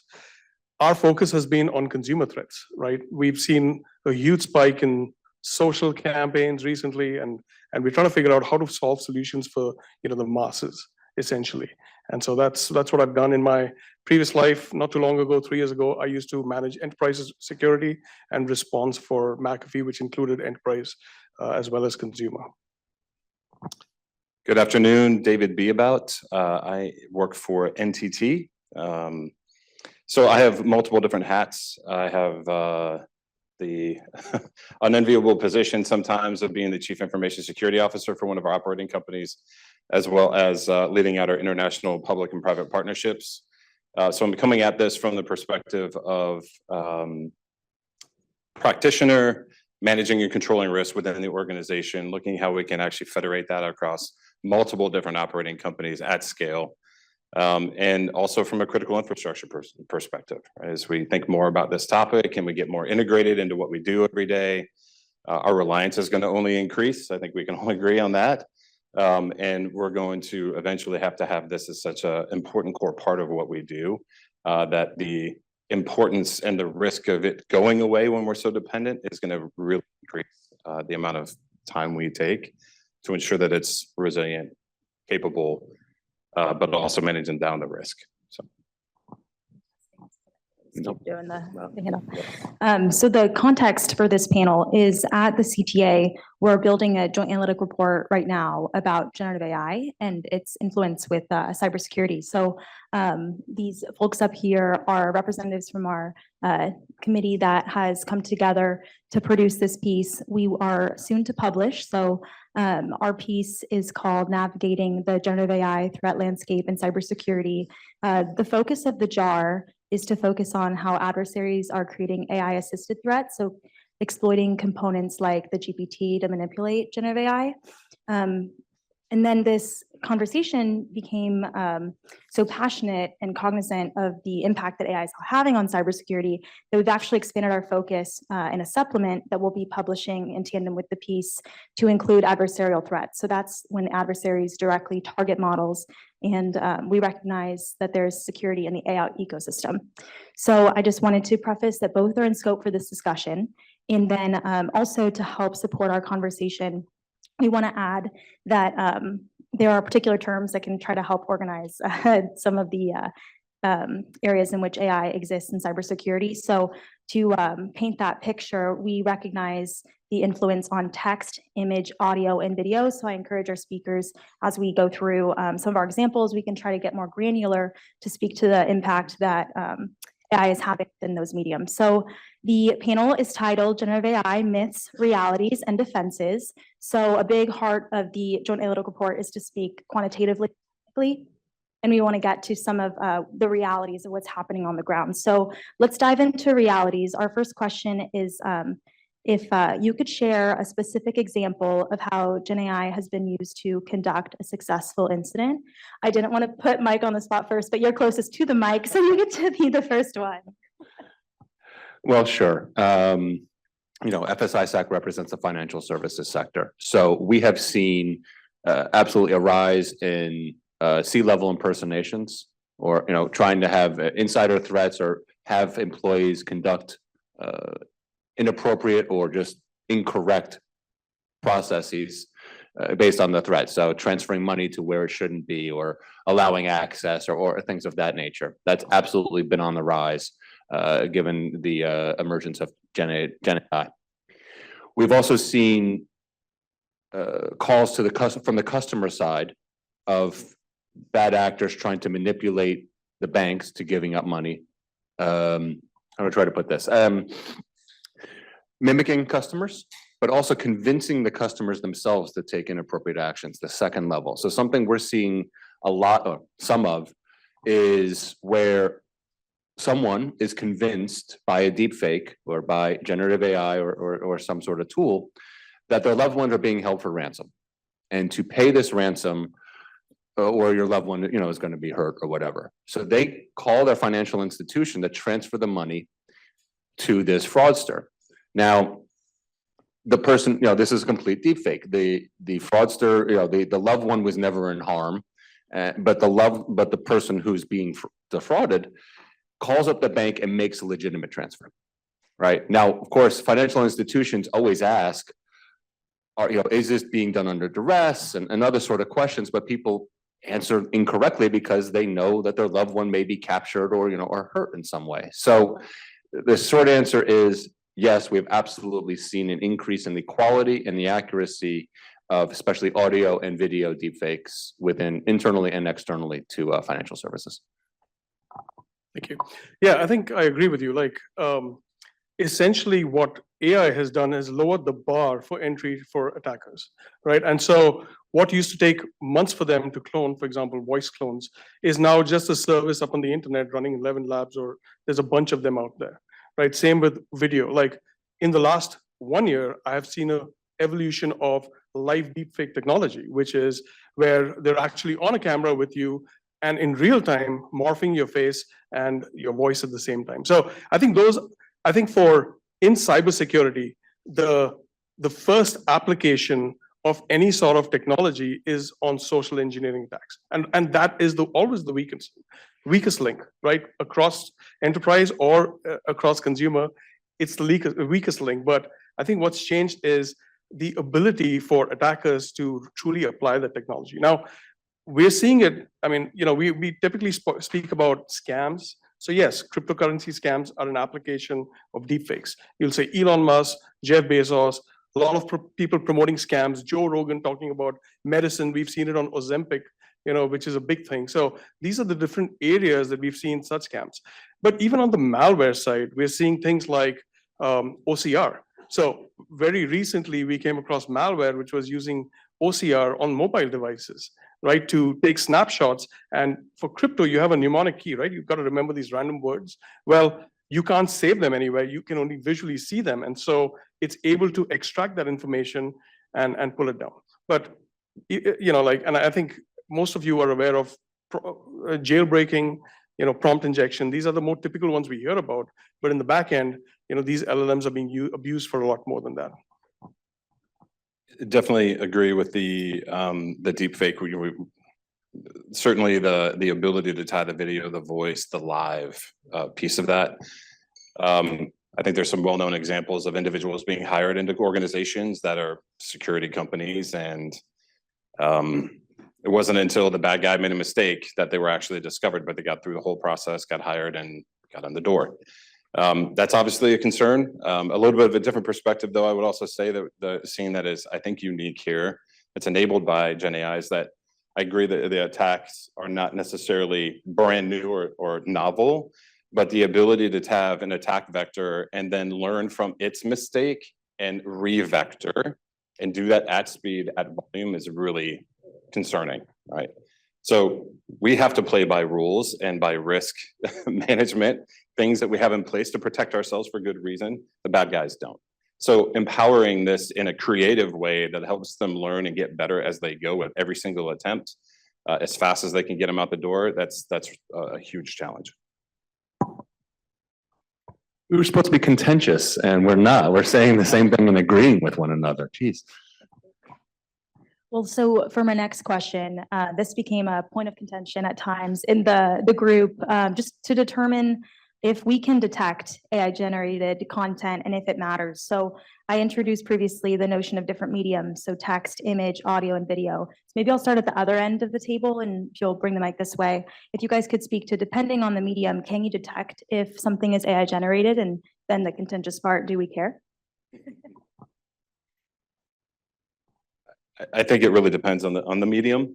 All right, we talked about that a little bit. It's just to say that something that's worded too perfectly, a human's probably going to catch. That doesn't really sound like John's tone, right? So there might be some things that we pick up that might be too perfectly crafted, whereas we would look for a spelling mistake if we went through the other things. There's something poorly worded and it would be very obvious.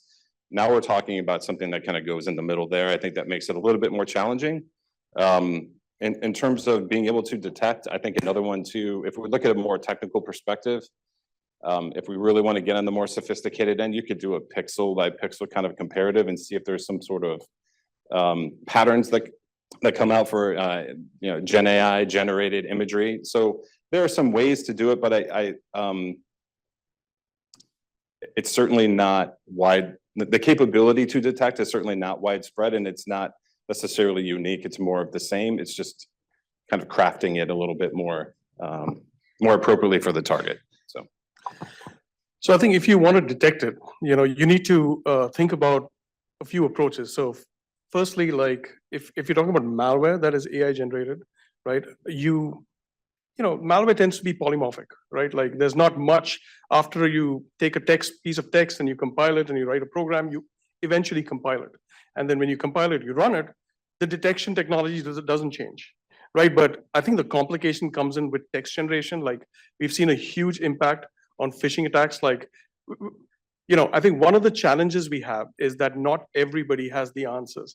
Not everybody has the data. Like, how do you indicate whether text is AI generated or not?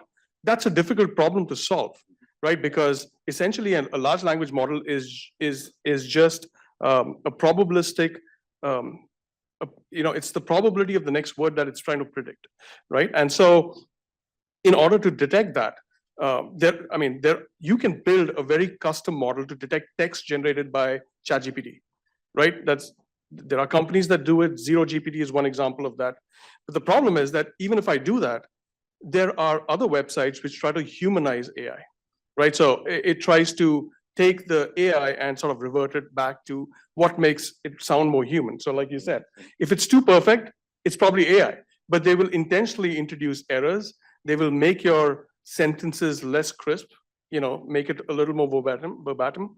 And so I think those are some of the challenges. Now, where I think one thing that companies can do better is watermark, right? So if audio technology, if an LLM is generating data and you can watermark it, right, then it just makes life easier for everyone. It's like back in the day when news used to get generated, there's a bunch of people spreading misinformation, right? And at some point, you started trusting certain newspapers more than others. That was reputation built over time based on articles they wrote, right? So I see that happening for text, but for AI, for images and videos, I expect some sort of a watermark to come in.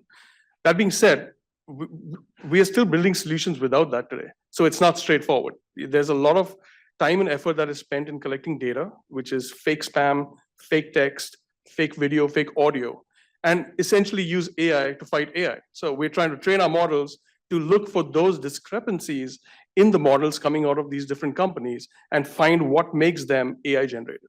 So it's a tough problem. It's uphill, but we're working towards it. All right, so now here comes a little contentious part. So yes, I recommend as well, we recommend watermarking, but then bad actors are using AI to remove the watermarks. So, it's a chicken and egg sort of problem here. Back to the original question, can we detect it? And context matters in these scopes, right? So when it comes to just pure text, yes, the more perfect and the words and eloquent words used, all right, fine, there's a chance there, but it's still very hard to tell if an increase in phishing is because of AI or just because more people see it as a valuable activity. We don't know for sure. When it comes to audio and video, you get more clues. Oh, they're calling from a number they've never called from before, or I know my boss is in, Singapore at the moment, and why would he be calling me at this time of day? And that things just seem out of place, right? That context helps. Text has very little context, so it's harder to detect. Now to the second part of the question, does it matter? And we at FSISAC did an internal exercise. We created a deepfake just for ourselves, it's not been shared externally, on what would happen if a public figure basically said something that would cause bank runs. Okay, I won't go into what he said or she said, but we played this message for our executive team. And the response was, we were all scared because it wasn't as if, I'm trying to say, we didn't have to achieve fooling everyone. All we had to achieve with this would be fooling some people. And the deep fake was good enough that it would fool some people. I use the joke, my mother-in-law, right? My mother-in-law would absolutely have, if this was on the news, she would have gone to her bank and withdrawn her money just on the chance if it was real or not. And many people would be thinking this, right? So when we were deciding, oh my gosh, do we need to start to invest in deepfake or, these detection tools and then we realized, at least from FSISAC's perspective, no, because for us, yes, okay, if we find out this is a deepfake and that so-and-so, she or he never said that, fine, maybe that'll help solve it in the long run. But in the short term, our problem is that this would cause a bank run. And it's the operation that yes, the deepfake may have caused this problem, but the operational issues of the bank run are what's more pressing for our industry right now. And that's where our attention needs to be, rather than whether or not this was caused by an AI or just someone in a fancy suit, right? So I'd say it depends, but oftentimes, no, it doesn't matter if AI is doing it or not. To the point from earlier, these are all mostly known sources of fraud that are just getting more accurate and better than we've seen before. Yeah, thank you all. It's very helpful to level set. Part of the goal behind this report is to recognize the hype behind AI and for us to cut through the hype and speak to what you're seeing on the ground. So in that vein, there are a lot of myths that are also coming up around AI. So this is going to be a very fun segment where I hit you with the myth and you tell me why it's wrong. So Abhishek, maybe I'll have you start next, and then whoever wants to go after that. I'm trying to make it fair with who gets the mic given this approach. But the first myth is AI is going to take all our jobs. Not all our jobs. Well, the fact is that AI is a tool that is making people more efficient, right? So it's not that you're going to lose your job to AI. You're going to lose your job to somebody who knows how to use AI. So it's like 10 years ago when Google came, there were people who used to be extremely good at Google searching, right? And so they were the experts in the room. Everybody was like, this is the go-to guy. I think we heard this in the morning as well, that it's the entry-level analysts, which are going to get impacted because the AI models are going to be able to take care of the simple thing. But I think there's going to be a little bit of a shift. So yes, there will be some jobs that get displaced, but I think they'll get offsetted by other types of jobs, right? The other types of jobs will be, like we're seeing, more data analysts, right? More ability to automate some of the stuff. Like those jobs are going to be displaced. I mean, I don't know about you guys, but like every security company is now trying to figure out how to automate AI to help researchers, right? And so that's a very natural sort of progression of this field. It's just like everything else in the past. When the computer came, when the typewriter was gone, it's just a natural progression of advancement in technology. We're gonna go myth by myth here, or everybody's gonna comment on the same myth? That's fine. We can, but what I did want to say something. I think that's 100% agree. I think there's going to be a displacement. Had lots of conversations on this, and we kind of center around the idea that a 2-hour task for a cybersecurity analyst may take 8 minutes. Well, think about that for a second. Okay, so that person can get an entire day's work done in between a half hour and 45 minutes ish, right? So then we're going to have people that are going to be moving differently who stay in those roles because prompt engineering, as we talked about, how well can you execute and interact is going to come up. That's going to be a major part of it. So it's going to accelerate the breadth, but then you're going to have the other people that are going to support the wholehearted adoption. Businesses aren't going to be able to compete in the future unless they're wholeheartedly adopting this, integrating all the different kinds of data of the organization so you can make faster, better, smarter decisions that are all encompassing in the business, not just my one segment, but all of it. So that's all going to accelerate. And I'm bringing all that up because of the dependency that's going to be there. You're going to need people to help make sure that that doesn't go down. Right. So can I say one more thing? So one thing, I want to say about cybersecurity is that we all know that in the last so many years, the scale of attacks has been increasing and we haven't had the talent to keep up. So this is actually a blessing in disguise because you have the ability to very quickly go through tons of data, prioritize, and figure out what is the most important incident, right? So again, I think let the analysts, even if they're junior, focus on the most important stuff. Let AI do the more complicated stuff for you. Build the right system so that they can be prioritized, and then that's what you act on. So I think there's a lot to gain here, and therefore adopting it or keeping an open mind is important. You stole some of my thought, but let me ask it this way. All of us, everyone in the room, think about this. Raise your hand if you think you are perfectly staffed up today to handle all the threats attacking your organization. Yeah, I've never seen a hand go up when I've asked that question, right? And so to my panelist's point here, if we use AI and we can help us find, reduce false positives and help us find more of that signal through the noise, that's going to make us more efficient. It's going to be more enjoyable jobs, right? Rather than, offshoring, looking through noise or reports or whatever. So that doesn't necessarily cut our jobs. It just changes our jobs and makes our jobs more impactful, and we can actually focus and harness our resources in the right way. Does that apply to every job? No.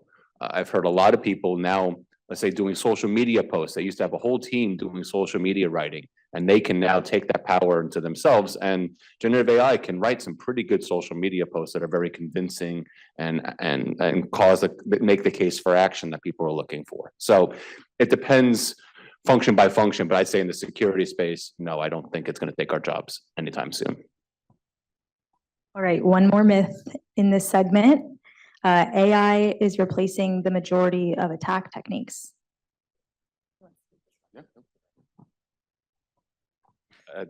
We talked about this a little bit before. I don't know that it's actually going to replace. I think it's just going to either accelerate, it's going to learn, it's going to be able to help get better as it learns. So the feedback loop is going to be very quick. So I don't know that it's going to replace, but I do think volume, right? I think that's a really speed and volume are going to be the two big characteristics. You stole from me, so I can steal from you. Yeah. So we're all familiar with the Nigerian prince scam, right? Where you get this email that's poorly worded and what? It's a scam. Yeah, it's a scam. I know. Sorry, you didn't win the lottery. You didn't get a 9-figure check. I'm sorry, Dave. But it was a funny change. So once generative AI came out, the fraudsters started to use generative AI to write these emails. And they found something interesting. The more perfect, the more accurate they got with these emails, yes, they got first-time click-throughs, but then people then got smart as to what was going on, and they would, what's called rage quit in the gaming community, or just gave up on the scam. And what the fraudsters realized is that you're taking too much of our time to weed out those that are actually going to fall for this scam versus not.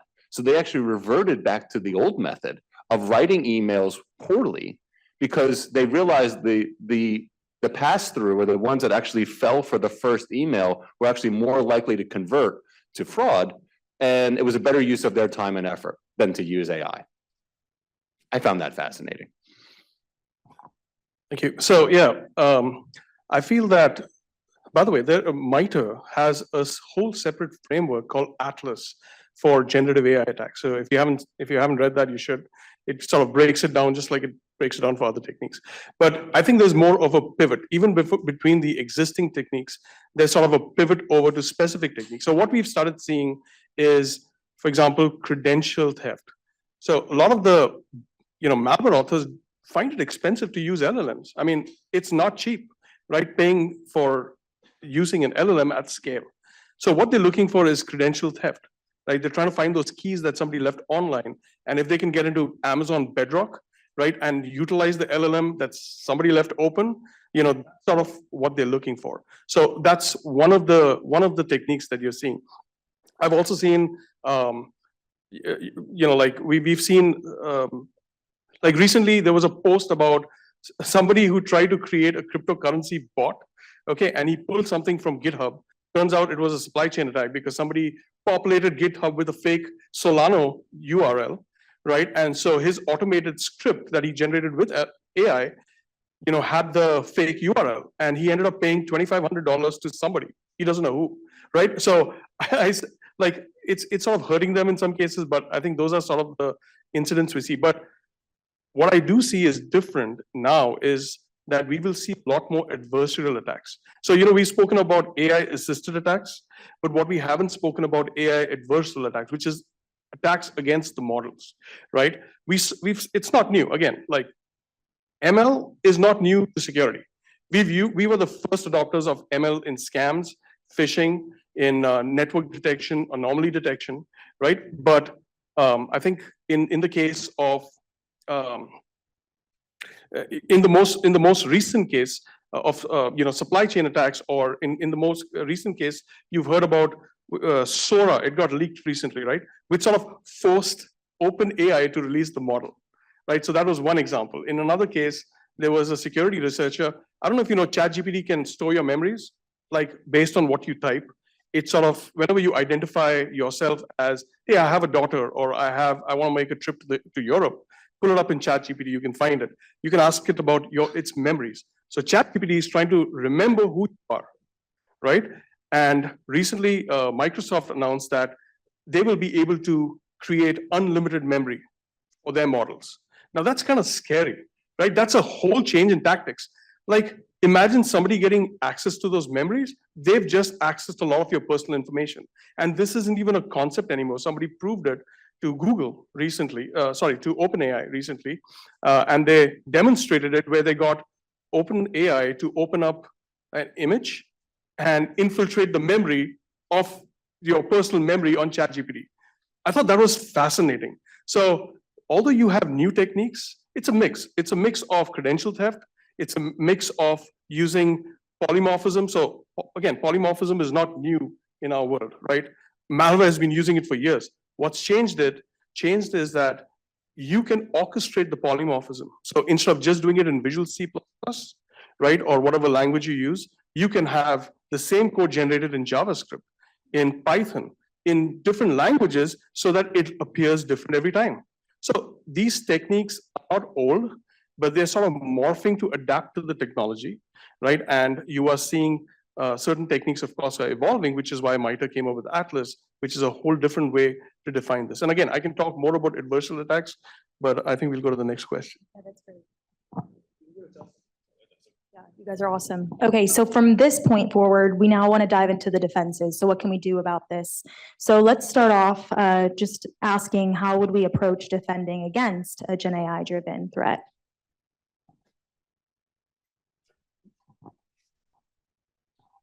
We talked a little bit about some of that already. Pixel level analysis is one of those. Watermarking, right, could be a potential. But I really think the fundamentals matter more than anything.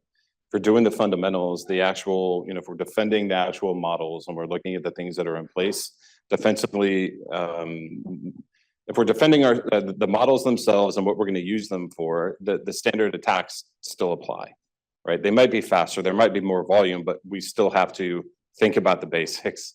The zero trust architectures, the fundamentals of getting things done still encompass the majority of the attacks that exist. So whether Gen AI is in it or not, it's still running in the same kind of infrastructure. The risk might be distributed, but the same attacks apply, right? So, I think my approach is primarily fundamentals. Let's get those done and make sure that we're doing that first before we get distracted by the shiny object. It matters, but let's make sure that we really lock that down first. I agree. I think there's somebody who spoke about this morning, is that, hey, we are still 10 years on where we want to enforce, I forget the name, NTT, some bill. Okay, anyway, but yeah, I think at the basic level, zero trust, micro-segmentation, resilience, building resilience into your system. So I think you would probably break it up into two parts, right? There is a process of creating the model. When you create the model, you want to build the right infrastructure, the right guardrails, right? Implement watermarking. So you start with security in mind. But then when the model has been created, right, you have to be able to demonstrate accountability, transparency, non-repudiation. That means if it comes from ChatGPT, you should be able to prove it, that it came from ChatGPT. So I think these are, of course, the fundamentals. And there is a challenge here, though. We talk about building these models, and we're constantly thinking about how to build safer models, but the bad guys may not use that model. They might build their own models, right? And so when they do that, and you have to forget all the policy you thought about, right? Because they don't have policies, right? Then you go down to the basics. You go down to what you need to do at the basic level. And I think if your foundation is strong, then you don't drift a lot. You'll be able to manage pretty well. So no contention on this one. I actually agree with both my panelists here, but I'm going to go to a different side of it then. When we start to think about the threats, it's not just the direct technical threats. It's what are you going to do with these things? There's something called hallucination. I'm sure many of you have heard of. How do you prevent hallucination? Well, it's training users of the systems to say, you know what? I don't believe everything verbatim that just comes out of this tool. Let me go fact check. Let me go do research to say whether I should do this or not. Take this action. Format your C drive on your computer. Oh, wait a minute. Maybe that's not the right answer here, right? There's also the risk of using someone else's proprietary or confidential information, right? Somehow some proprietary or copyrighted information got into this model and something was output. You don't want to be on the hook for violating someone else's copyright. So the question is, where do you use these things? The advice we give to, let's say, developers is don't take your source code, put it into the model, and have the model fix your own source code. Ask the model a generic question using generic variable names and generic concepts that then you as a programmer take back and into your code. Another thing is found is that some of the code written, on average, across all the models, code output by the Gen AI has about 40% of the code written has some sort of error, whether it be a security error or a logic error of some kind. Well, that means that you need a real programmer and someone who understands what's going on to find those bugs and catch them before that gets incorporated into your product. So it's not just everything. I completely agree with everything else here, but it's the other side, it's the business use side, which is why we recommend in financial services, human in the loop, as it's called. Do not let these systems just go blindly responding to things. Let them advise the human that can make the final determination. Just to add to that, in the process of creating LLM, we don't hear about this much, but the process of creating an LLM is a lot of work. There is a human in the loop who eventually has to validate that, right? LLM and the output. So there are experts that are hired by these companies that try to assess the output and just make sure it's valid. So RLHF, just reinforcement learning with human feedback is a part of that process. Then they implement guardrails, right? But what's going to be interesting is to see how things evolve. Right now, we're talking about large language models, right, which are hosted in the cloud. In the future, there's going to be smaller agentic models, which are going to be on your devices, right? And there won't be one, there'll be multiple. And they'll all be working together. So even though there'll be guardrails around that, there might have to be additional ways to test the functionality of the system as a whole, right? Because you'll have all these agentic, all these mini models sort of running on your system at some point. And how do you ensure that, Anthropic made, they made a model which can, simulate APIs for monitoring the screen, like not monitoring the screen, but doing actions on the screen. That was really interesting because essentially they're trying to give it the ability to be able to act like a human. So you can go and click on a folder, delete files. Imagine the abuse of that. Like if you can abuse that, that's pretty scary. However, at the same time, like you have to put the right policies in place, zero trust, everything. I think an important part is red teaming. So after the release of your models, right, every organization should be having their own red teaming teams to ensure that within your organizational's requirements on security, you have everything that your teams are implementing additional tech checks. You cannot rely on the LLM maker or the agent maker. You have to sort of implement your own teams who are educated now, understand how to jailbreak, how to prompt train, right? And sort of use that as a mechanism to test the limits or the boundaries of these models, even if you're using them. And of course, I think CISOs have a big nightmare because how many people are copy pasting this into ChatGPT, like loss of information? That's a nightmare, which I'm not sure CISOs probably can give us more information, but I'm sure that they're thinking about how to handle that in a better manner too. So those boundaries are important.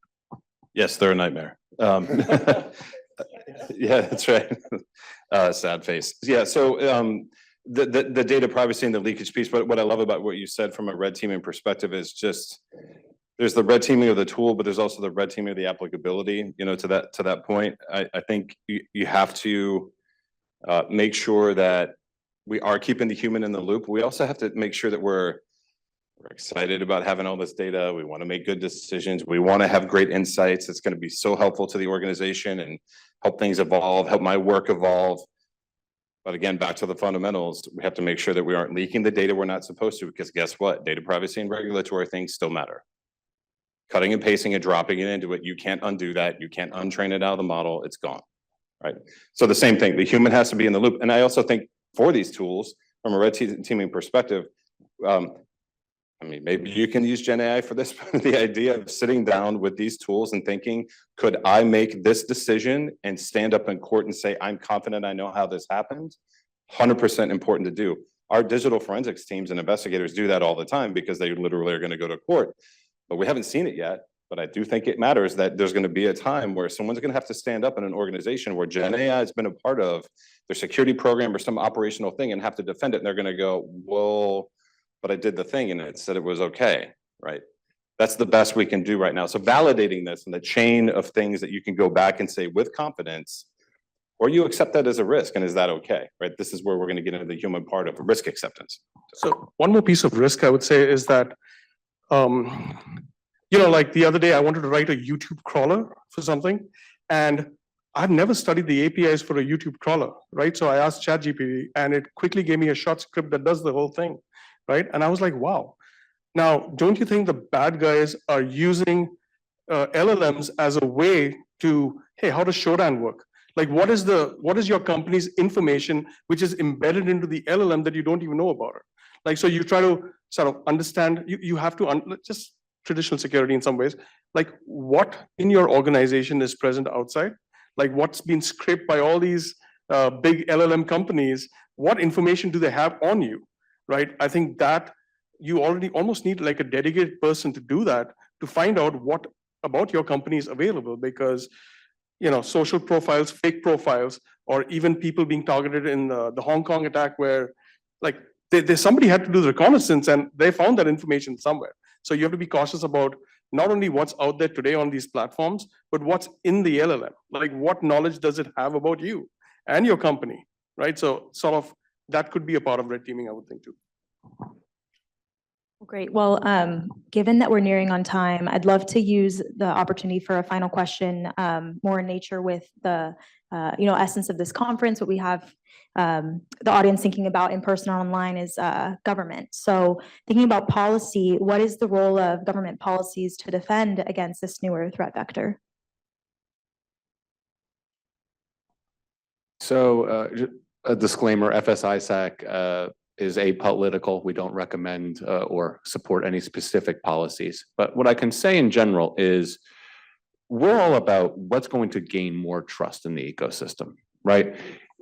The financial institutions need to work with one another, so need to have the trust in one another that, let's say, when they make a trade on an exchange, the contra side is going to be there whether they made money or lost money. Where customers give money to a financial institution, they're going to get the right amount back, right? All of that is embedded within the ecosystem. And the whole system is built on trust. So when it comes to embracing artificial intelligence, there's a lot of different ways or methods that we can do to try to instill said trust. Whether that's internal policies, training, blocking certain things or saying, certain activities just should not be done on these systems, blocking access to public Gen AI systems so that only, it's only the internal ones that we can monitor, log, et cetera. Whether it's government related policy, there's a lot of things that can be done to keep the trust going in the ecosystem.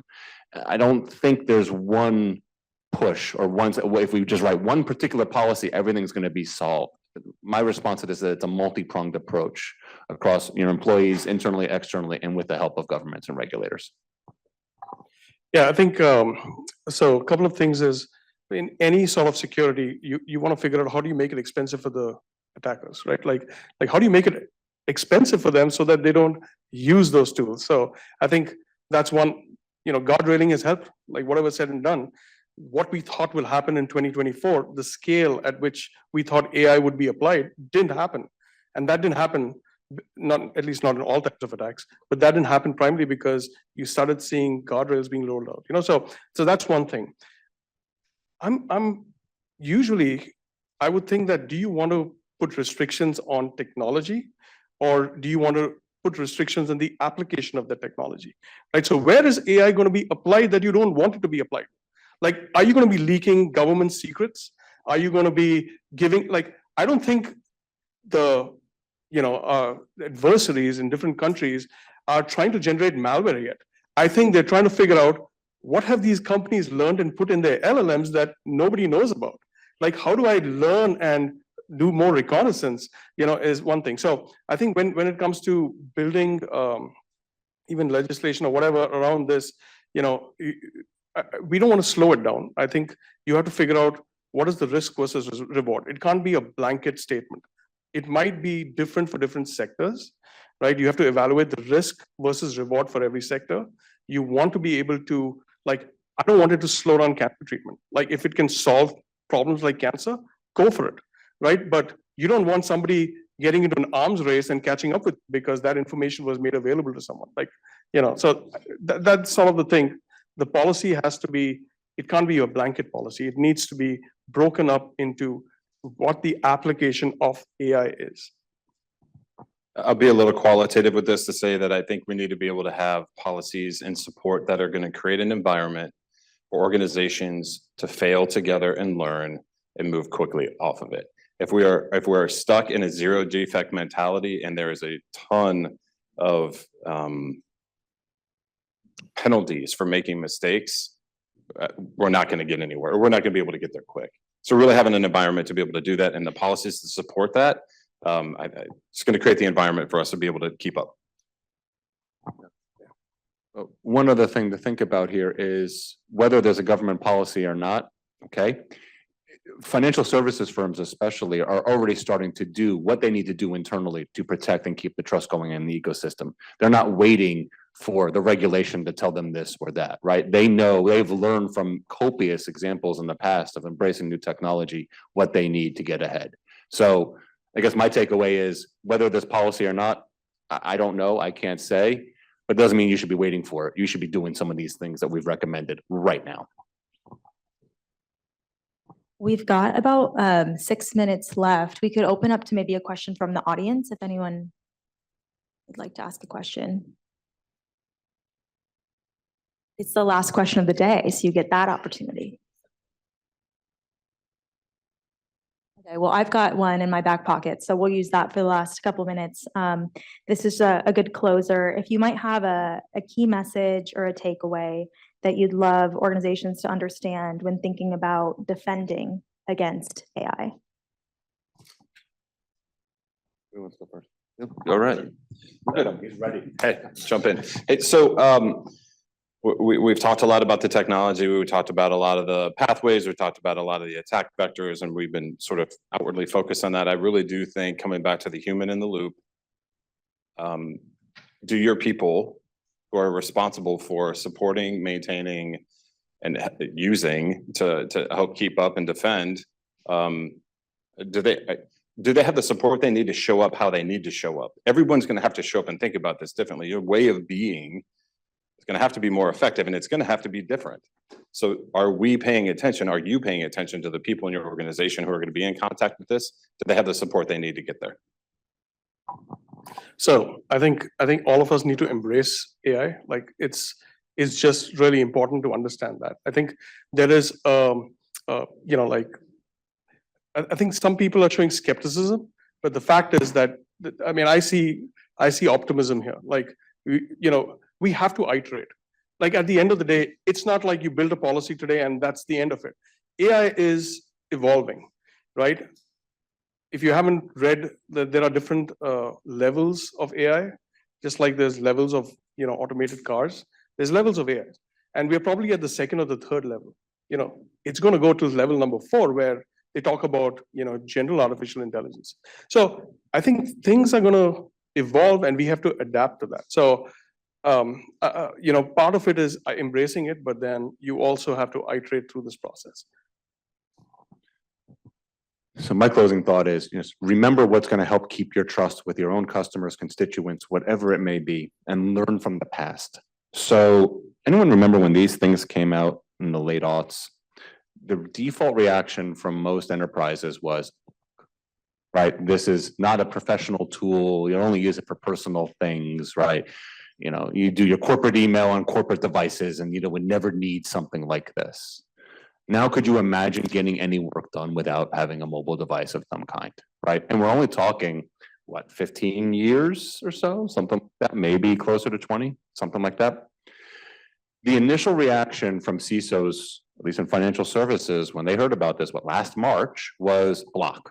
Because we don't have the policies in place. This could get misused, could cause us all sorts of internal, external, public perception problems. Just block. A straight out block is only going to last for so long. Employees are smart enough and users are smart enough to understand, okay, there's definitely some risks here, but we better be working on this because otherwise they're going to go underground. And while you may have all the proper logging and everything on your own internal AI, Gen AI systems, if you're not giving them the functionality that they need, they're going to pull out these devices and they're going to go and you're never going to know what happened. And there goes any PII detection or anything like that. And good luck trying to get employees to treat everything like a skiff room and hand in your mobile phones before you go to your desk. It's just not going to happen, right? So the lesson here, again, I've said it before, I'll say it again. Start to think about really now, how do we start to apply it? How do we do it safely? How do we educate so people do the right actions and take the right steps to keep the trust going amongst everyone? That's great. Awesome. Well, we can transition then and invite Michael to the stage. Thanks, everyone. Thank you, Chelsea.